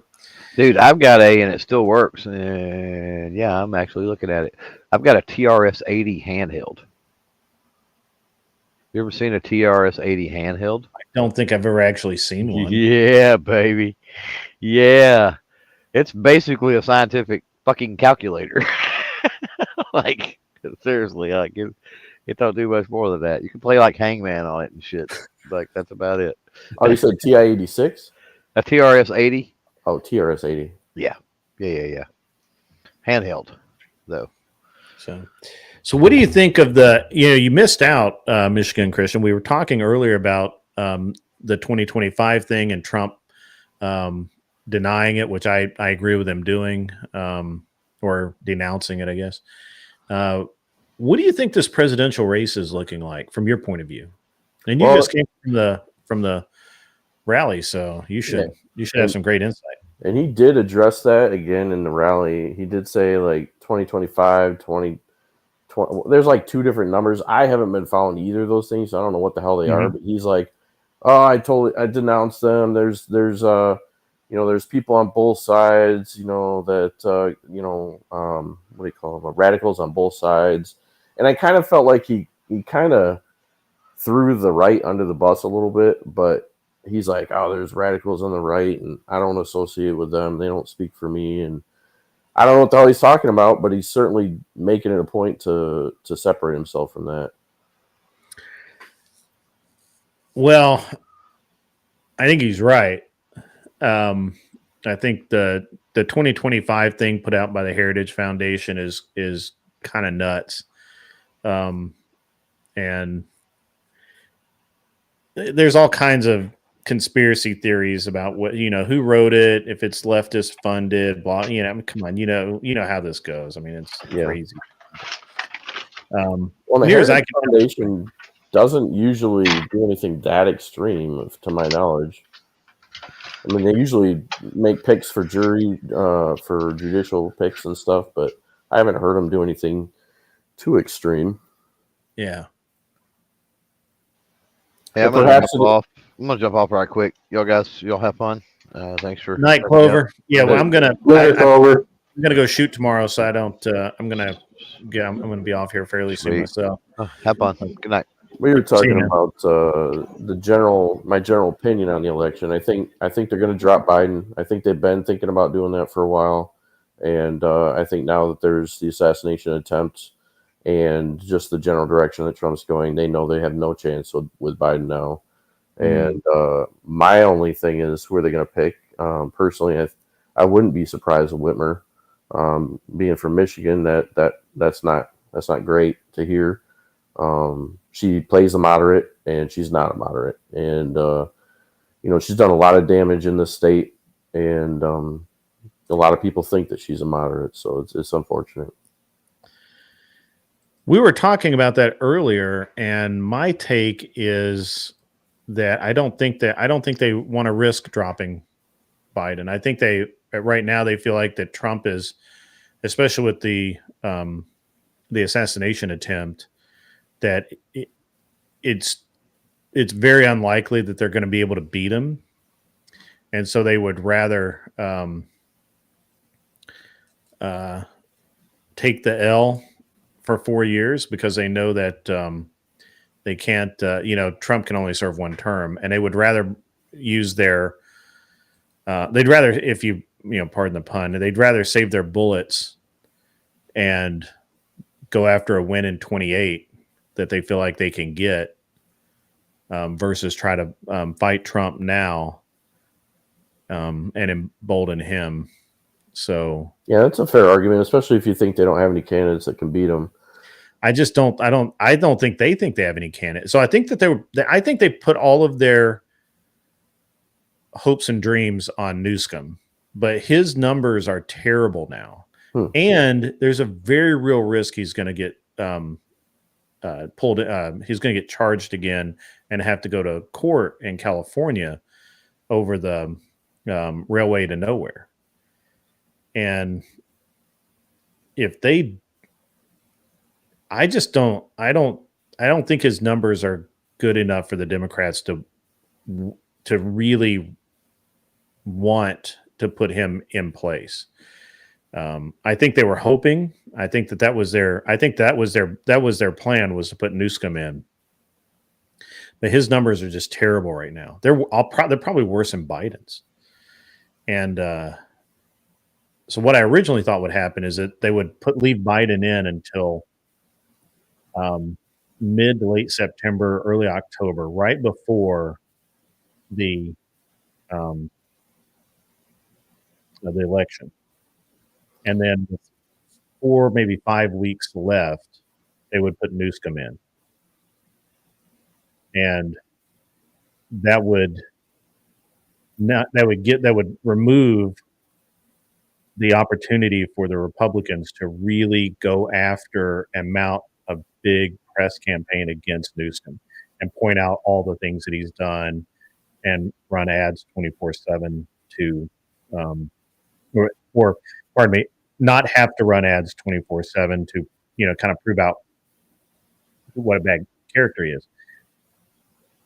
The way the data shows now is that a few ads spaced out work better than constant repetition of the ads, right? People just get tired of them. They don't want to listen to it. They don't want to care about it anymore. So all the data is that they would rather have fewer ads over a longer time period than a bunch of ads in a short time period. And I don't think all the data shows that. There's a lot of data. And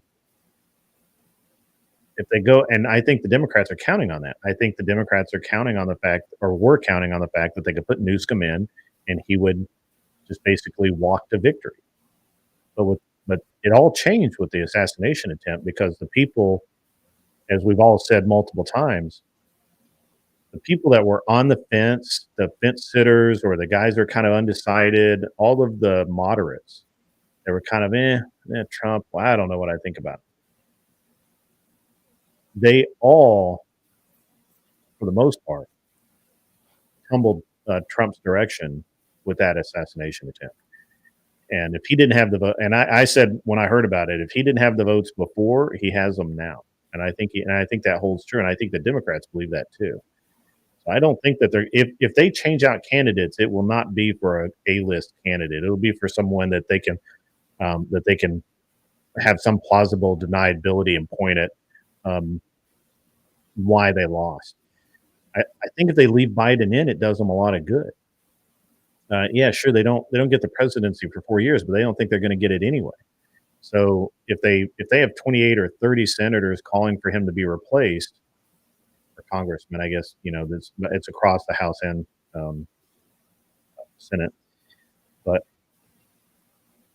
if they have all of these people calling for him to be replaced, and he doesn't step aside, and he loses, they just get the point and say, well, we told him so, we're going to do better next time. It'll energize their base, all of that, right? If they replace him and they lose, they really don't have anybody to point at all, except, hey, we put this, and they burn whoever they put in, they burn them for 28. Yeah, and it makes their strategy look bad. It makes their strategy. They can blame Biden if it doesn't happen. Yeah, they can't really blame Biden. Right. I mean, that's the only thing it could do is, the old man wouldn't step aside.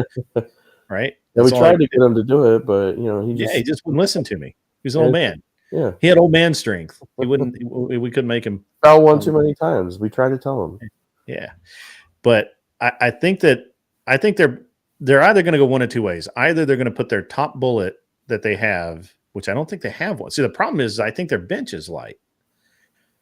Right. I mean, let's look at this. So they were grooming the Cuomo brothers. Either one, they didn't care which. They were grooming them, but one of them is in jail now, and the other one likely will be pretty soon. See, those guys are off the table. See, right? I think they already know. I think Whitmer will either be their next vice presidential pick or their next presidential pick. All they need is one other person to complement her. Yeah, but they don't have it. That Newsom was it. Newsom was their golden boy. Man, that's sad. And the problem is that the real problem is that I don't think they intended to say anything about him until probably now. But at the debate 3 weeks ago, Biden shit the bed, and now all of a sudden all the press people are like, well, who are going to put in there? Well, obviously the press people know what's going on. They put Newsom's name out there, right? And now everybody's looking at him and they're going, wow, look at this scumbag. Right? Like, why would we want him why would you put that guy in as a presidential candidate? He literally just beat going to jail. He was recalled and subject to being recalled again. And he could seriously, in the state of California, it is entirely possible that he could go to jail. Is Manchin an option? Or if we're talking about next election, Manchin or what else? There's somebody else as well. But could they do that with Whitmer as well, you think, next election? Well, Manchin is an independent now. He switched to independent just like RFK. Yeah, I was going to say RFK. Yeah. You think they switch back for next election, though? I don't know who they're going to get. I don't know. It's going to be an Obama. I promise you. I promise you what they're going to. I don't promise. I feel like what's going to happen is this election, they're writing off. They're like, we did our best. We had a strategy. We thought it was going to work. Shit happened. Now we're fucked and we're out. We can't do it.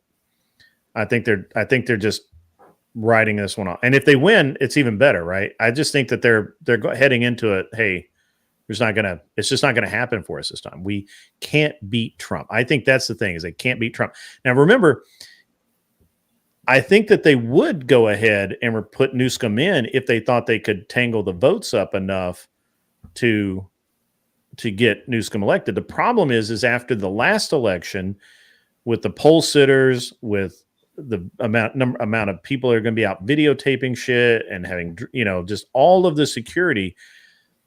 I think they think it's really nervous. Plus, they've tried. I don't know if you've paid attention. They've tried in various states to screw with the election results, and they've gotten caught each time in the governor and other races. So they're just. I think they know they can't win. So I think that they're going to let Biden take the L. They're going to, and probably, because the other thing is that if they let Biden take the L, Trump is then a lame duck. And going into the next primary, the Republicans will have to put up somebody that is relatively unknown to the general populace, but hopefully it'll be Vance. I don't know, but hopefully it will. I think Vance and Vivek make the most sense to me as of today. Yeah, if Vance does well as vice president, I could see him being president. Right. I think Vance is president, Vivek is vice president. That moves the party back more center right than it is left of center right now. Right. We're moderates right now. Right. I mean, basically, let's just call it what it is. We have a moderate president. We're going to have a moderate, but if we can get Vance and Vivek, or someone like Vance and Vivek, then that moves us more center right and maybe even right of center in the president's office, right? Which that can then in turn push the congressional races further to the right. Bay Street Racer Vivek was a much better choice for VP, but he would turn it down at this point. Guaranteed, 100%. There's no way he would do it right now. I think he would do it under Vance because, and I say that because I think the first thing Trump's going to do is give Vivek a cabinet position. And once Vivek has a cabinet position, moving him into VP is just a natural step to do that. And I think that's how that works. I think Kash Patel would be another great one too. Sorry? Kash Patel would be great too. Yes, I think so. Yeah. And but I think that they would rather run a lame duck race against Vance and Vivek or whoever, a relatively unknown Republican with a relatively unknown Democrat, and they'll pull an Obama out of the hat somewhere. Some governor Parker. Yeah. Somebody that nobody's heard of, can't find out any information on them. No, there's on them. Yeah. And I just see that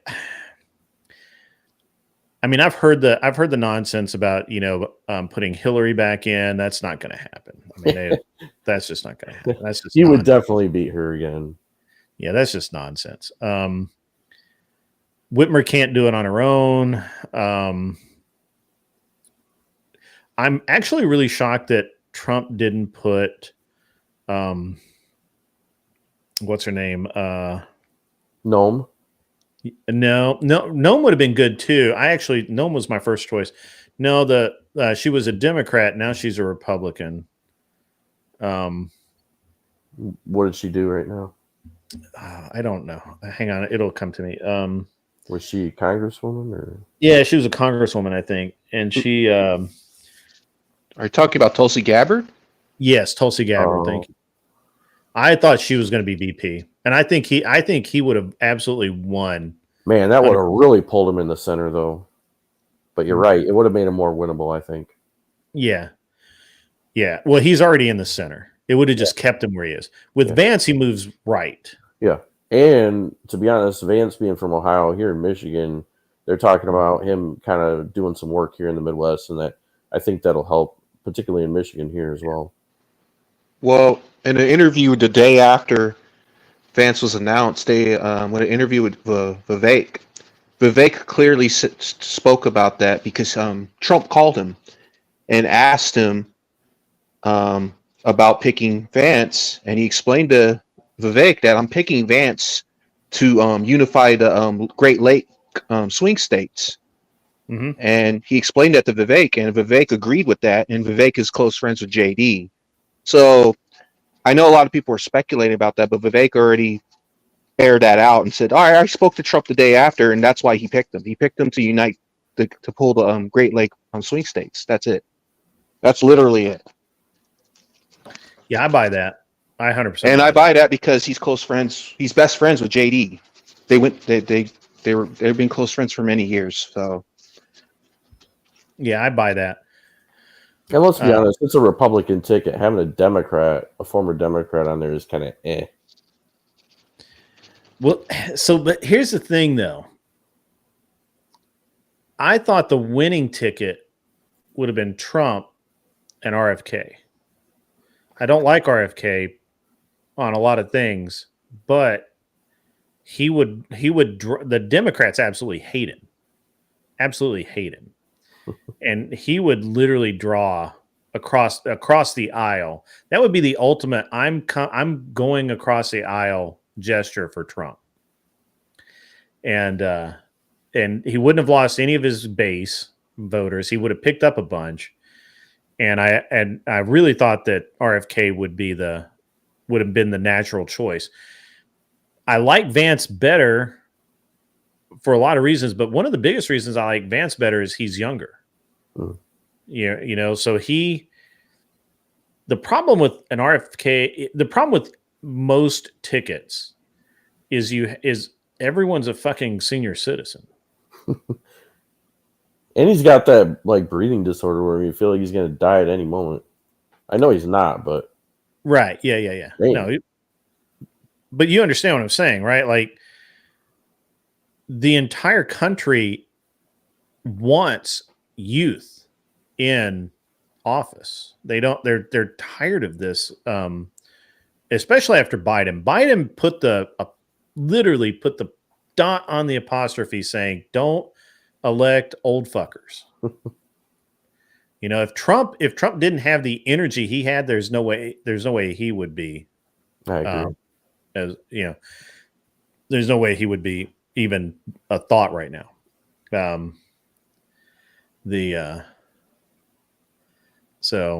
let's be honest, we're not a country too much anymore that respects the elderly and respects wisdom that's gained in age. And there is a limit to that. You don't want somebody that's on their way out. That is true. But just voting for somebody younger, like to be cool or whatever, I'm not for that. I think that there's a reason why there's a minimum age limit for presidency. Right, I agree with that. However, I'm not saying that it's that we just want younger people. I think that the problem is that after Biden put the exclamation point on why we should not have elder abuse going on, right? Like this is wrong. Biden was wrong. Everything about him was wrong. Even if you could say that he had good morals, which he doesn't, he was just too far gone. And I think that the entire country wants a aware, active, knowledgeable president. And actually I think they're wanting that in all of their politicians. It's not that we want to put 18-year-olds in, but I would rather put in a 45 or 50-year-old than a 70-year-old at this point. And to some degree, a lot of people argue age. I would say it's cognitive ability. And there is some correlation, obviously, between the two.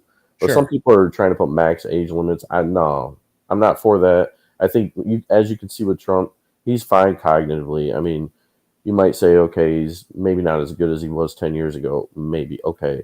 But he's still damn sharp, especially for his age. And he's plenty capable. Right. And again, I think that plays to Trump's palatability, right? Like that's one of the reasons why he's able to get the votes he gets is that he's not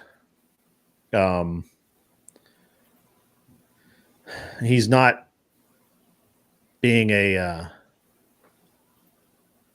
Geriatric. Right. He doesn't seem even though it's interesting because I've heard Democrats going after him for his age, and I'm like, are you kidding me? Look at the guy you put up. Like that guy can't even walk up steps. Like, and they knew this when they put him in too. And so they did. It's elder abuse, man. Every Democrat that voted for him should be charged with elder abuse. You knew that poor man was just not he couldn't do it. You knew he couldn't. No. Why would you do that to him? So, but yeah, that's interesting. I like talking politics. And this is I normally do politics on my day shift show. Okay. But so you're welcome.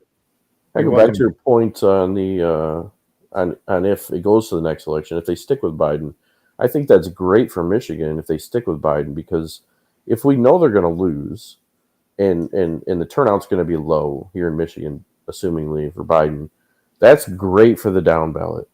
And right now we have a senator pick. Stabenow's on her way out. And if Trump gets the votes, if people show up for Trump and they don't show up for Biden, we could have our first in a long time Republican senator. Right now we got Gary Peters and Stabenow, and both of which are doing a lot of damage to this country. Gary Peters is probably one of the worst ones I've seen in a while. He's usually on the boards, being the most progressive, also playing the moderate to a lot of the voters, but he's not. So it'd be great if we had a Republican senator. I don't know how long it's been, but it's been a long time. Stabenow's been in for a real long time. So she's the senior senator. So it would be great if they do keep Biden in from that perspective. And there's a lot more further down too as well. Well, we'll know in the next week or so. The problem, I just can't think of anybody that they would. I mean, obviously they generically have somebody waiting in the wings that we've never heard of, right? Like that's just kind of what they do. They'll have these people that you've never heard of, that you've never thought about, and all of a sudden you're like, who is this guy? Like Obama. Like, who's Obama? Who's that guy? Mm-hmm. Bill Clinton from Arkansas? Really? How's that guy even show up? Like, I laughed when I first heard of Bill Clinton. I thought that was the biggest joke I'd ever heard in my life. Turned out I was wrong. Which is kind of why I'm saying what I'm saying now. I'm like, I don't, this is it's not scary stuff, but at the same time, there's definitely a questionality of what are these guys going to do? Right? I mean, it's well, with Obama, a lot of it was the race card, and they tried to create the fear of Trump now and the orange man bad. So it's partially not the actual candidate themselves or what their values are. So I'm curious if they're going to play to their base or if they're going to try to continue to make Trump look bad and say, here's a centrist. He's much better than Trump because orange man bad.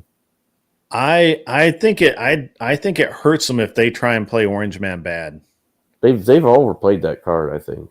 I think it does nothing for them. As a matter of fact, if they play that card, I think they lose 100%, especially after the assassination attempt. What about next election? Trump's not in the next election, so right. The next election in 28. So let's say that,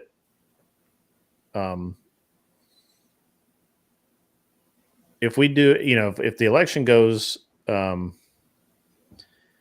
way it's supposed to go, right? Or my opinion. And we get Trump and JD Vance.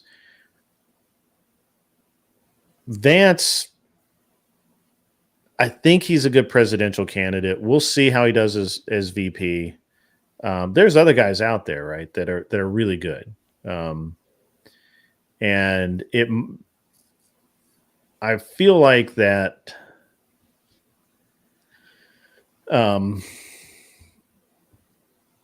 I don't know. I feel like that they'll have to have somebody besides Newsom. If they have to, the problem is that they can't rely on Newsom, and I don't know of any other politicians that they have out there that are what I would consider like like palatable and ready to go, right? Yeah. Like, Sanders is too old, right? He was kind of like their. Oh, he's way too old. He was like their last blast, right? Like, so Sanders too old. Cuomo's in trouble. Then I have anybody in Florida, nobody in Texas. They put Abbott. The Republicans could put Abbott up, depending on what Vance and Trump do over the next 4. If they get Abbott in the right position, we could end up with a Texas president. That would be crazy. Maybe something to think about. Especially Abbott. Abbott's like hardcore. Is he? On our side, we have our side's really deep right now. We have we probably have 10 good presidential candidates. I mean, good ones. Yeah. I mean, Kristi Noem could be. I think Hawley's good. Obviously, the center might not like him so much. Noem is good. I like her. Obviously, what's her face from Arizona is good too. Carrie Lake. Yeah. Yeah. That's what a lot of us wanted Carrie to get in, but she's running for Senate in Arizona, so that's why she didn't get in. Yeah. I don't see Vivek as president.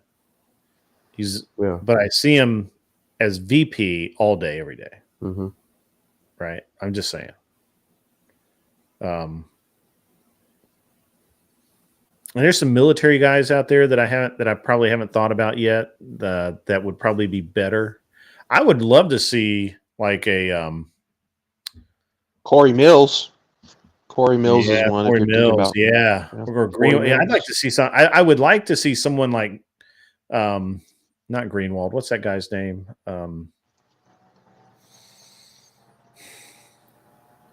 What does he do? He was a military guy. Now he's an advisor or something. I can't think of it. I keep coming back to Greenwald. It's not Greenwald. It's a guy like Greenwald.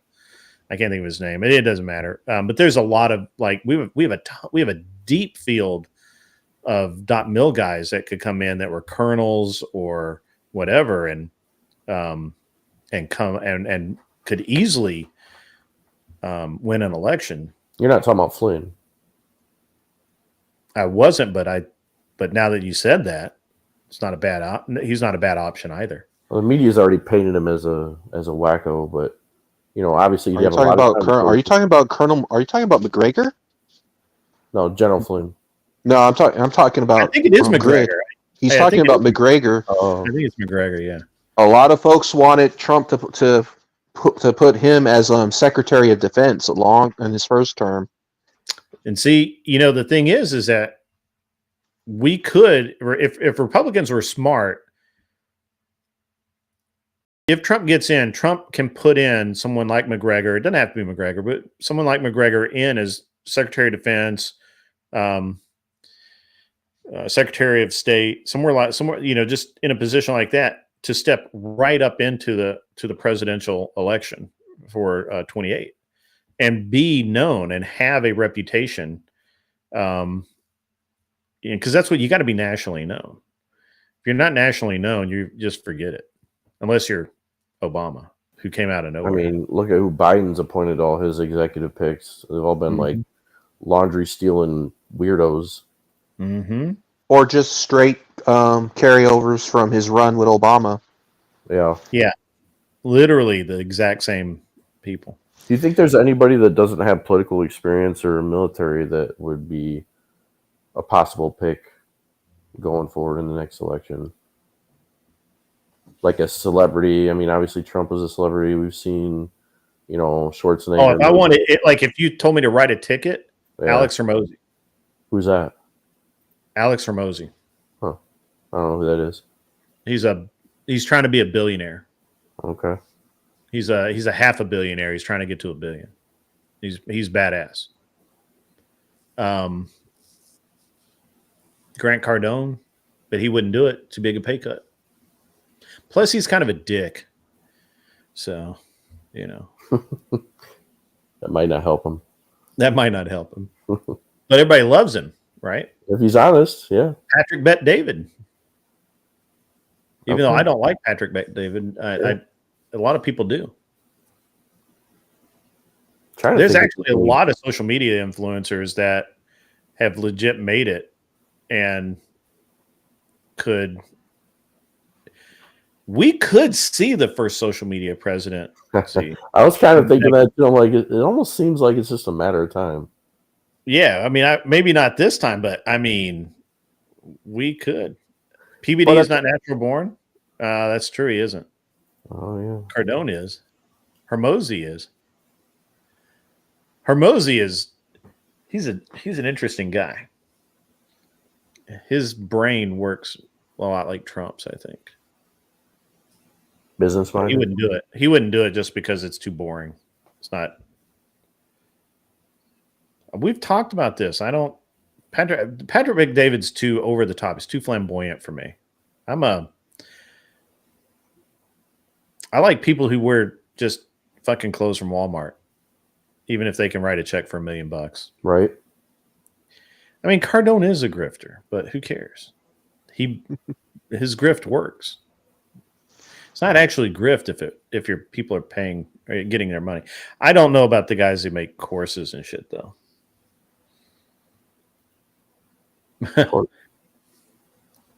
But yeah, we could see the first in the next probably 3 elections. We might see the first social media influencer running for president. You know, it would have to be somebody that doesn't look too far to one side, though, and that's obviously the social media people out there right now all have kind of niches, so it would almost be punishment, you know, for them having a specific crowd. For example, Crowder, obviously, he's not going to play well with the centrists or obviously the left. A lot of people would follow that same suit, where they would Joe Rogan. Joe Rogan for president. Actually, now that's interesting. Yeah, that is interesting. Joe Rogan for prez. Well, the thing is, right now, I mean, looking at the political atmosphere, the only party that's going to be willing to do that is going to be the Republican Party. The Democrats have continued to swing further left, while the Republicans are actually swinging slightly to the center. That is true. We haven't swung more right. We're swinging slightly more to the center.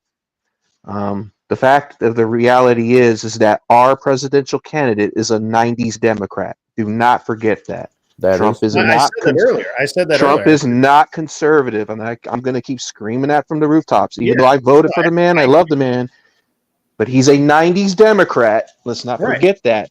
And he's a moderate. I mean, he is a moderate. That's what he is, and that's what I'm saying. If you have J.D. Vance, who is a more conservative moderate, right? He's still a moderate. Let's just be honest.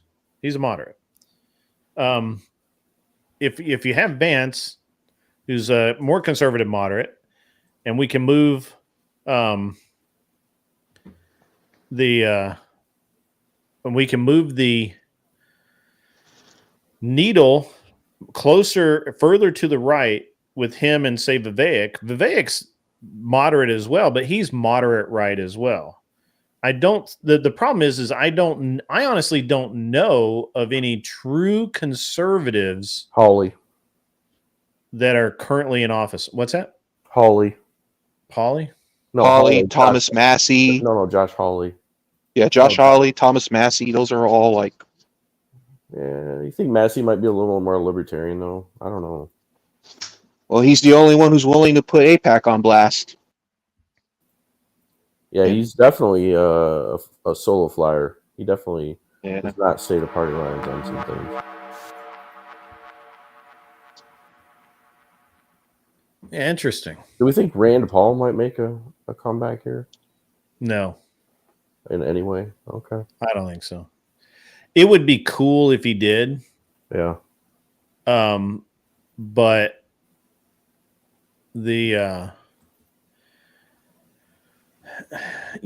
the problem with Rand Paul running he's already kind of burned the bridges that he needs to get across.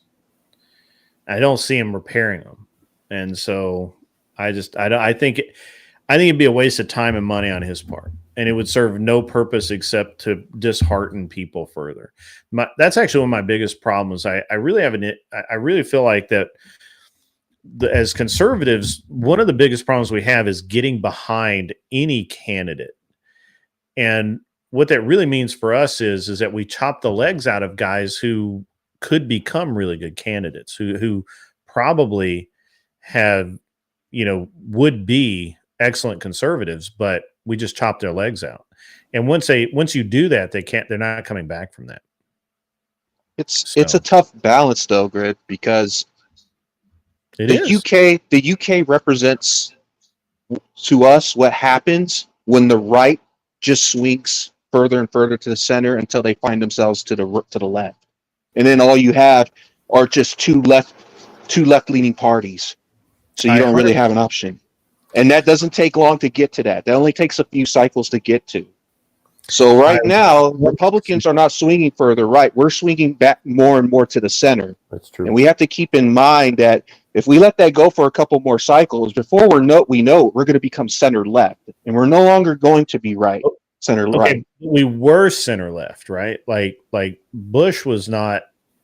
No, he was center right because he definitely had right-leaning tendencies from Texas, but he was definitely not a conservative, though. He wasn't a conservative. Yeah. I mean, we all have to come to the conclusion. Well, first of all, I think that what we think of as right has changed as well, and I think because we've allowed that to change. That's the problem. No. You misunderstand me. I think that currently we want to be more conservative than possibly any other group in past history. All right. Gotcha. Right. Remember that progressivism was universal. It wasn't a Democrat or a Republican thing. It was across the board progressivism. What we have now is we have an anti-progressive movement. That's what we're really talking about. We keep talking about returning to conservative principles. What we're really talking about is an ending of progressivism. Both parties participated in progressivism. The problem is that in Democrats, you can't tell where the leftist ends and the progressive begins, or vice versa. In conservatives, you could not tell where the progressive ended and the conservative began. But now you're starting to see that break. And that's because conservatives are sick of progressivism. Or actually, a lot of people are sick of progressivism. And the natural place for people who are sick of progressives is in the conservative party. That's the natural home of that. I think for a long time, people thought conservatism was just economic conservatism. And you're starting to see like you said, the progressivism is socially liberal. And now you're starting to see conservatives saying, and generally the Republican Party saying, no, we don't want social conservatism or social progressivism. And that's why you're seeing a party that is much more socially conservative. And I think it's great. Right. I do too. And that's been going on for a long time, because that's why Reagan's considered the greatest conservative president of all time. When he is committed, I mean, his policies, mass amnesty, largest federal gun control in history, the introduction of no-fault divorce when he was governor. These are all massive progressive policies that he passed, and all we got out of it was tax cuts on the right. That's all we got. That is the reality. And right. And I agree with you, but and that's why I say that progressivism was equivalent politically to feminism. It was the air, it was the water, it was the ground we walked on. We have started, and it's a very recent start too. Now understand that while I have always kind of thought this way. We're only talking about the rejection of progressivism has only started maybe 10, 20 years ago, if that. Yeah, I think less. And so we're in the early stages. To say that it'll only take a few cycles for it to get away from us, I think that's false. I think that's fake. I think it's exacerbating the situation. The reality is that we are trying to move to a place we've never been. We were never that far right, ever. Not in our lifetime. Not in our lifetime. Not in our lifetime. We never have. We never were. That's why progressivism happened. Progressivism is the idea that we're just always going to progress. We're always going to progress, and we're always going to do these things. Now we're looking back on it. We're now looking over history. We're looking back over history and saying all of these things that we said was progression, all these things that were going to be better. How much of it really was? Well, not that much. Now, we felt like that the Gun Control Act of 32 and 86, we thought that those would help us, right? Mm-hmm. We established the NFA, we did all of this stuff, and we were wrong. We're looking back and going, it didn't do anything. We were wrong, and now we need to fix that wrong. We look back and look at the economic measures that we put in place and said, you know what? It solved that problem short term, but we were wrong. And we're looking back now and saying, the way that we thought about men and women and their relationships to each other and jobs and this diversity and all of that, that's all wrong.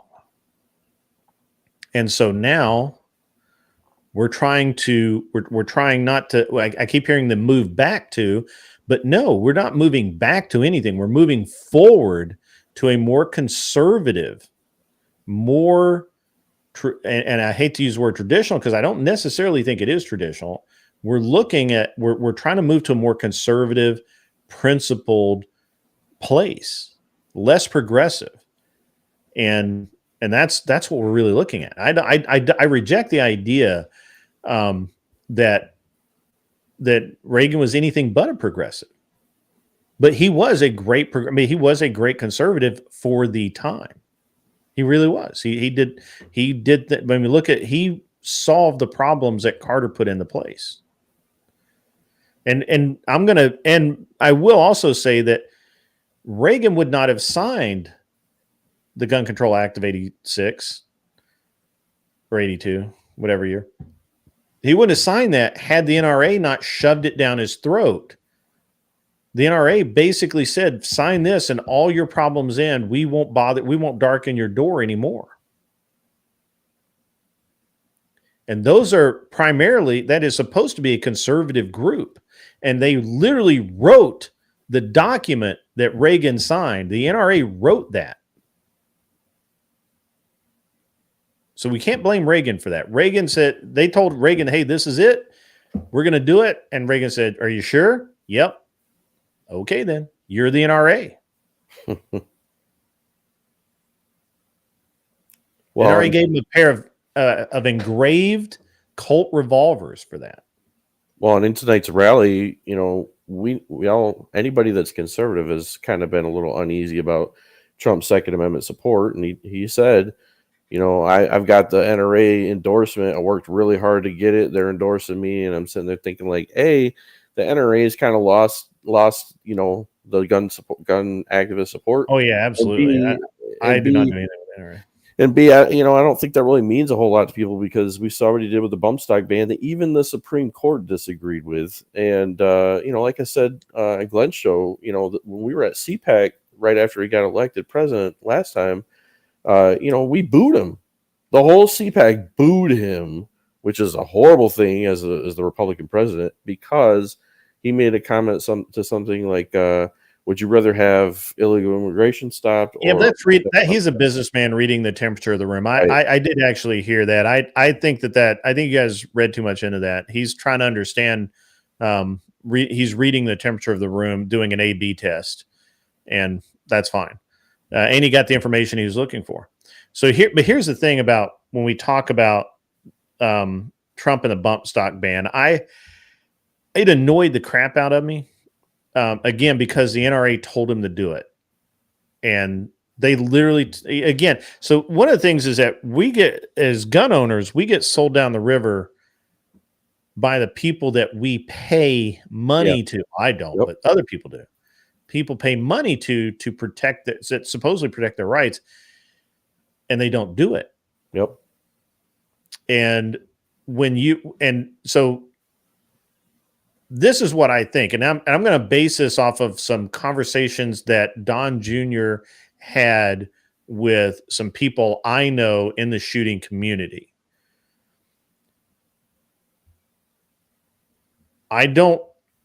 So Don Jr. is an avid shooter. Avid. And he advises his dad on all of this stuff. Oh, good. And one of the things that, one of the things I think that Trump thought would happen, or an angle that I think he was playing, is that he knew that it was unconstitutional when he signed it. He's not stupid. He knows the Constitution. He quotes it to people and tells them what is constitutional and what isn't. So Trump knew that it wouldn't fly, but I think what it was really aimed to do, and what it is doing, is it's unraveling the NFA, and it's putting the ATF in a position to defend itself, which it's never had to do before. And Trump signing that single piece of, well, he didn't even sign it. All he did was direct the NFA to basically say this is now illegal, to call it what it is. When he did that, because it was not an executive order when he did that. He did not sign an executive order. He basically told the ATF to do what they could do about it, and they wrote a law, which was illegal. They can't write law. That has now snowballed, if you're following the legislation, into all the suppressor stuff is suspect. The bump stock ban was repealed because the ATF cannot write law. A lot of the things that ATF has just written into law over the years is now being called into question. And I'm still hoping I'm really still hoping for the NFA to be just more or less stripped of its power, because there's no point in it, right? And I don't know that Trump intended for that to happen, but I know he knows the Constitution, and he had to know when he told them that something needed to be done about bump stocks. He had to know what was going to go on. If that's true, that's awesome. It's what's happening.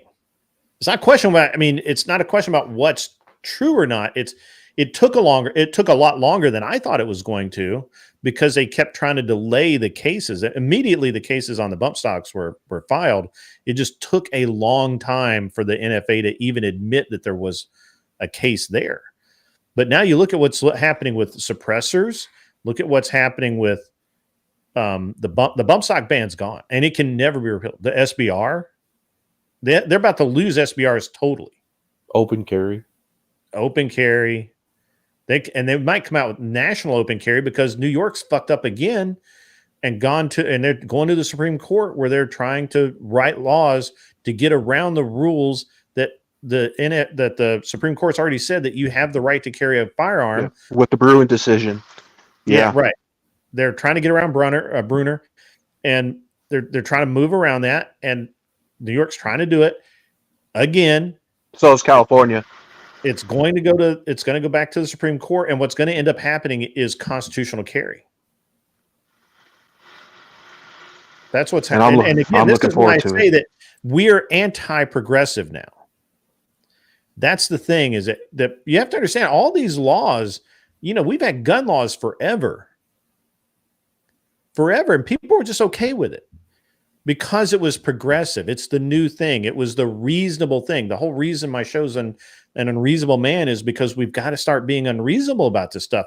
It's not reasonable to ask me to give up my gun rights because you're scared. Fuck you. Well, we have placed a value of safety and security over liberty for some time, and I think that I don't think that we're saying, okay, we don't want safety. No, placed other people's sense of false safety, comfort. Yeah, they're not comfortable around it, or they're scared. We've placed that over my ability to defend myself and my rights over their versus their feelings. And and it's taken decades, but it's now finally getting in front of the Supreme Court, and we've got a court that's actually interpreting the law. And now that they're interpreting the law, this is what's happening. This is what's going on. Is these laws are being struck down because why? Why is it? Now, do I think that they're going to repeal the full auto stuff? I don't know. I don't know, because they haven't been in common use because they've been regulated since the 30s. But prior to the 30s, they were in common use in 1932. So they were in common use up until a point that they were banned. So a very good case could be made that they were in common use and not military only. And so this is what we need to see. And it's not a question of being conservative, not conservative. It's not progressive. Yeah. Right? Like, I don't care if you're a fucking Democrat and you want to be a socialist and live in the woods with fairies. Cool, go do that.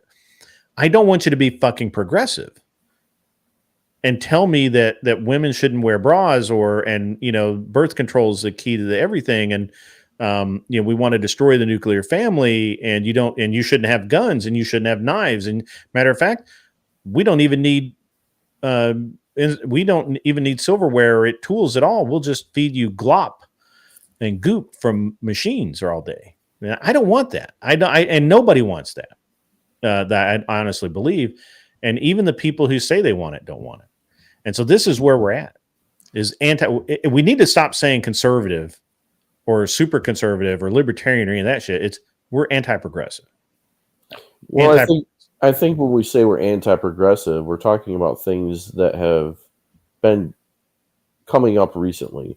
So, for example, the whole gender thing, or that's pushed it over the edge. Yeah, but like everything that's progressive wasn't there at some point. So when we're talking about conservative, we're talking about going back to before a lot of these the traditional portion of it, right? Even left. So this is what I keep coming back to. John F. Kennedy would be considered a hardcore conservative today. That's the Overton window, though. Sorry? That's the Overton window, though. Yeah, it is. But here's the thing. It's the truth, though, because we've gone so progressive.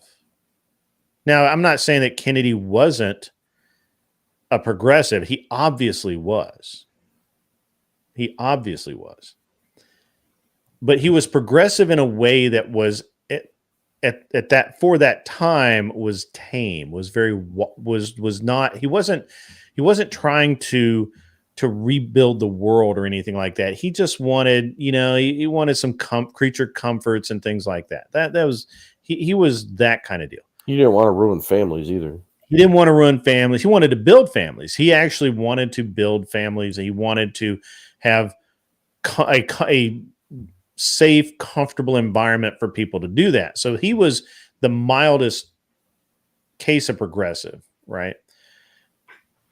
Whereas what we have now is we want to be so progressive that anything goes. It doesn't matter. Do whatever the fuck you want. And it's cool because we're progressive. We're progressive humans, bro.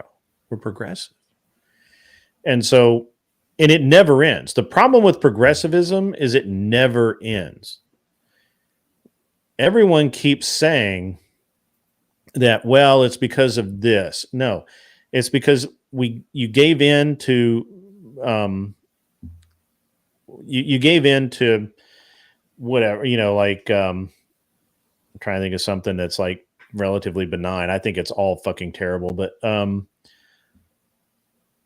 you accepted women being a little more promiscuous. You accepted widely available birth control instead of controlled birth control. You've accepted now widespread abortion instead of controlled abortion. We've accepted all of these things just step by step by step by step by step. It's a death by 1,000 cuts, bro. Yeah. And now we've said we don't want it anymore. And by we, I mean fucking humans. I don't mean conservatives or liberals. I mean humans. Humans have said, I don't want this anymore. But now you've got to align with a party. Yeah. This is why we get 3,000 different kinds of fucking libertarian. You can't even tell me what a libertarian is. Right? They can't even tell you. But the difference is we know we don't want it. But there's a lot of people, center left, especially older ones, that don't know. They don't want progressivism. They just know they don't want these individual things. And they don't understand that that's a package deal. So here's the thing, though. So like my mom is a Kennedy Democrat. She's voted Democrat in every election she's ever voted in. Pretty much party line. So we were reading one day, and she's telling about all of these terrible things and attributing it to Trump. And I'm like, no, that's all Democrats did all that shit. Like all of it. Like everything you're talking about, that was a Biden policy. That was a Clinton policy. That was a, whatever. And she's like, that's crazy. I did not realize that. I'm like, you're not supposed to realize it. Nobody's going to tell you that. Why would they tell you that? That's not someone your age. The newspapers aren't going to print that for you to read. Right? They're going to print that so-and-so got this great bill passed and it's going to be wonderful for everyone. And they just put that little part at the bottom where you probably don't even make it down that far when you read the paper. Why would they do that? They don't want the very people you're talking about, like my mom, to know that everything that they're blaming the conservatives or the Republicans or whatever you want to call them, everything they blame on them are their policies. It's all progressivism. So I don't know. I think it's a very interesting. I love talking about politics on this level because it's a very interesting rabbit hole to go down, and you just can't make this shit up. Well, in JFK, he would have said. Well, he did say, ask not what you can do or what the country could do for you, but what you could do for your country. Yeah, the modern day progressives would never say that. It's a what can my government do for me? Yeah, what can I get? What can you give me, bro? What gains? What gains do you have for me? Where's my gains at, bro? Where's my gains? Chief Wahoo in the chat earlier said a good conservative pick if you were to try would be Matt Gaetz. I think that would, Matt Gaetz and Hawley would be the ultimate conservative ticket if you were to pick them. Yeah. I just think we need to really be, more intellectually honest about, I see the problem is you can't say anti-progressive because then people automatically don't want it. They don't want anything labeled anti. Right. So if you're anti-feminist, right? You're anti whatever. Yeah, you can't do that. Well, even progressive is a lie. I mean, those of us who don't like progressivism know that it's not progressive. We're not progressing towards anything good. It's in some right. way regressive. Yeah. No, you're right. And you can see that in certain changes, like the introduction of segregation again in schools absolutely. now. I didn't think I'd see the day where we'd be reverting to all black only graduations and things like that. I was like, wait a minute. Isn't that crazy? Isn't that what you fought against in the 60s? That is it really is the craziest thing, man. It's like I can't even wrap my head around it. It's so crazy. Well, the ending of affirmative action was great, and then you see that stuff too, and it's like, well, the Supreme Court is wised up, but you still have the education system messing up. Yeah, and I think ending the Department of Education at the federal level would be just fine. I think a lot of people are scared to say it, but I think a lot of these schools are run by the states. Generally speaking, the federal government just mucks things up. Yeah. Well, I mean, that's the thing as well, as I feel like that we really need to get the federal government out of all of those things. Yeah. ATF, post office. I mean, yeah, the ATF shouldn't exist. Just shouldn't. The IRS should not exist. We already have a Department of Commerce to collect taxes. Why does the IRS need to exist? Well, and I remember there was a time where I worked at retail a while back, and these guys were buying tons of these video game systems, and we're like, "What the hell are they doing?" And they were foreign; they were from another country, and they were shipping them over there. And we're like, "What the hell are they doing?" This is back when they were saying you could use like PlayStations for targeting systems and all this and that. And so I called this number as tip line, and like, "Oh, you got to call the IRS." I'm like, "What the fuck does the IRS have to do with this?" And they're like, "Oh, they got, an enforcement division." I'm like, "What?" Right. And why does the IRS have a police force? Right. Like, why is that? That does not seem real, right? It just doesn't seem real that the IRS has police force. I mean, they're the most powerful law enforcement agency in the country. That's true. They have have the most powerful, or they have the broadest range of powers of arrest. Yep, they can strip you of your property without going through the normal processes that no other law enforcement agency has to. That's true. That's true. They could just say you're late on your taxes and strip you of your property and start stripping you down with little evidence at all. Yeah, no, you're right. You're right. That is absolutely correct. And they don't care. like the interesting thing is that they just don't care. Like, there's no excuse. There's nothing that you can say. There's nothing you can do. They'll just take your shit. And it's crazy, man. And seeing them go after people just for being kind of the enemy of the state and not anything to do with your taxes is really bad. I mean, there's also the argument. I mean, I've worked a little bit in government enough to see that revenue generating departments of government tend to get more favoritism when it comes to budget or other things. They tend to get more benefits from the leader of that government, whether it be the mayor, city manager, whatever, state level. You would think that it would be based on importance of the department, but in fact, revenue generating departments do get more benefits. So the IRS, for example, having armed security, I don't know how that would work, but they're going to give the IRS more resources than they will, say, a department that gives money out more than they take in.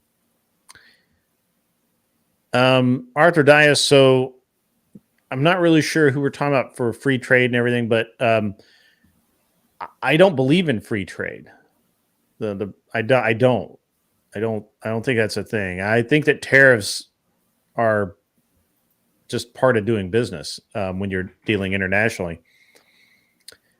Trump is pro tariffs on goods that are imported to the U.S. because we allow their goods in for free, but they tax the shit out of us, and that's fucking backwards. Yeah, they don't play free trade, and so they don't. It's a different game when we're dealing internationally. Yeah, like that's wrong. I understand that it's a hard. It can be a little bit of a hard concept to grasp because of the wording that they choose to use, but the reality is that it's just the way it is. They're just sorry. It's just the way it is. There is no such thing as any tariff or free trade, because we will pay to import our goods. And that's why, for a long time, Japanese cars were dirt cheap here, but we couldn't export cars anywhere in the world because by the time we got them there, they taxed our vehicles so heavily that there was no point in sending them anywhere. So, well, let's be honest. I mean, the free trade argument would only benefit other countries. I mean, do you want what's best for America or do you want what's best for the world? True.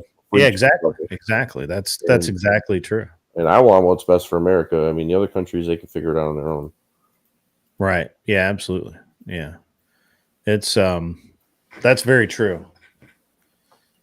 Kennedy was a degenerate. I don't know about orgies, but he definitely was, he slept around. So that's true. I'll go with that. He probably grabbed a woman by a pussy at one point. Yeah. The difference is now Trump has enough street cred. They grab themselves by the pussy. Just saying. Yeah.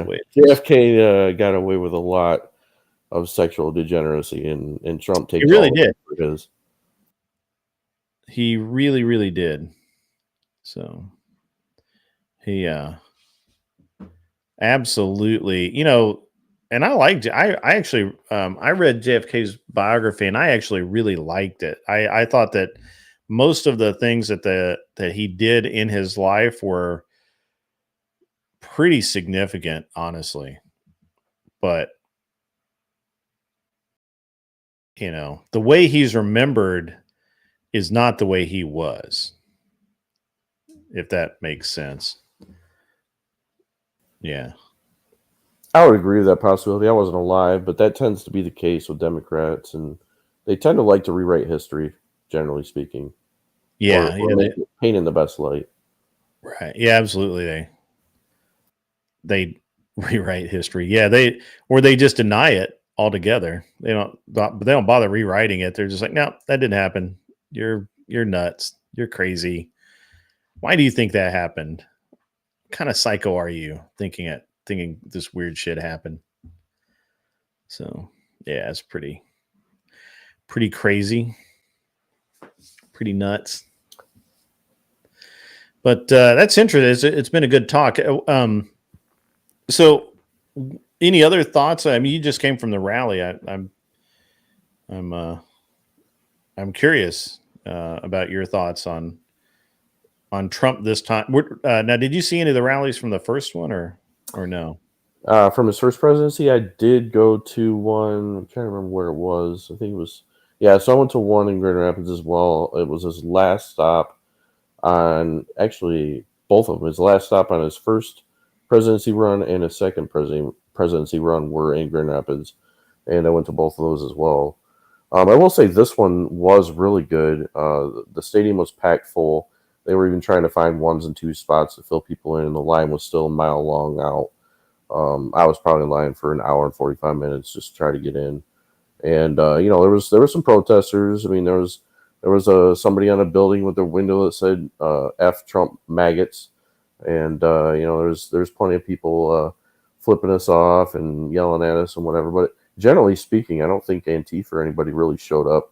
I'm not sure if that was the short notice. Maybe they didn't have a chance to organize, but Trump's speech was good. His charisma was good. He did get a chance to make fun of his hair. Said his comb over was bigger than normal, and he didn't like that very much. So it was good that he had his humor. But Vance had a great speech. He got to open for Trump, and I thought he did a really good job, especially being one of his first vice presidential speeches. Yeah. So what did you think of? What do you think of Vance? Because he's had a past, right? He's not, and I think he voted for Hillary in the last election, or in the Trump's election, and he seems to have had a major swing in his viewpoints. I have heard that. I actually don't know really anything about Vance. He kind of came out of nowhere. I really didn't think he was going to ever be the vice presidential pick. So to be honest, I don't really have too much of an opinion on him now, but what he's saying is so far pretty good. I hope we don't get played. I think coming out of Ohio, I mean, as a conservative, that's usually a safe bet to say he's not going to be a Democrat. But yeah, it's always a little concerning. But Trump changed. And, he ran Republican. He was a Democrat. So yeah, well, Trump ran as a Democrat twice, I think. Yeah, well, in the primary, he didn't make it. Yeah, he didn't make it into the race, I don't think. And then he switched to Republican. So one thing that did bother me about Trump's speech tonight, and he did this a lot in his presidency too, is he sees Michigan as a auto state, and that's all we are. And it's like, that's kind of Detroit. Like there's auto industry all over Michigan, but it's no. there's a lot more going on in Michigan, especially Yeah, as you move away from Detroit. And it's like he's like, oh, you're gonna be able to build more cars here, and that's great. He's talking about bringing it back from Mexico, things like that. But at the same time, like there's more going on in Michigan than cars, and he has been saying this for like the whole time he's been president and after. And it's like, dude, do you think like we're just full of car factories all over the state? Well, I think Trump, like me, believes that a lot of the power in Michigan is held by the automotive unions. Yes. He actually bashed the union president of the auto industry, UAW, right, in the speech. Yeah. And so what he's trying to do is he's trying to get the union guys who in their minds are thinking, I'll never vote for Trump. He's trying to pull them over to his side. Yeah, sorry, are we not men? I realize I said feel. I understand. Yeah. All right. I'm gonna wrap, guys. I actually didn't realize it was 1 o'clock in the morning. I got talking about politics and I kept rolling. I'm gonna send you guys over to Glenn, who is gonna. I guess he's got a guy on that's like was possessed or something. I don't know, but you guys will enjoy it. And Michigan Christian, it was good talking to you. You're welcome anytime. I do a daytime show, noon Central Time on usually Monday and Thursdays, but sometimes I do it other days. Go ahead and do the subscribe and get notifications and all that. And you're welcome to come on anytime. Angel Berber, glad to have you back on. I really appreciate it. To all of the folks out in the chat, chat's been lit tonight. Really appreciate it. You guys, I haven't been able to keep up with it, but it seemed to be scrolling like mad. So you guys are awesome, and been good times. Thanks for having me on. It's been a pleasure. Yeah, absolutely. Yes, sir. You guys have a great rest of your night, and get off my lawn. We'll see you. Bye-bye.